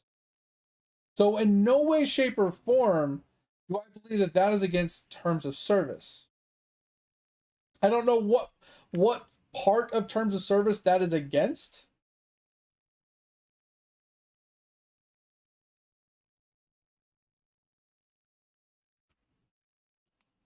I mean, don't get me wrong. I'm not saying what they did shouldn't be regulated in some way, shape, or form, but it's the same thing as if a cop was to do it. It's not like they're going out of their way and they're entrapping these people and they're like, we walk up to somebody, hey, big boy, I'm 15 years old. You want to talk in my DMs? They're not going around doing that, right? From my understanding, they were just playing as normal, and when they were approached, they would just gather the information they could and pass it along. And I don't think there's anything wrong with that, right? That would just be like you, Dick. Let's say you were a 15-year-old kid playing a video game and you were just playing, hanging out with people, having conversations, having a good time, blah, blah, blah, blah. And some random fucking person was like, hey, it was fun playing with you today. You want to be friends? Blah, blah, blah. And, you know, you can go along, you know, you talk to them, have good conversations or whatever. And then a couple weeks down the road, they're like, so, you wanna exchange pictures? You know? Like, they start getting weird about it, right? You didn't solicitate it. You didn't ask for it. It just kind of snowballed into this in some way, shape, or form. If you were to then bring that to a cop and be like, "Hey, this guy online has been. These are the things that he's been saying." Da, da, da, da, right? Like, that's against terms of service, and you should be banned for it? You see what I'm saying? Like, to defend the person that's doing the wrong by saying the person being wrong because they're pretending is also wrong, just as wrong, if not more wrong than the person doing the wronging, doesn't make any sense. And that's why I say, as a business standpoint, the leg that Roadblocks is standing on is like the stupidest thing. It's like you're standing in lava on a wooden piece of wood, like on a piece of like wood, and like that, and they're like, yeah, it'll never burn. It's like, it doesn't make any sense, right? If your kid is playing a video game and is being approached by fucking older people asking for pictures and AKA other things and stuff like that, and like asking for, you know what I mean, like just in general, like being weird, right? Are you saying that they can't tell their parents? Are you saying that their parents can't bring that information to some sort of professional to actually do the investigation, and if they're found guilty, they get charged? Right? It's not like these people are actually vigilantes and taking the law into their own hands. They're literally gathering information and passing it along. That's it. There's nothing wrong with gathering information. Anybody's allowed to do that. No matter what your level of expertise, knowledge, or training is, anybody can gather information.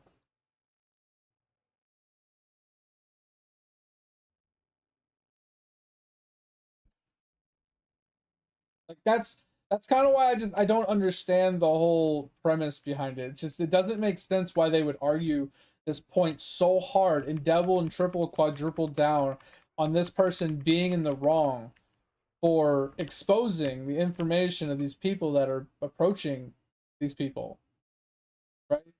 And let's say that he doesn't have anybody that's pretending, but people that he knows that are underage, that it's happened to them. If he was to have taken that information, which nobody was pretending, I'm curious on what their standpoint would have been on that. Because not only did the guy that got banned state that, yes, we are pretending to be children when approached, and passing the information along to, you know, law enforcement to take care of it, they're not doing anything past that point, right? But supposedly they tried to go through the correct channels by passing this information along to Roadblocks with screenshots and video evidence and da da da da, and doing the report system and everything, and Roadblocks literally did nothing about it. So they did try to do the correct method of going through Roadblocks, and Roadblocks just wrote them off as, you're an idiot, basically. We're not going to do anything about this. It's going to hurt our profits, blah, blah, blah, blah. And this is where, like, the slippery slope comes in. It's like, if they're not willing to do the work to ban these people that are obviously doing something wrong, or bringing it to the authorities themselves when it's reported in game to their company, then who's at fault?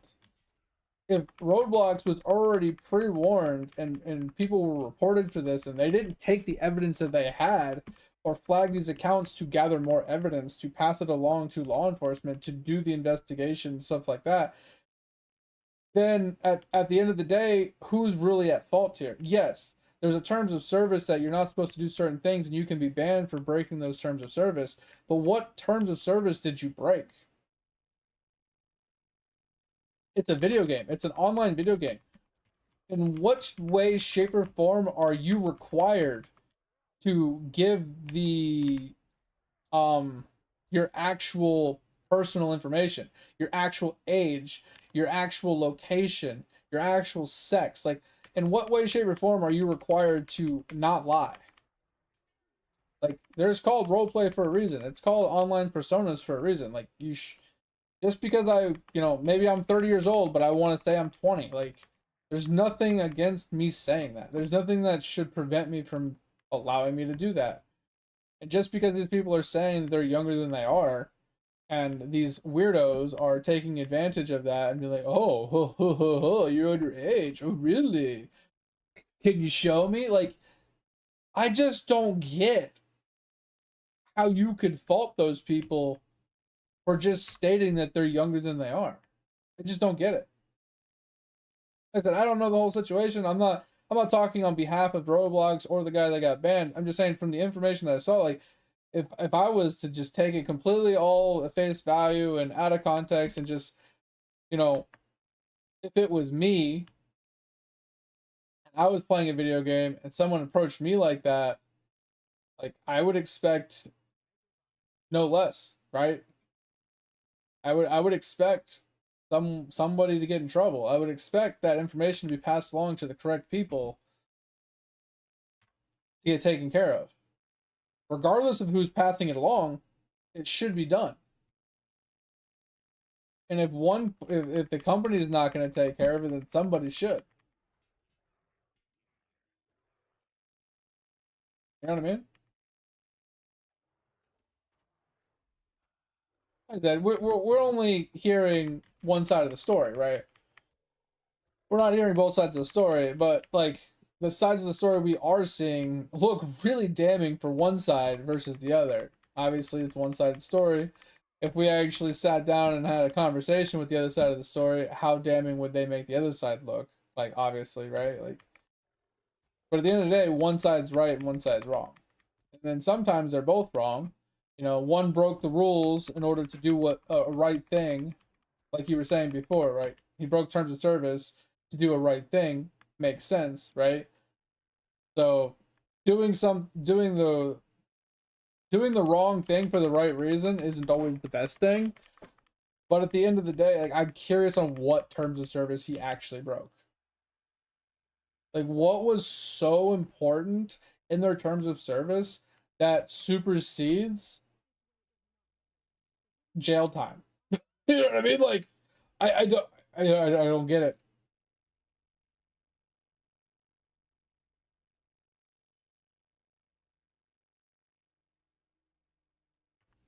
Like, I get you don't want people to take things into their own hands. You don't want people vigilanteing, but there's a difference between vigilante and reporting, right? Mandatory reporting kind of style, right?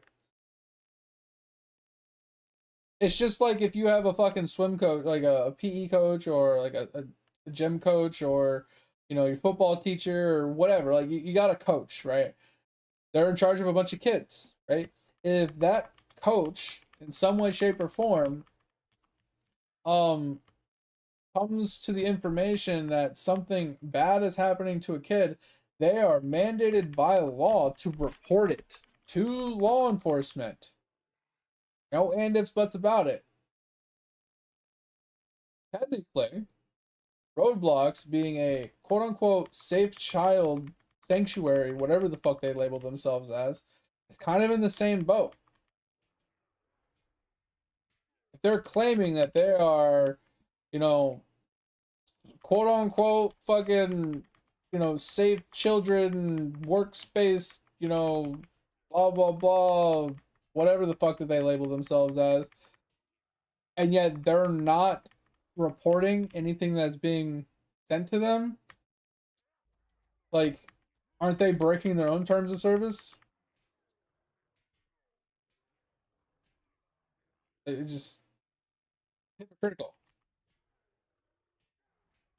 But like I said, I've been rambling and ranting for a little bit. I'm honestly like the key thing is like I'm curious on what terms of service he specifically broke that warranted a ban from the game for doing what he did.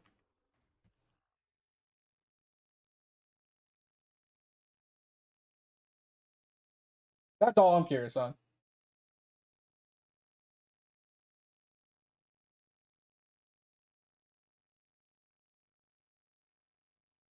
I got a minute and a half to stand here. Ugh.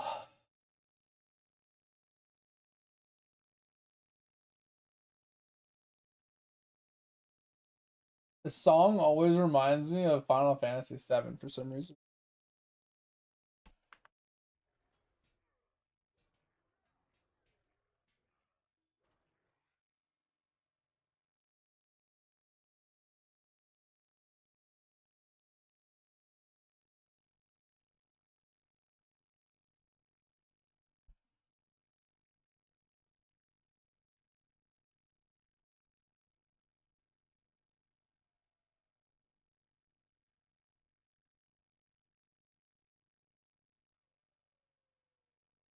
And that's what I'm saying, Dig. So it's they have the discretion to ban you for no reason, right? If they deem it worthy to ban you, they will ban you. Like they hold that right, and that's fine, right? But at the end of the day, like that just makes you look like shit, and that's kind of the bottom line here. What I was saying in the beginning is, Blizzard could be a piece of shit and ban people, like you said, they would lose a lot of money, but they have that right that they could. And I was giving the analogy that they could be stupid just like Roadblocks. Not every business decision is smart. And that's kind of what I was getting at is like it's not smart for Roadblocks to do this, but it wouldn't be smart for WoW to do it either. But I think WoW is a little smarter than Roadblocks. That's kind of what I was getting at, and we got on this tangent, obviously. So that's my bad.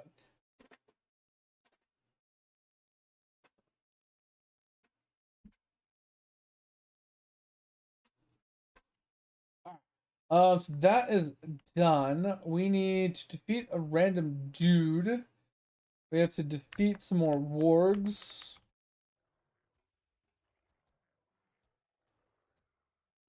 And we need... I saw this dude earlier. I don't know where he walked off to. But we need a couple more lieutenants, too.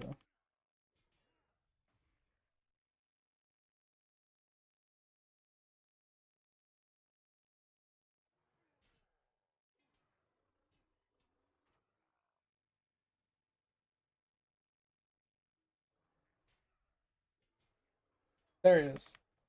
Let's go. And like I said, like I got onto that rant and I was chatting, like, ranting for a while. But like I said, at the end of the day, it's just like I don't really know the whole thing. I don't really care about most of it. It's just it boils down to I feel like they're being dumb. Like their thought process and what they're going about and how they're going about doing it.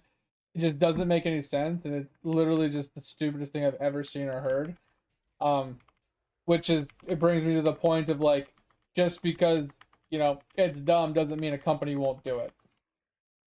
AKA, Blizzard might be an idiot and do something stupid and then try and walk it back, obviously, when they realize, oh, that didn't work the way we expected it to. But I feel like Blizzard has been around long enough and has been big enough for long enough that they've kind of learned from their past mistakes.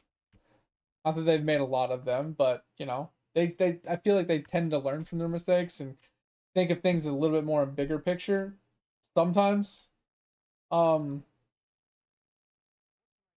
Comparatively to say a relatively newer company that blew up as big as they did and I feel like they're kind of like power hungry.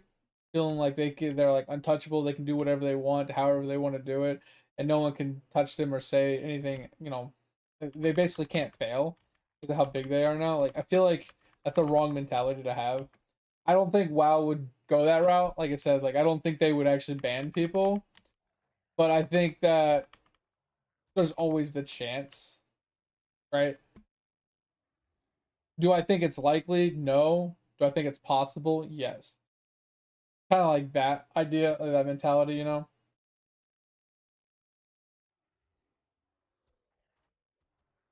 Just like giving my information to a private server, right? Do I think they'll do anything with it? No. Is it likely? Yes. Or vice versa, right? Is it likely? No. Can they? Yes. Right? I had that backwards. But you get my point, right? I don't think that they will, per se, but I know there is a possibility that they could. And people can be dumb sometimes. Simple as that. You know what I mean? That's not what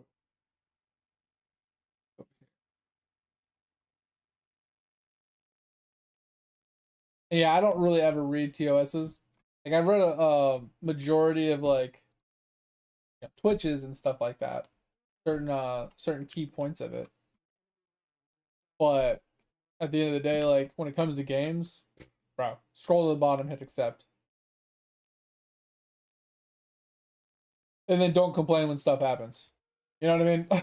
If I don't want to take the time to read it, I have no right to complain unless I sit there and read the terms of service.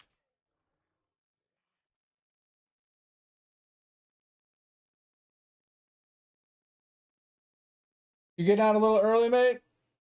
Oh yeah, you have the dentist appointment. All right, I appreciate you, man. Take it easy. Yeah, we'll be on tomorrow, and the next day. We don't work again until Friday night, so we'll be around Wednesday night and Thursday night. But I appreciate you, man. Take it easy. Thanks for hanging out. Hope you have a good day tomorrow, and hopefully the dentist appointment goes well. I appreciate you. Might be getting off here in about 30 minutes. Like I could probably make it till 5, but my back's starting to hurt. So I'd rather not push myself and strain my back more. Oh, my lower back's like I'm switching from like one hip to the other, and my back's starting to ache a little bit. So I might get off in about 30 minutes here, just to help prevent myself from getting worse.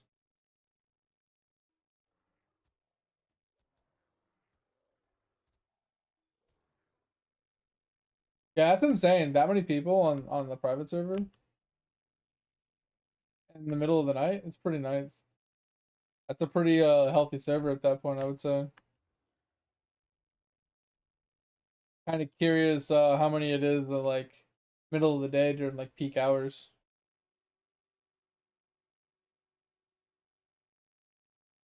What? Wait, it just released yesterday? Okay, that I didn't know. That's insane.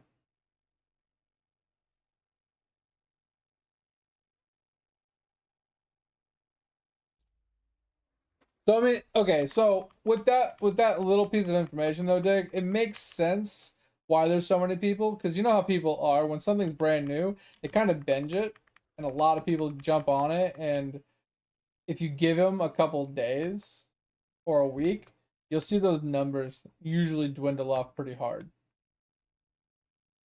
So I'd like to see what the numbers look like in like 2 weeks to a month. Like I would say 1 week would be kind of telling. 2 weeks would be kind of like you can see a pattern. 4 weeks would be like you kind of know. You know what I mean? Like you kind of have an idea of like yay or nay player base wise.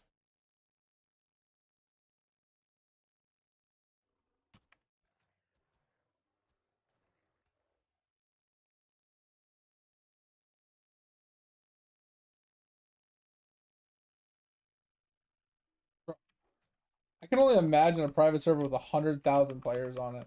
That's actually nuts to think of. Cause that's kind of crazy to think of, Dig. Can I please fucking attack this dude?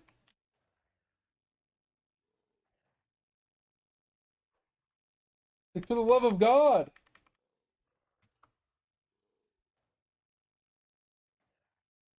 Bro, I can't attack this fucking thing. I can change forms, but I cannot attack it. It says it's too far away. Oh my fucking God, this is pissing me off.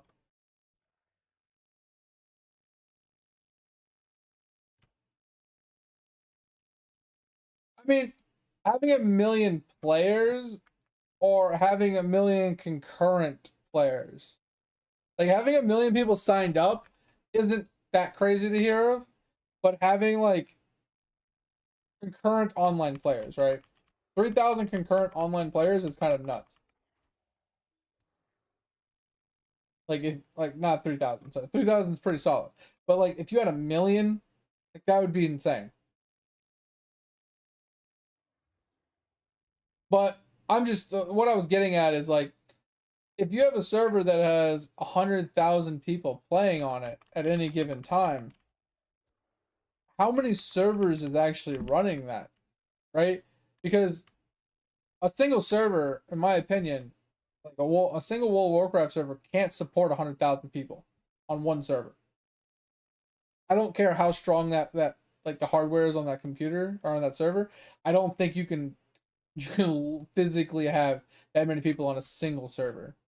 I feel like there has to be like instances and stuff like that, like channels that uh segregate the players to a point so there's less load on the servers. You know what I'm saying?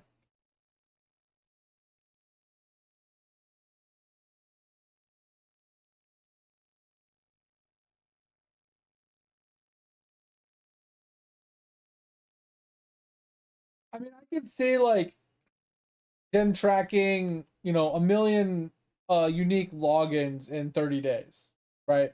I can see that because then that's like saying, hey, this guy logged in for 3 hours on this day, this guy logged in for 3 hours on this day, but then 3 hours on this day, and then 3 hours on this day, but they only log them once. Like, I could see all that stuff, like, kind of playing into it, right? Making sense. Uh, but I'm kind of more curious on the concurrent players than I am the overall how many people have logged in 30 days. Because, telling me that a million people logged in the last 30 days, it's cool. That just says you have a huge player base and it's pretty healthy. But I want to see your like off-peak concurrent players. Because if you have like two people that play at a certain time period in the middle of the night, and that's the time period I want to play, then it's kind of useless to me. But like peak hours, you have like 10,000 players trying to play, but the servers can't handle 10,000 players, and that's a problem.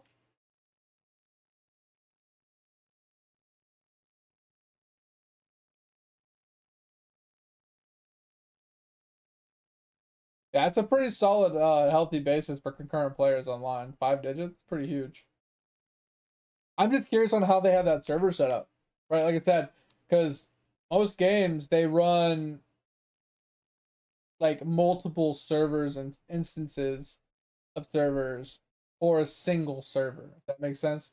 Like so, Glamdring specifically has multiple servers hosting Glamdring for all the different zones and the different portions. So it can handle all of the players rendering all the different things and all the different zones and all the different areas and all the different dungeons and stuff. Um, I'm kind of curious on how a WoW server, like a private server, would handle that with that many players, right? Because I'm pretty sure World of Warcraft has a player cap on their servers, so how many people can log in at a specific time.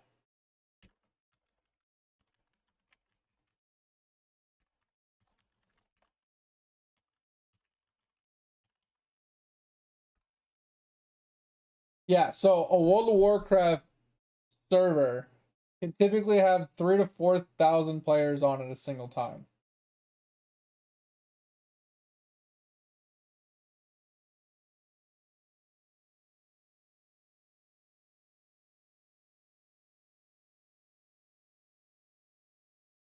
Yeah, I'm looking at this right here. I think that's what you're talking about, right? So the official servers, Blizzard caps at 2 to 3,000 concurrent players per server, basically to minimize like lags, crashes, and stuff like that, which makes sense. Basically, it gives you performance, better performance. The private servers can host more, is what it says up here, and then it says some private servers, like whatever this one is, can handle significantly more players, potentially 12,000 or more, on a single server. That's insane. That's actually insane. Because, like I said, even with the World of Warcraft one, like we talked about before, when that Sunwell came out and we had like 1,000 players in one area, the whole game was frozen. You basically couldn't play. So how does a server, a private server that has 12,000 players, what happens if 1,000 players get in the same area? Like, what the fuck happens to that server? Does it just implode? What happens to the other 10, 11,000 players?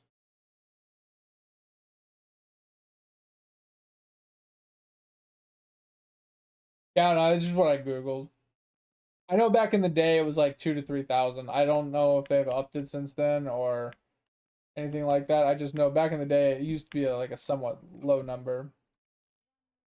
I know a lot of game companies kind of use that number, like that, like 2 to 3,000 max player cap to help with server stability and performance. It's kind of a good generalistic number, I feel, but at the same time, sometimes it's just not enough. Like I said, WoW might have increased it. They definitely might have increased it for sure, especially as they reduce the amount of total servers they have. They feel like they have less servers now than they used to have. They cram more people into them, so it would make sense why they would increase the amount of people per server if they have less servers. Would make sense. But like I said, at the end of the day, I'm just curious on how a private server handles it. Unless they like really, really invest into like some pretty high end servers, like hardware wise. Kind of insane.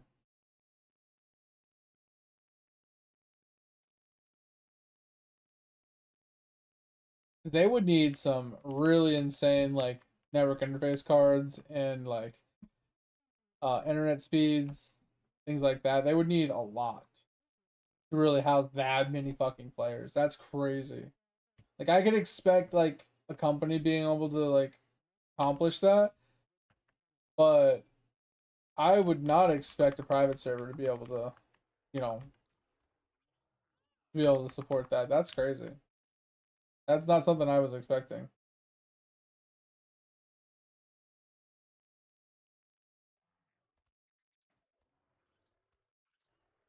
You know, learn something new every day.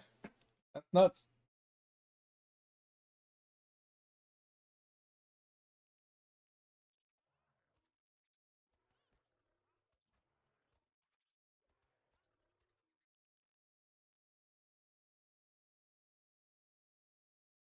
Oh man.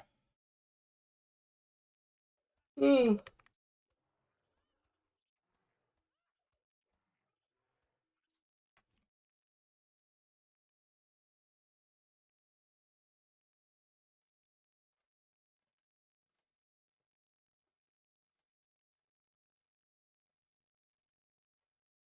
they're using the shit out of this dude.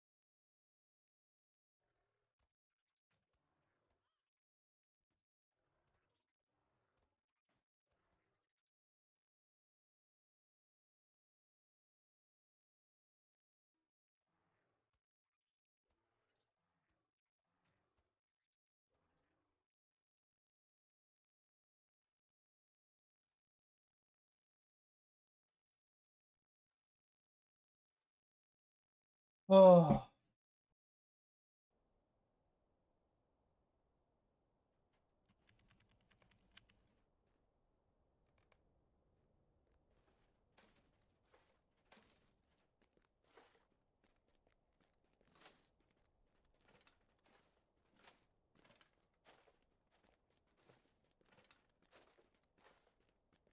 Front row. Gonna fight a big spider? Looks like a spider room.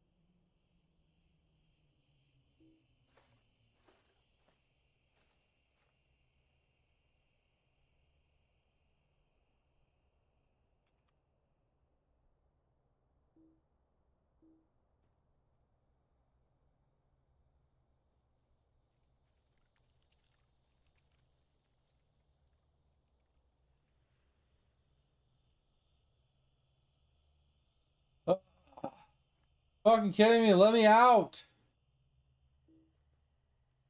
Jesus.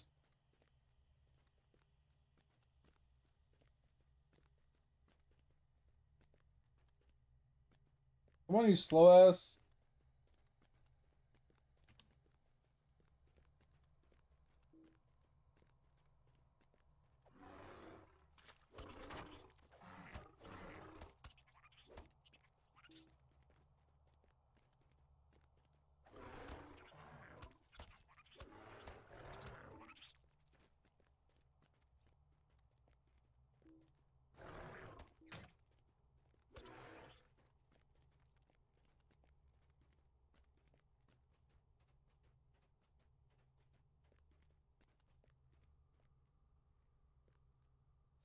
I have a feeling we're gonna fight a boss.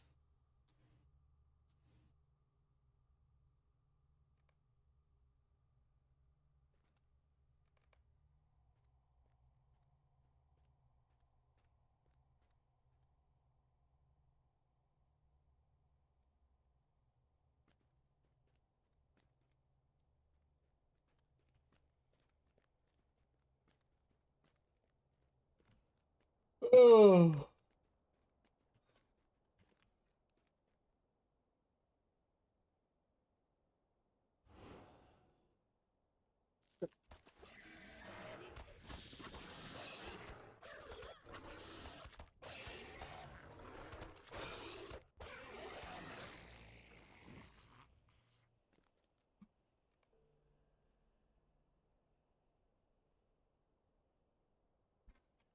Alright.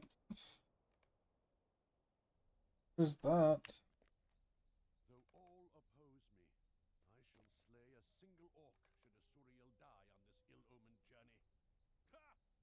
The hidden Bum, bum, bum, bum, bum, bum, bum, bum, bum, bum, bum. This is actually pretty solid.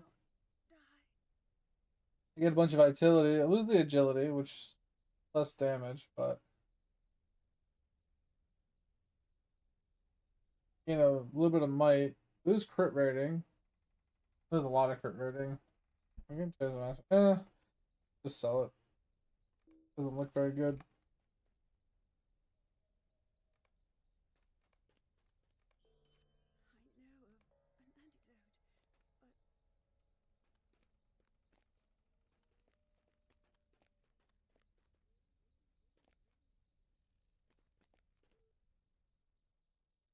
Server crashed. No! Too many players!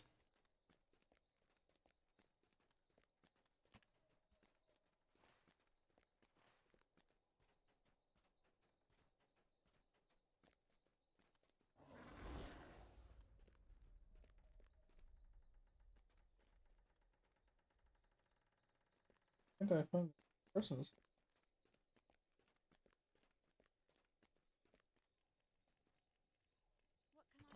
I am so lost. This is like an NPC to sell to there, but I don't Not right there. We'll just go. If not for the Lord and Lady, we would fall.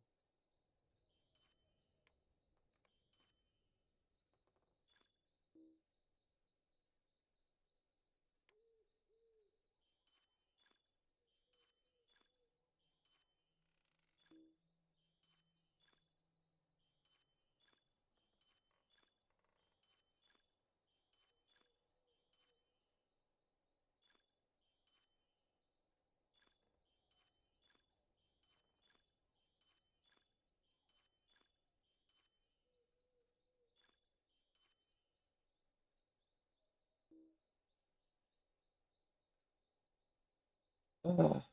Too much shit.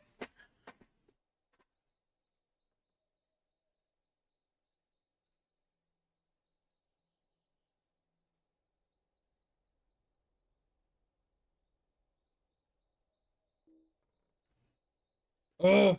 Okay.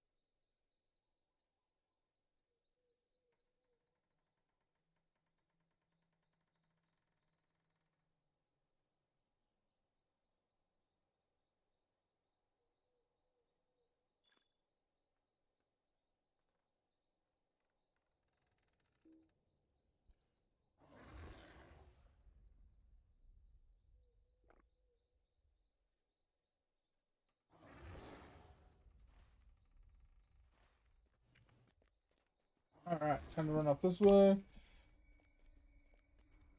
Dude, oh no, those are the worst ones to crash on too. Especially when they're like a long, like some of the escort quests aren't very long, but some of them are super long with like a lot of dialogue and shit. Oh, those are the worst. Like 10 minutes of talking, you just have to fucking do all over again. Blows, man.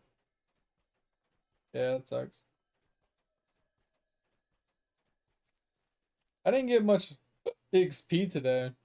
I didn't do a whole lot of dungeon or a whole lot of quests in this zone. I was hoping to get a level a day. But today was a lot of backtracking. I spent like 2 hours just trying to get the one fucking quest done in Moria, basically. That shit took forever. But we're almost halfway to 70.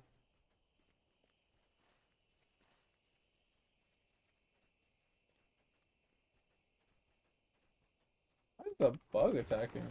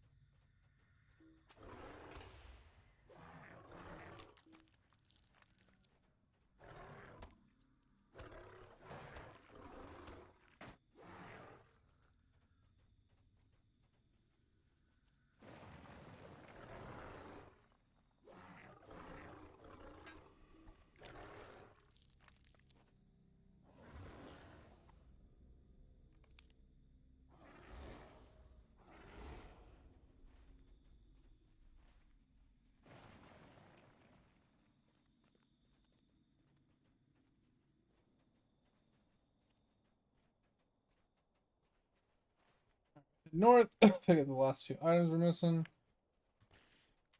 I think this is the last quest we're doing for the night.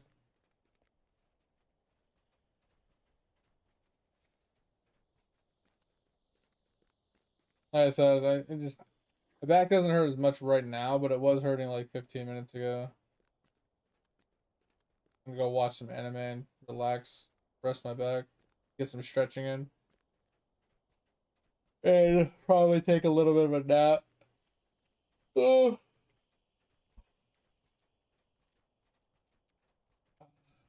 It was fun though. I had a great time tonight. Got a bunch done.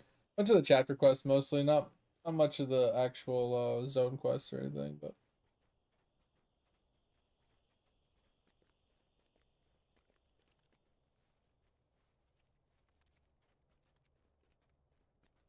tomorrow we'll definitely hit 70. We'll definitely progress this zone quite a bit since it looks like we got all the chapter quests pretty much handled.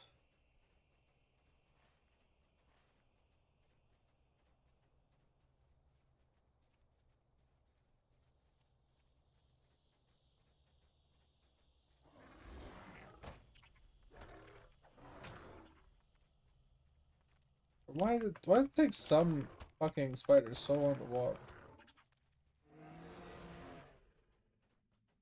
Just follow me. Backpedaling.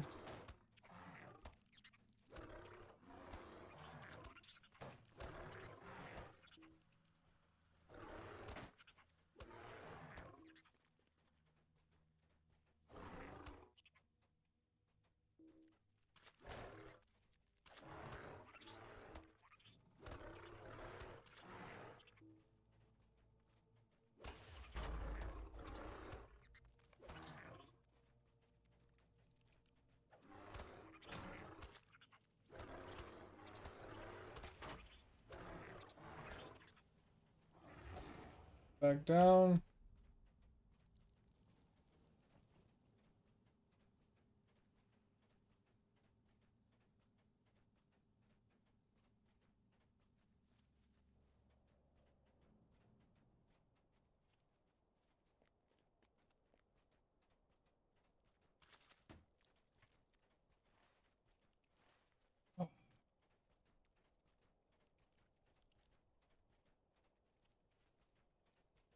Oh, wow, we're running. Hey, we're getting there. We're almost to 44. I might use some of my ascension potions to get my 44 tonight, and then let it grind while I'm sleeping, and then use some ascension potions when I get up, get my 45.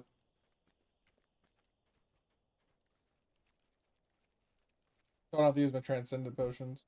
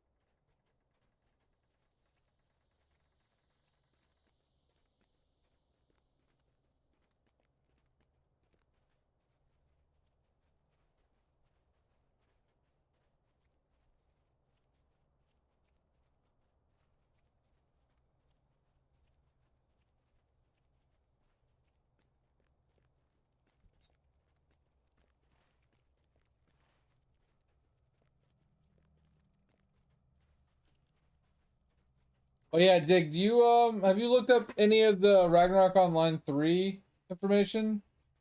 I saw a like review breakdown by somebody, I don't remember who it was. Uh and the points that he brought up I kind of think are valid, and it is kind of worrisome. Um I don't expect it to be dog shit per se, but I am worried that it's going to have mobile-esque microtransactions. Pay to win. That's what I'm worried about. Specifically. because some of the combat that they showed and stuff like that looks like it has like mobile-esque combat. And if it has mobile-esque combat, then what? And it's like I think it's I think it's mobile and PC combo, where it can be played on both, and it's like cross-platform on top of that. So the curious question is like, what kind of monetization is going to be there? Like that's what I'm kind of worried about. Like I don't mind if there's like some pay to win, like pay for progression more or less, right? Pay for advancement, pay for skipping or whatever. I don't mind that. I mind like there being stuff that is completely and utterly impossible to obtain as a free to play. That can't be obtained and or obtain an equivalent item and or obtain the same thing in a different format for free, right? Even if it's from like events or something at bare minimum.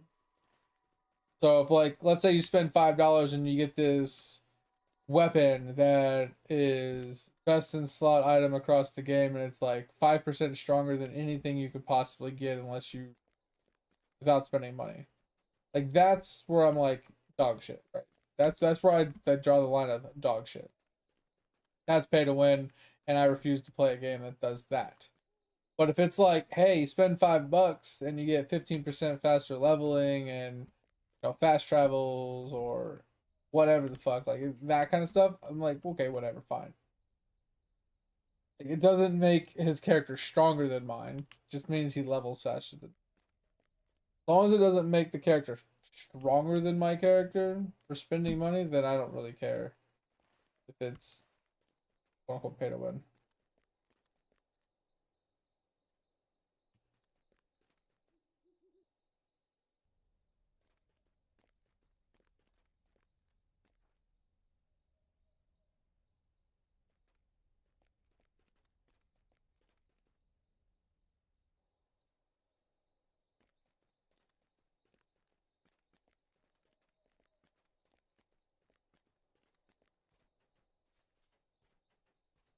To be surprised, yeah, that's kind of like what I'm thinking.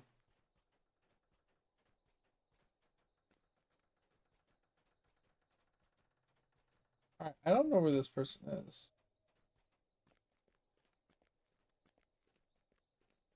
It says they're in there specifically, but I didn't see anybody in there.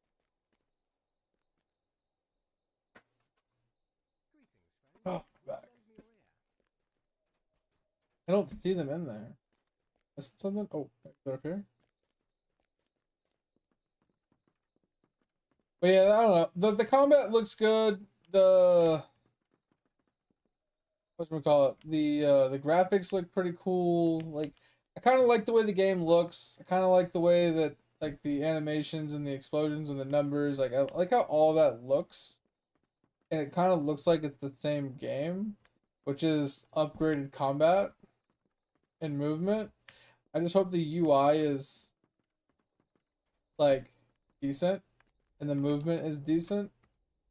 I'm hoping we can play it in full screen mode. I'm hoping we can um move our UI around a little. I hope we can scroll out further than we can in like RO1, right? Like I'm hoping all of that gets addressed. And it's basically RO1 with upgraded UI basically. That's all I'm hoping for. And we all know RO1 has some pay to win in it, right? At least from what I understand. And that's fine. Fuck it, I don't care. I just want to have fun. I just want to play something I never played before and have fun.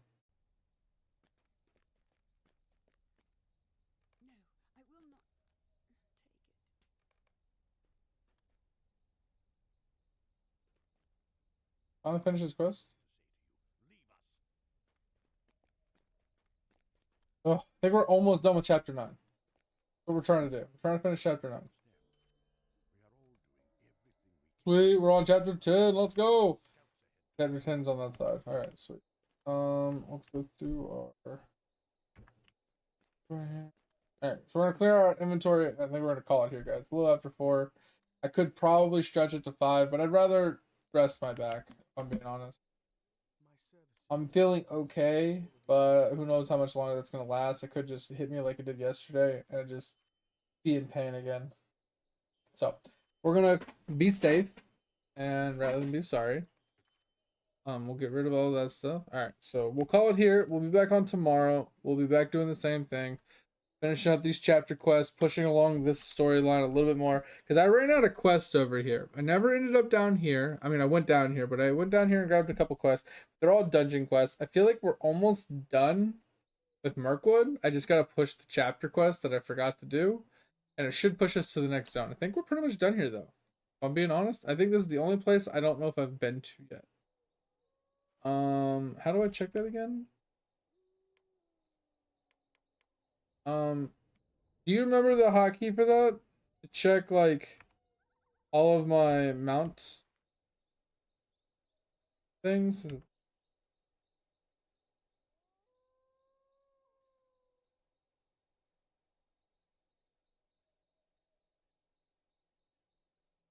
Oops. Okay, yeah. Thank you.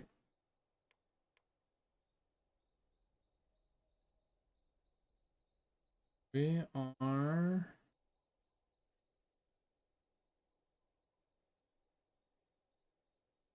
Where are we? Yeah, we're missing this one. Okay. So we still have to go down there to finish this up. Which isn't too bad. We did miss... It's like 2 and Troll Shot, but I think those are the zone I couldn't get to.